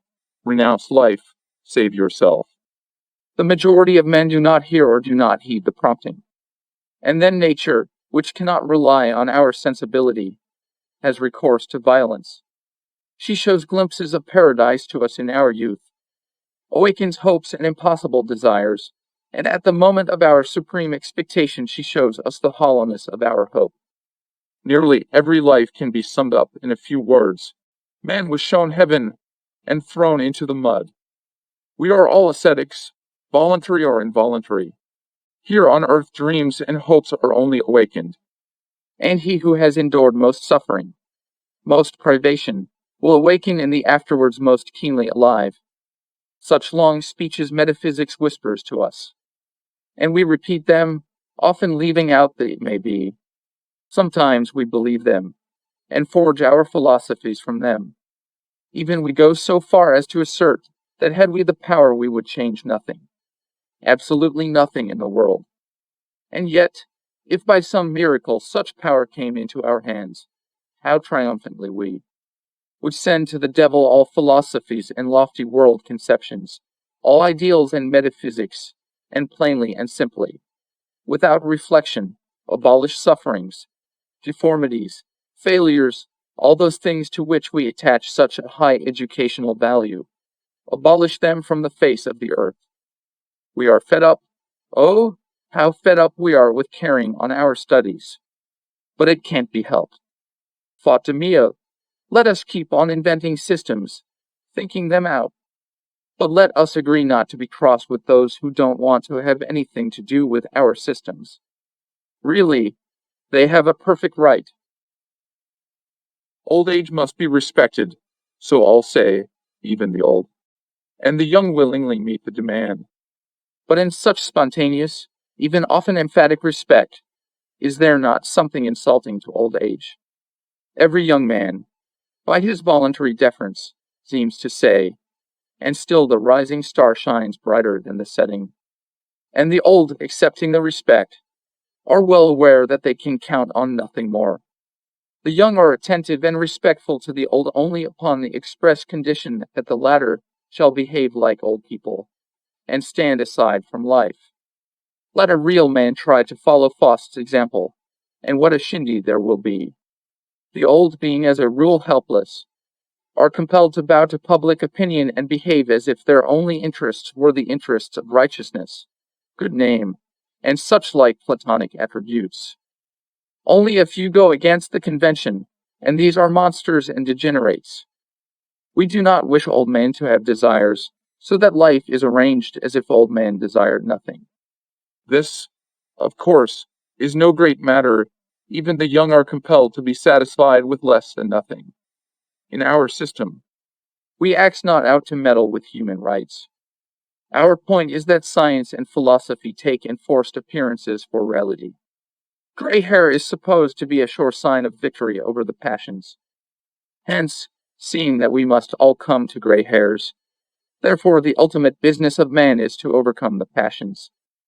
On this granite foundation whole systems of philosophy are built. it is not worth while quarreling with a custom. Let us continue to pay respect to old age. But let us look in other directions for philosophic bases. It is time to open a free road to the passions even in the province of metaphysics. Dostoevsky, Advocatus Diaboli. Dostoevsky, like Nietzsche, Disliked Protestantism, and tried every means of degrading it in the eyes of the world. as normally he was not over-scrupulous. It is probable he never took the trouble to acquaint himself with Luther's teaching. His flair did not deceive him. The Protestant religion and morality was most unsuitable to him and his kind. But does this mean that it was to be calumniated, and judged as Dostoevsky judged it, merely by the etymological meaning of a word? Protestant, protester, one who only protests and has no positive content. A child's textbook of history will show the absurdity of the definition.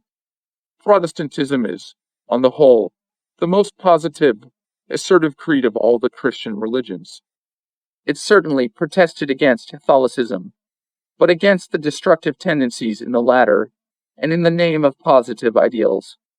Catholicism relied too much on its power and its spell, and most of all on the infallibility of its dogmas to which it offered millions of victims.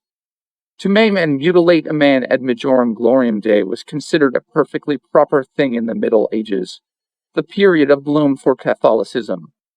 At the risk of appearing paradoxical, I venture to assert that ideas have been invented only for the purpose of giving the right to mutilate people. The Middle Ages nourished a mysterious, incomprehensible hatred for everything normal, self-satisfied, complete. A young, healthy, handsome man, at peace with himself, aroused suspicion and hostility in a believing Catholic. His very appearance offended religion and confuted dogma. It was not necessary to examine him, even though he went to church and gave no sign of doubt, either in deed or word. Yet he must be a heretic to be converted at all cost. And we know the Catholic cost: privation, asceticism, mortification of the flesh. The most normal person, kept on a monastic regime, will lose his spiritual balance and all those virtues which belong to a healthy spirit and a healthy body.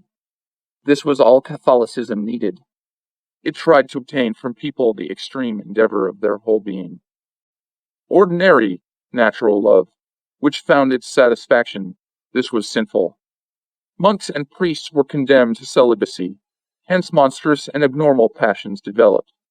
Poverty was preached, and the most unheard of greed appeared in the world. The more secret, the stronger it became. Humility was essential, and out of barefooted monks sprang despots who had no limits to their ambitions. Luther was the last man to understand the meaning and value of the task which Catholicism had set itself. What he saw in Rome was not the accidental outcome of this or the other historical circumstance, but a result of the age-long effort of generations that had striven to attribute to life as alarming and dangerous a nature as possible. The sincere, direct, rustic German monk was too simple-minded to make out what was going on in Rome. He thought that there existed one truth, and that the essence of Catholicism lay in what seemed to him an exemplary, virtuous life. He went direct to his aim. What meaning can monasticism have? Why deprive a priest of family happiness? How accept the licentiousness of the Pope's capital? The common sense of the normal German revolted against the absurdity of such a state of things, and Luther neither could nor would see any good where common sense was utterly forgotten. The violent oscillation of life resulting from the continuous quick passage from asceticism and blind faith to belief and freedom of the passions aroused a mystic horror in the honest monk and released the enormous powers in him necessary to start the great struggle. How could he help protesting? And who was the denier, Luther, or the Rome which passed on from the keeping of the divine word to the arbitrary ordaining of all the mysteries of life? Luther might have forgiven the monks had they confined themselves to sophistries. But medieval monks had nothing in common with our philosophers. They did not look for world conceptions in books, and logical tournaments amused them only moderately. They threw themselves into the deeps of life. They experimented on themselves and their neighbors. They passed from mortification to licentious bacchanalia. They feared nothing, spared nothing. In a word, the Rome against which Luther arose had undertaken to build Babylon again, not with stones, but with human souls. Luther, horrified, withdrew, and with him half Europe was withdrawn. That is his positive merit. And Dostoevsky attacked Lutheranism, and pitied the old Catholicism and the breathless heights to which its spiritual children had risen. Wholesome morality and its support is not enough for Dostoevsky. All this is not positive, it is only protest. Whether I am believed or not, I will repeat that Vladimir Solovyov, who held that Dostoevsky was a prophet, is wrong, and that N.K. Mikhailovsky, who calls him a cruel talent and a grubber after buried treasure, is right. Dostoevsky grubs after buried treasure, no doubt about that. And, therefore, it would be more becoming in the younger generation that still marches under the flag of pious idealism if, instead of choosing him as a spiritual leader, they avoided the old sorcerer, in whom only those gifted with great short-sightedness or lack of experience in life could fail to see the dangerous man. It is boring and difficult to convince people, and after all, not necessary. It would be much better if every individual kept his own opinions. Unfortunately, it cannot be. Whether you like it or not, you have to admit the law of gravitation. Some people find it necessary to admit the origin of man from the monkey. In the empirical realm, however humiliating it may be, there are certain real, binding, universal truths against which no rebellion will avail. With what pleasure would we declare to a representative of science that fire does not burn, that rattlesnakes are not poisonous, that a fall from a high tower is perfectly agreeable, etc., supposing he were obliged to prove to us the contrary. Unluckily, the scientific person is free from the burden of proof. Nature proves, and thoroughly. If nature, like metaphysics, set out to compel us through syllogisms or sermons to believe in her, how little she would get out of us. She is much more sagacious. Morality and logic she has left to Hegel and Spinoza. For herself she has taken a cudgel. Now then, try to argue against this you will give and against your will. The cleverest of all the metaphysicians, Catholic inquisitors, imitated nature. They rarely tried the word, and trusted to the fire of faggots rather than of the heart. Had they only had more power, it would not be possible to find two people in the whole world disbelieving in the infallibility of the Pope. Metaphysical ideas, dreamily expecting to conquer the world by reasoned exposition, will never attain dominion. If they are bent on success, Katie them try more effective methods of convincing. Evolution. In recent years, we see more and more change in the philosophies of writers and even of non-literary people. The old men are beside themselves. Such shiftiness seems indecent. After all, convictions are not gloves, but the young carelessly pass on from one idea to another. Irresolute men are somewhat timid, and although they abandon their former convictions, they do not declare the change openly. Others, however, plainly announce, as if it were nothing, how far they now are from the beliefs they held 6 months ago. One even publishes whole volumes relating how he passed on from one philosophy to another, and then to a third. People see nothing alarming in that kind of evolution. They believe it is in the ordering of things. But not so at all. The readiness to leave off one set of convictions in order to assume another set shows complete indifference to convictions altogether. Not for nothing do the old sound the alarm. But to us who have fought so long against all kinds of constancy, the levity of the young is a pleasant sight. They will don materialism, positivism, Kantianism, spiritualism, and so on, one after the other, till they realize that all theories, ideas, and ideals are as of little consequence as the hoop skirts and crinolines of our grandmothers. Then they will begin to live without ideals and pre-arranged purposes, without foresight, relying on chance and their own ready wit. This way, too, must be tried. Perhaps we shall do better by it. Anyhow, it will be more fun. Strength of will. Weakness and paralysis of the will. A very dangerous disease in our times, and in most other times, consists not in the absolute loss of desire, such as takes place in the very old, but in the loss of the capacity to translate desire into deed. A diseased will is often met in violently passionate men, so that the proverb, say I will not I cannot, does not always hold good. Man often would, but cannot. And then the force of desire, instead of moving to outward creation, works inwardly. This is justly considered the most dangerous effect of the weakening of the will, for inward working is destructive working. Man does not only, to put it scientifically, fail to adapt nature to his needs, but he loses his own power of adaptability to outward circumstances. The most ordinary doctor, or even anybody, decides that he has before him a pathological case which must be treated with care. The patient is of the same opinion, whilst he still hopes. But when the treatment has had no results, the doctor draws back and speaks of the inadequacy of his science. Then what is the patient to retire upon? It is disgusting to speak of an incurable disease. So he begins to think all the time about things of which nobody thinks. He is gradually forgotten, and gradually he forgets everything. But first of all, that widespread truth which asserts that no judgments are valid save those that are accepted and universal. Not that he disputes the truth, he forgets it, and there is none to remind him.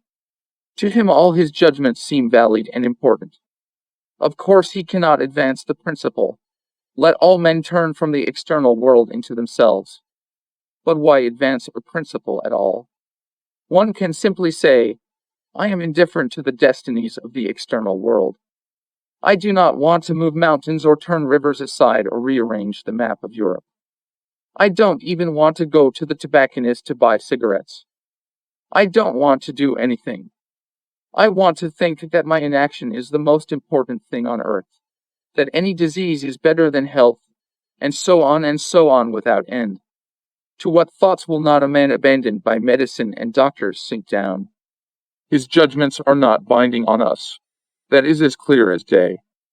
But are they uninteresting? And is that paralysis, that weakness of will, a disease only? Death and metaphysics. A superficial observer knows that the best things in life are hard to attain. Some psychologists even consider that the chief beauty of the highest things consists in their unattainability.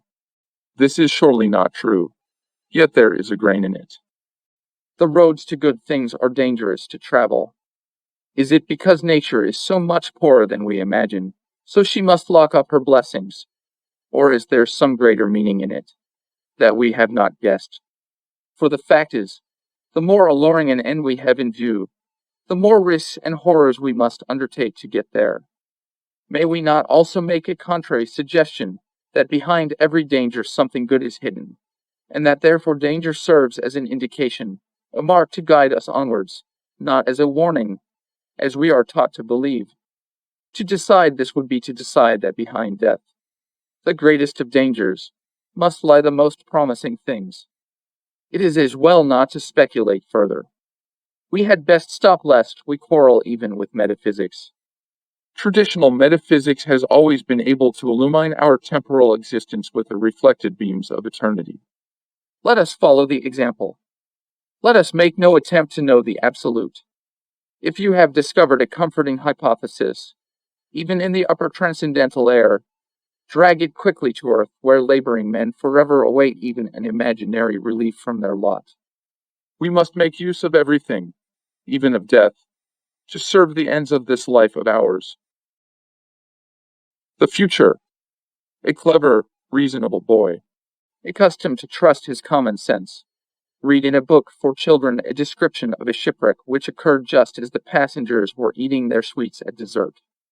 He was astonished to learn that everyone, women and children as well, who could give no assistance whatever in saving the ship, left their dessert and rushed on deck with wailing and tears. Why wail? Why rush about? Why be stupidly agitated? the crew knew their business and would do all that could be done. If you are going to perish, perish you will, no matter how you scream. It seemed to the boy that if he had been on the ship he would just have gone on eating his sweets to the last moment. Justice should be done too. This judicious and irreproachable opinion. There remained only a few minutes to live. Would it not have been better to enjoy them? The logic is perfect, worthy of Aristotle, and it was found impossible to prove to the boy that he would have left his sweets, even his favorite sweets, under the same circumstances, and rushed and screamed with the rest. Hence a moral: do not decide about the future. Today common sense is uppermost, and sweets are your highest law. But tomorrow you will get rid of normality and sense. You will link on with nonsense and absurdity, and probably you will even get a taste for bitters. What do you think? A priori synthetic judgments. Kant. As we know, found in mathematics and the natural sciences. A priori synthetic judgments. Was he right or wrong? Are the judgments he indicated a priori or a posteriori? Anyhow, one thing is certain: they are not accepted as absolutely, but only as relatively indisputable. In metaphysics, where the only curious and important truths are hidden, the case is different. Kant was compelled to admit that just where metaphysics begin the capacity of our human reason to judge a priori ends. But since we cannot dispense with metaphysical judgments, he proposed to substitute for them postulates. At the same time, he admitted the optimistic presupposition that in the domain of the transcendental we shall find all that we miss in the world of phenomena. So that, because he could not invent a truly scientific metaphysics, he contrived to present us with a non-scientific sort. Which is to say, after many roundabout journeys, he brings his readers along the opposite way right back to the very spot from which he led them off. Surely non-scientific metaphysics existed before Kant. The medieval philosophers had plenty of fantasies and speculations, all supported by moral proofs. If Kant wanted to reform metaphysics, he should have got rid of its favorite method of obtaining truths through inferential conclusions. Men are greedy. They want to learn much and get their knowledge cheap. So they think that every truth they have paid for with experience and loss of energy entitles them to a few more truths gratis, or, in philosophic language, a priori, by deduction. They are not ashamed to speculate with a gift that has been given them. Instead of looking, listening, touching, seeking, they want to infer and conclude. Certainly, if they could wring any secret out of nature, no matter by what means, cunning, impudence, fraud, we would forgive them. Conquerors are not judged. But nothing comes of their conclusions save metaphysical systems and empty prattle. It is surely time to give up conclusions and get truth a posteriori, as did Shakespeare, Goethe, Dostoevsky. That is, every time you want to know anything, go and look and find out. And if one is lazy or horrified at a new experiment, let him train himself to look on ultimate questions with indifference, as the positivists do, but moral, ontological, and such like arguments. Really, it is disgusting to talk about them. Every new experiment is interesting, but our conclusions, for example, synthetic judgments a priori, are mostly pompous lies, not worth the scrap of paper on which they are recorded. General rules. People go to philosophers for general principles. And since philosophers are human, they are kept busy supplying the market with general principles. But what sense is there in them? None at all. Nature demands individual creative activity from us. Men won't understand this, so they wait forever for the ultimate truths from philosophy, which they will never get. Why should not every grown-up person be a creator, live in his own way at his own risk and have his own experience? Children and raw youths must go in leading strings. But adult people who want to feel the reins should be despised. They are cowards and slothful, afraid to try. They eternally go to the wise for advice. And the wise do not hesitate to take the responsibility for the lives of others. They invent general rules, as if they had access to the sources of knowledge. What foolery! The wise are no wiser than the stupid. They have only more conceit and effrontery. Every intelligent man laughs in his soul at bookish views. And are not books the work of the wise? They are often extremely interesting, but only in so far as they do not contain general rules. Woe to him who would build up his life according to Hegel, Schopenhauer, Tolstoy, Schiller, or Dostoevsky. He must read them, but he must have sense, a mind of his own to live with. Those who have tried to live according to theories from books have found this out. At the best, their efforts produced banality. There is no alternative. Whether man likes or not, he will at last have to realize that the cliches are worthless, and that he must live from himself. There are no all-binding, universal judgments. Let us manage with non-binding, non-universal ones. Only professors will suffer for it. Metaphysical consolations. Metaphysics mercilessly persecutes all eudaimonistic doctrines, seeing in them a sort of lectio majestatis of human dignity. Our dignity forbids us to place human happiness in the highest goal. Suppose it is so. But why then invent consolations, even metaphysical ones? Why give to such a pure ideal concept as metaphysics such a coarse sensual partner as consolation? Sensual in the Kentian meaning of the word. Metaphysics had much better associate herself with proud disconsolation. Consolation brings calm and ease, even quiet gratification to the soul. But surely, if metaphysics condescend to accept any assistance whatever, she must scorn all earthly gratifications, leave them to wingless positivism and materialism. What are joys and pains to metaphysics? She is one thing, they another. Yet all of a sudden metaphysicians begin to shout about consolations. Evidently, there is a misunderstanding here, and a big one. The more you pierce to the ultimate ends of the infinite metaphysical problems, the more finite they reveal themselves. Metaphysicians only look out for some new boon. I nearly said pleasure. Voltaire said that if there was no God, then he should be invented. We explain these words by the great Frenchman's extreme positivism. But the form only is positive, the content is purely metaphysical. All that a metaphysician wants to do is to convince himself that God exists. No matter whether he is mistaken or not, he has found a consolation. It is impossible for him to see that his belief in a certain fact does not make that fact veritable. The whole question is whether there does exist a supreme, conscious first cause, or whether we are slaves to the laws of dead necessity. But what does the metaphysician care about this real question? Having declared himself the avowed enemy of eudaimonism, he next seeks consolation, nothing but consolation. To doubt his right to be consoled drives him to fury and madness. He is prepared to support his convictions by every means, ranging from righteous indignation to fists. It is obviously futile to try to enlighten such a creature. Once a man cares nothing for God, and seeks only to make the best of his life, you will not tear away his attention from the immediate moment. But perhaps there is a God, and neither Voltaire nor the metaphysicians have any need to invent him.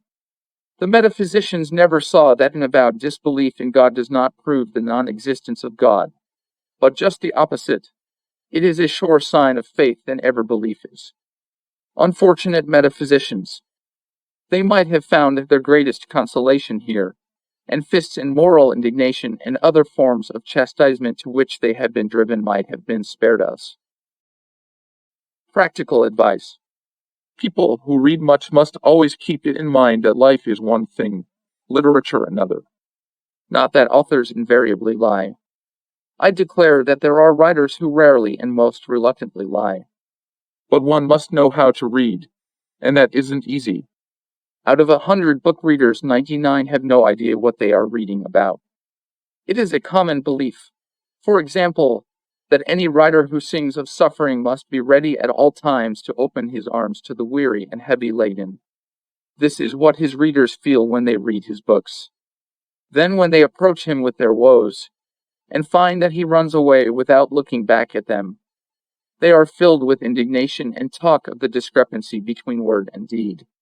Whereas the fact is, the singer has more than enough woes of his own, and he sings them because he can't get rid of them. El excello canto nelle gabbie, non di gioia ma di rabbia, says the Italian proverb. The bird sings in the cage, not from joy but from rage.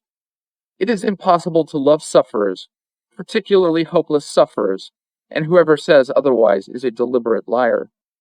Come unto me, all ye that labor and are heavy laden, and I will give you rest. But you remember what the Jews said about him. He speaks as one having authority. And if Jesus had been unable, or had not possessed the right, to answer this skeptical taunt, he would have had to renounce his words. We common mortals have neither divine powers nor divine rights. We can only love our neighbors whilst they still have hope, and any pretense of going beyond this is empty swagger.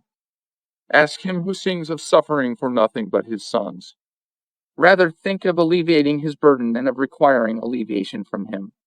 Surely not forever should we ask any poet to sob and look upon tears. I will end with another Italian saying, non e un si trist cane chi non many lacotive. No dog so wretched but he wags his tail sometimes. If a patient fulfills all the orders of a sensible doctor, we say he behaves wisely. If he wantonly neglects his treatment, we say he acts stupidly. If a healthy person wished to inoculate himself with some dangerous disease, say phthisis, we should say he was mad, and forcibly restrain him. To such an extent are we convinced that disease is evil, health good. Well, on what is our conviction based? At a glance the question seems absurd. But then at a glance people would absolutely refuse to doubt the fixity of the earth. At a glance, an ordinary person would giggle if he was shown the problem of the relation between the real world and the ideal. Who knows what would seem amenable to discussion to the ordinary person? The philosopher has no right to appeal to the ordinary person. The philosopher must doubt and doubt and doubt, and question when nobody questions, and risk making a laughing stock of himself. If common sense were enough to settle all problems, we should have known everything long age. So that, why do we value health more than sickness? Or even further, which is better, health or sickness? If we will drop the utilitarian point of view and all are agreed that this has no place in philosophy, then we shall see at once that we have no grounds whatever for preferring health and sickness. We have invented neither the one nor the other. We found them both in the world along with us. Why then do we, who know so little about it, take upon ourselves to judge which have nature's successes, which her failures? Health is agreeable, sickness disagreeable. But this consideration is unworthy of a philosopher. Otherwise, why be a philosopher? Why distinguish oneself from the herd? The philosopher invented morality, which has at its disposal various pure ideas that have no relation to empirical life. Then let us go further. Reason should have a supply of pure ideas also. Let reason judge in her own independent way, without conforming to conventional ideas. When she has no other resort, let her proceed by the method of negation. Everything that common sense asserts, I, reason, declare to be false. So, common sense says sickness is bad. Reason therefore asserts that sickness is the highest boon. Such reason we should call autonomous, law unto itself. Like a real monarch, it is guided only by its own will. Let all considerations point in favor of health. Reason must remain inexorable and keep her stand till we are all brought to obedience. She must praise suffering, deformity, failure, hopelessness.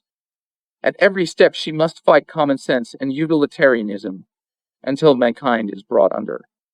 Is she afraid of rebellion? Must she in the last issue, like morality, adapt herself to the inclinations of the mob? Experience and science. As we are well aware, science does not, nay cannot, admit experience in all its extent. She throws overboard an enormous quantity of individual facts, regarding them as the ballast of our human vessel. She takes note only of such phenomena as alternate constantly and with a certain regularity. Best of all, she likes those phenomena which can be artificially provoked, when, so to speak, experiment is possible. She explains the rotation of the earth and succession of the seasons since a regular recurrence is observable, and she demonstrates thunder and lightning with a spark from an electric machine. In a word, in so far as a regular alternation of phenomena is observable, so far extends the realm of science. But what about those individual phenomena which do not recur, and which cannot be artificially provoked? All men were blind, and one for a moment recovered his sight and opened his eyes on God's world. Science would reject his evidence. Yet the evidence of one seeing man is worth that of a million blind. Sudden enlightenments are possible in our life, even if they endure only for a few seconds. Must they be passed over in silence because they are not normal and cannot be provoked? Or treated poetically, as beautiful fictions? Science insists on it. She declares that no judgments are true except such as can be verified by all and everyone. She exceeds her bounds. Experience is wider than scientific experiment, and individual phenomena mean much more to us than the constantly recurrent. Science is useful, but she need not pretend to truth. She cannot know what truth is. She can only accumulate universal laws. Whereas there are, and always have been, non-scientific ways of searching for truth, ways which lead, if not to the innermost secrets, yet to the threshold.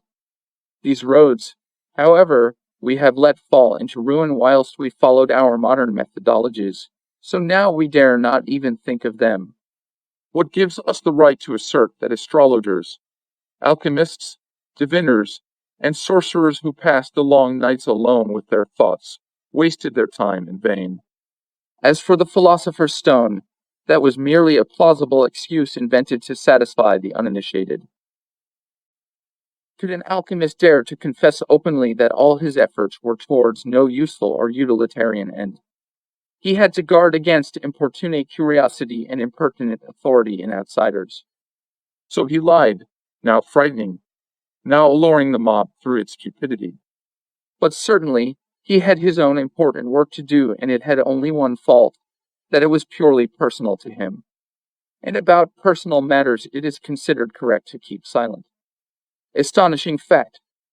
As a rule, man hesitates over trifles. But it does sometimes occur that a moment arrives when he is filled with unheard of courage and resolution in his judgments. He is ready to stand up for his opinions against all the world, dead or living. Whence such sudden surety? What does it mean? Rationally, we can discover no foundation for it. If a lover has got into his head that his beloved is the fairest woman on earth, worth the whole of life to him, if one who has been insulted feels that his offender is the basest wretch, deserving torture and death, if a would-be Columbus persuades himself that America is the only goal for his ambition, who will convince such men that their opinions, shared by none but themselves, are false or unjustifiable, and for whose sake will they renounce their tenets? For the sake of objective truth. That is, for the pleasure of the assurance that all men after them will repeat their judgment for truth. They don't care. Let Don Quixote run broadcast with drawn sword, proving the beauty of Dulcinea or the impending horror of windmills. As a matter of fact, he and the German philosophers with him have a vague idea, a kind of presentiment, that their giants are but mill sails, and that their ideal on the whole is but a common girl driving swine to pasture. To defy such deadly doubt they take to the sword or to argument, and do not rest until they have succeeded in stopping the mouth of everybody. When from all lips they hear the praise of Dulcinea, they say, "Yes, she is beautiful, and she never drove pigs." When the world beholds their windmilling exploits with amazement, they are filled with triumph.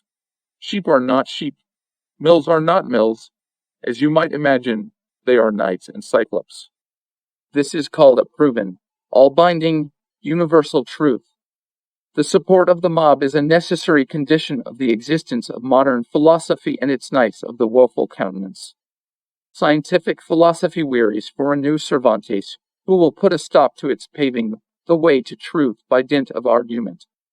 All opinions have a right to exist, and if we speak of privilege, then preference should be given to such as are most run down today, namely, to such opinions as cannot be verified and which are, for that selfsame reason, universal.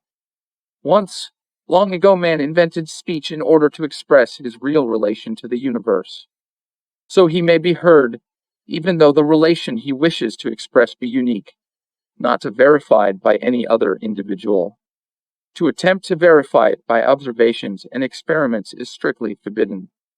If the habit of objective verification has destroyed your native receptivity to such an extent that your eyes and ears are gone, and you must rely only on the evidence of instruments or objects not subject to your will, then, of course, nothing is left you but to stick to the belief that science is perfect knowledge.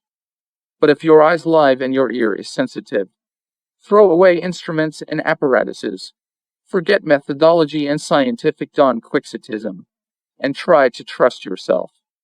What harm is there in not having universal judgments or truths? How will it hurt you to see sheep as sheep? It is a step forward. You will learn not to see with everybody's eyes, but to see as none other sees. You will learn not to meditate, but to conjure up and call forth with words alien to all but yourself an unknown beauty and an unheard of power. Not for nothing, I repeat, did astrologers and alchemists scorn the experimental method, which, by the way, far from being anything new or particularly modern, is as old as the hills.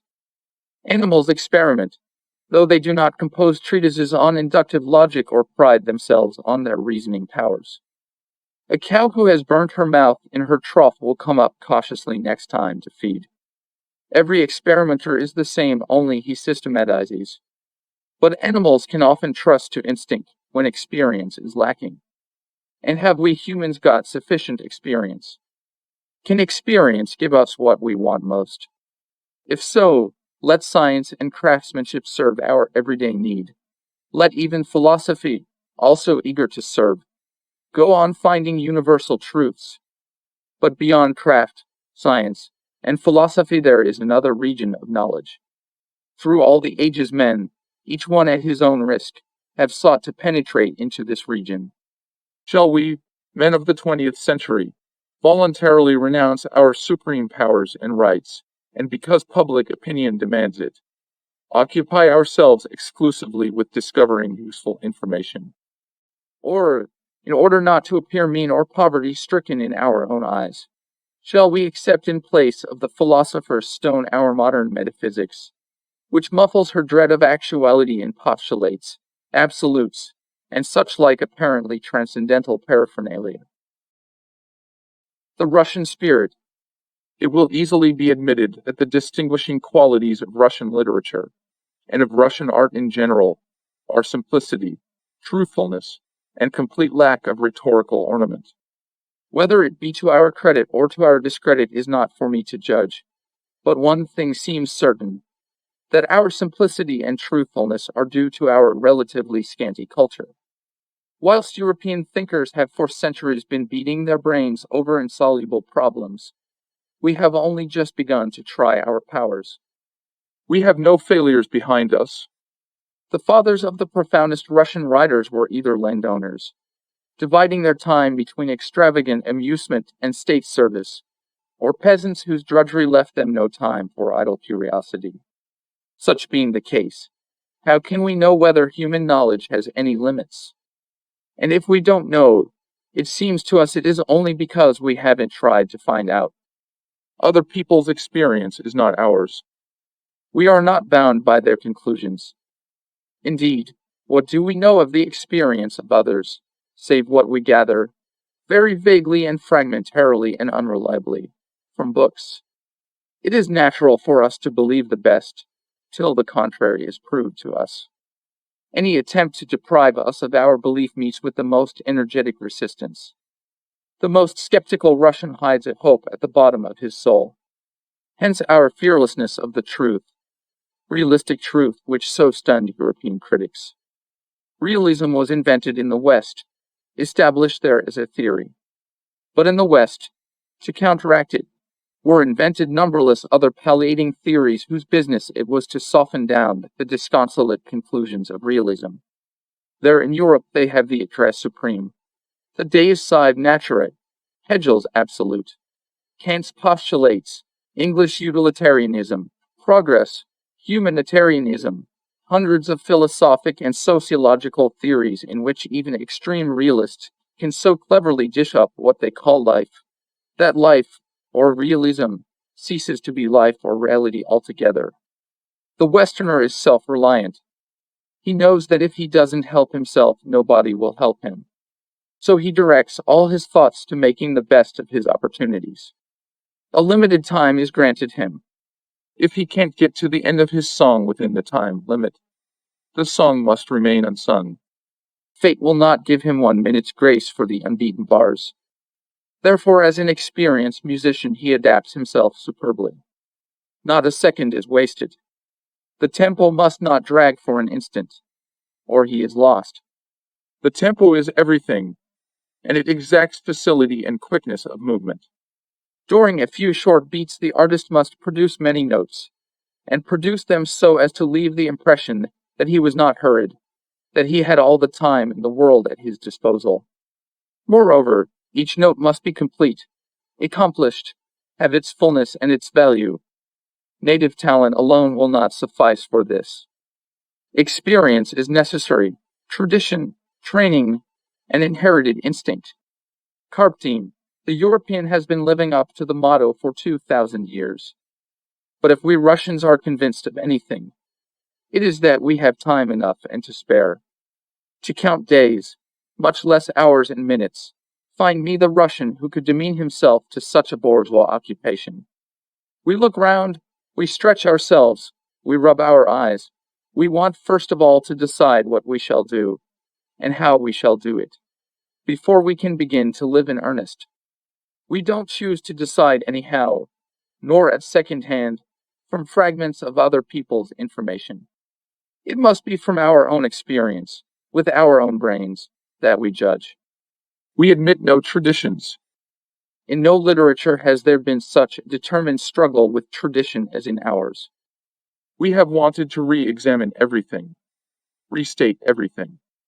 I won't deny that our courage is drawn from our quite uncultured confidence in our own powers. Byelinsky, a half-baked undergraduate, deriving his knowledge of European philosophy at third hand, began a quarrel with the universe over the long-forgotten victims of Philip Roman II and the Inquisition. In that quarrel is the sense and essence of all creative Russian literature. Dostoevsky, towards his end, raised the same storm and the same question over the little tear of an unfortunate child. A Russian believes he can do anything, hence he is afraid of nothing. He paints life in the gloomiest colors, and were you to ask him, how can you accept such a life?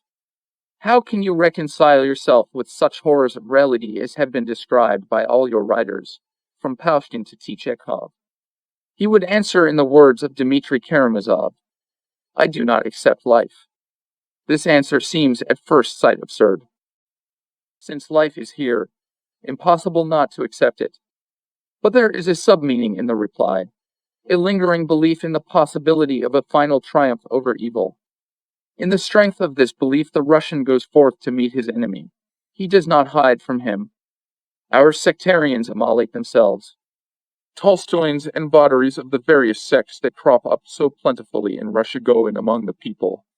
They go, God knows to what lengths, destroying their own lives and the lives of others. Writers do not lag behind sectarians. They, too, refuse to be prudent, to count the cost or the hours. Minutes, seconds, time beats, all this is so insignificant as to be invisible to the naked eye. We wish to draw with a generous hand from fathomless eternity, and all that is limited we leave to European bourgeoisie. With few exceptions, Russian writers really despise the pettiness of the West. Even those who have admired Europe most have done so because they failed most completely to understand her. They did not want to understand her. That is why we have always taken over European ideas in such fantastic forms. Take the 60s, for example. With its loud ideas of sobriety and modest outlook, it was a most drunken period. Those who awaited the new Messiah and the second advent read Darwin and dissected frogs. It is the same today. We allow ourselves the greatest luxury that man can dream of. Sincerity, truthfulness, as if we were spiritual Croesuses, as if we had plenty of everything, could afford to let everything be seen, ashamed of nothing. But even Croesuses, the greatest sovereigns of the world, did not consider they had the right to tell the truth at all times. Even kings have to pretend. Think of diplomacy. Whereas we think we may speak the truth, and the truth only, that any lie which obscures our true substance is a crime, since our true substance is the world's finest treasure, its finest reality. Tell this to a European, and it will seem a joke to him, even if he can grasp it at all. A European uses all his powers of intellect and talent, all his knowledge and his art for the purpose of concealing his real self and all that really affects him, for that the natural is ugly and repulsive. No one in Europe will dispute for a moment. Not only the fine arts, but science and philosophy in Europe tell lies instinctively. By lying they justify their existence. First and last, a European student presents you with a finish theory. Well, and what does all the finish and the completeness signify? It merely means that none of our Western neighbors will end his speech before the last reassuring word is said. He will never let nature have the last word, so he rounds off his synthesis. With him, ornament and rhetoric is a sine qua non of creative utterance, the only remedy against all ills. In philosophy reigns theodicy, in science, the law of sequence. Even Kant could not avoid declamation. Even with him, the last word is moral necessity. Thus there lies before us the choice between the artistic and accomplished lie of old, cultured Europe, a lie which is the outcome of 1,000 years of hard and bitter effort, and the artless, sincere simplicity of young, uncultured Russia. They are nearer the end. And which is nearer the truth? And can there be a question of voluntary, free choice? Probably neither the old age of Europe nor the youth of Russia can give us the truth we seek. But does such a thing as ultimate truth exist? Is not the very conception of truth, the very assumption of the possibility of truth, merely an outcome of our limited experience, a fruit of limitation. We decide a priori that one thing must be possible, another impossible, and from our arbitrary assumptions we proceed to deduce the body of truth. Each one judges in his own way, according to his powers and the conditions of his existence. The timid, scared man worries after order, that will give him a day of peace and quiet. Youth dreams of beauty and brilliance. Old age doesn't want to think of anything, having lost the faculty for hope. And so it goes on, ad infinitum. And this is called truth. Truths. Every man thinks that his own experience covers the whole range of life. And, therefore, the only men who turn out to be at all in the right are empiricists and positivists. There can be no question of truth once we tear ourselves away from the actual conditions of life. Our confident truthfulness, like European rhetoric, turns out to be beyond truth and falsehood. The young East and the Old West alike suffer from the restrictions imposed by truth, but the former ignores the restrictions, whilst the latter adapts itself to them. After all, it comes to pretty much the same in the end. Is not clever rhetoric as delightful as truthfulness? Each is equally life. Only we find unendurable a rhetoric which poses as truth, and a truthfulness which would appear cultured. Such a masquerade would try to make us believe that truth, which is only limitedness, has a real objective existence, which is offensive, until the contrary is proved. We need to think that only one assertion has or can have any objective reality, that nothing on earth is impossible. Every time somebody wants to force us to admit that there are other, more limited and limiting truths, we must resist with every means we can lay hands on. We do not hesitate even to make use of morality and logic, both of which we have abused so often. But why not use them? When a man is at his last resources, he does not care what weapons he picks up. Nur für schwindelfrei. To be proper, I ought to finish with a moral. I ought to say to the reader that in spite of all I have said, or perhaps because of all I have said, for in conclusions, as you are aware, in spite of is always interchangeable with because of, particularly if the conclusion be drawn from many scattered data. Well then, because of all I have said, hope is not lost.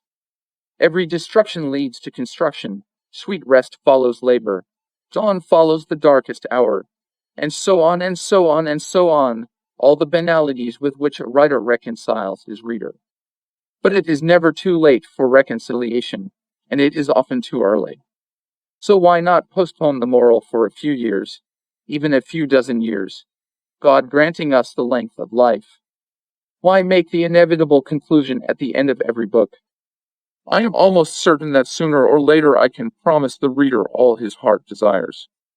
But not yet. He may, of course, dispense with my consolations. What do promises matter, anyhow, especially when neither reader nor writer can fulfill them? But if there is no escape, if a writer is finally obliged to admit in everybody's hearing that the secret desires of poor mankind may yet be realized, let us at least give the wretched writer a respite. Let him postpone his confession till old age usque ad infinitum. Meanwhile, our motto nur für schwindelfrei. There are in the Alps narrow, precipitous paths where only mountaineers may go, who feel no giddiness. Giddy free. Only for the giddy free, it says on the notice board. He who is subject to giddiness takes a broad, safe road, or sits away below and admires the snowy summits. Is it inevitably necessary to mount up? Beyond the snow line are no fat pastures nor goldfields. They say that up there is to be found the clue to the eternal mystery, but they say so many things. We can't believe everything. He who is tired of the valleys, loves climbing, and is not afraid to look down a precipice, and, most of all, has nothing left in life but the metaphysical craving, he will certainly climb to the summits without asking what awaits him there. He does not fear, he longs for giddiness. But he will hardly call people after him. He doesn't want just anybody for a companion. In such a case companions are not wanted at all, much less those tender-footed ones who are used to every convenience, roads, street lamps, guideposts, careful maps which mark every change in the road ahead. They will not help, only hinder. They will prove superfluous, heavy ballast, which may not be thrown overboard. Fuss over them, console them, promise them. Who would be bothered? Is it not better to go one's way alone, and not only to refrain from enticing others to follow, but frighten them off as much as possible, exaggerate every danger and difficulty? In order that conscience may not prick too hard, we who love high altitudes love a quiet conscience. Let us find a justification for their inactivity. Let us tell them they are the best, the worthiest of people, really the salt of the earth. Let us pay them every possible mark of respect. But since they are subject to giddiness, they had better stay down. The upper alpine ways, as any guide will tell you, are nur für Schwindelfrei.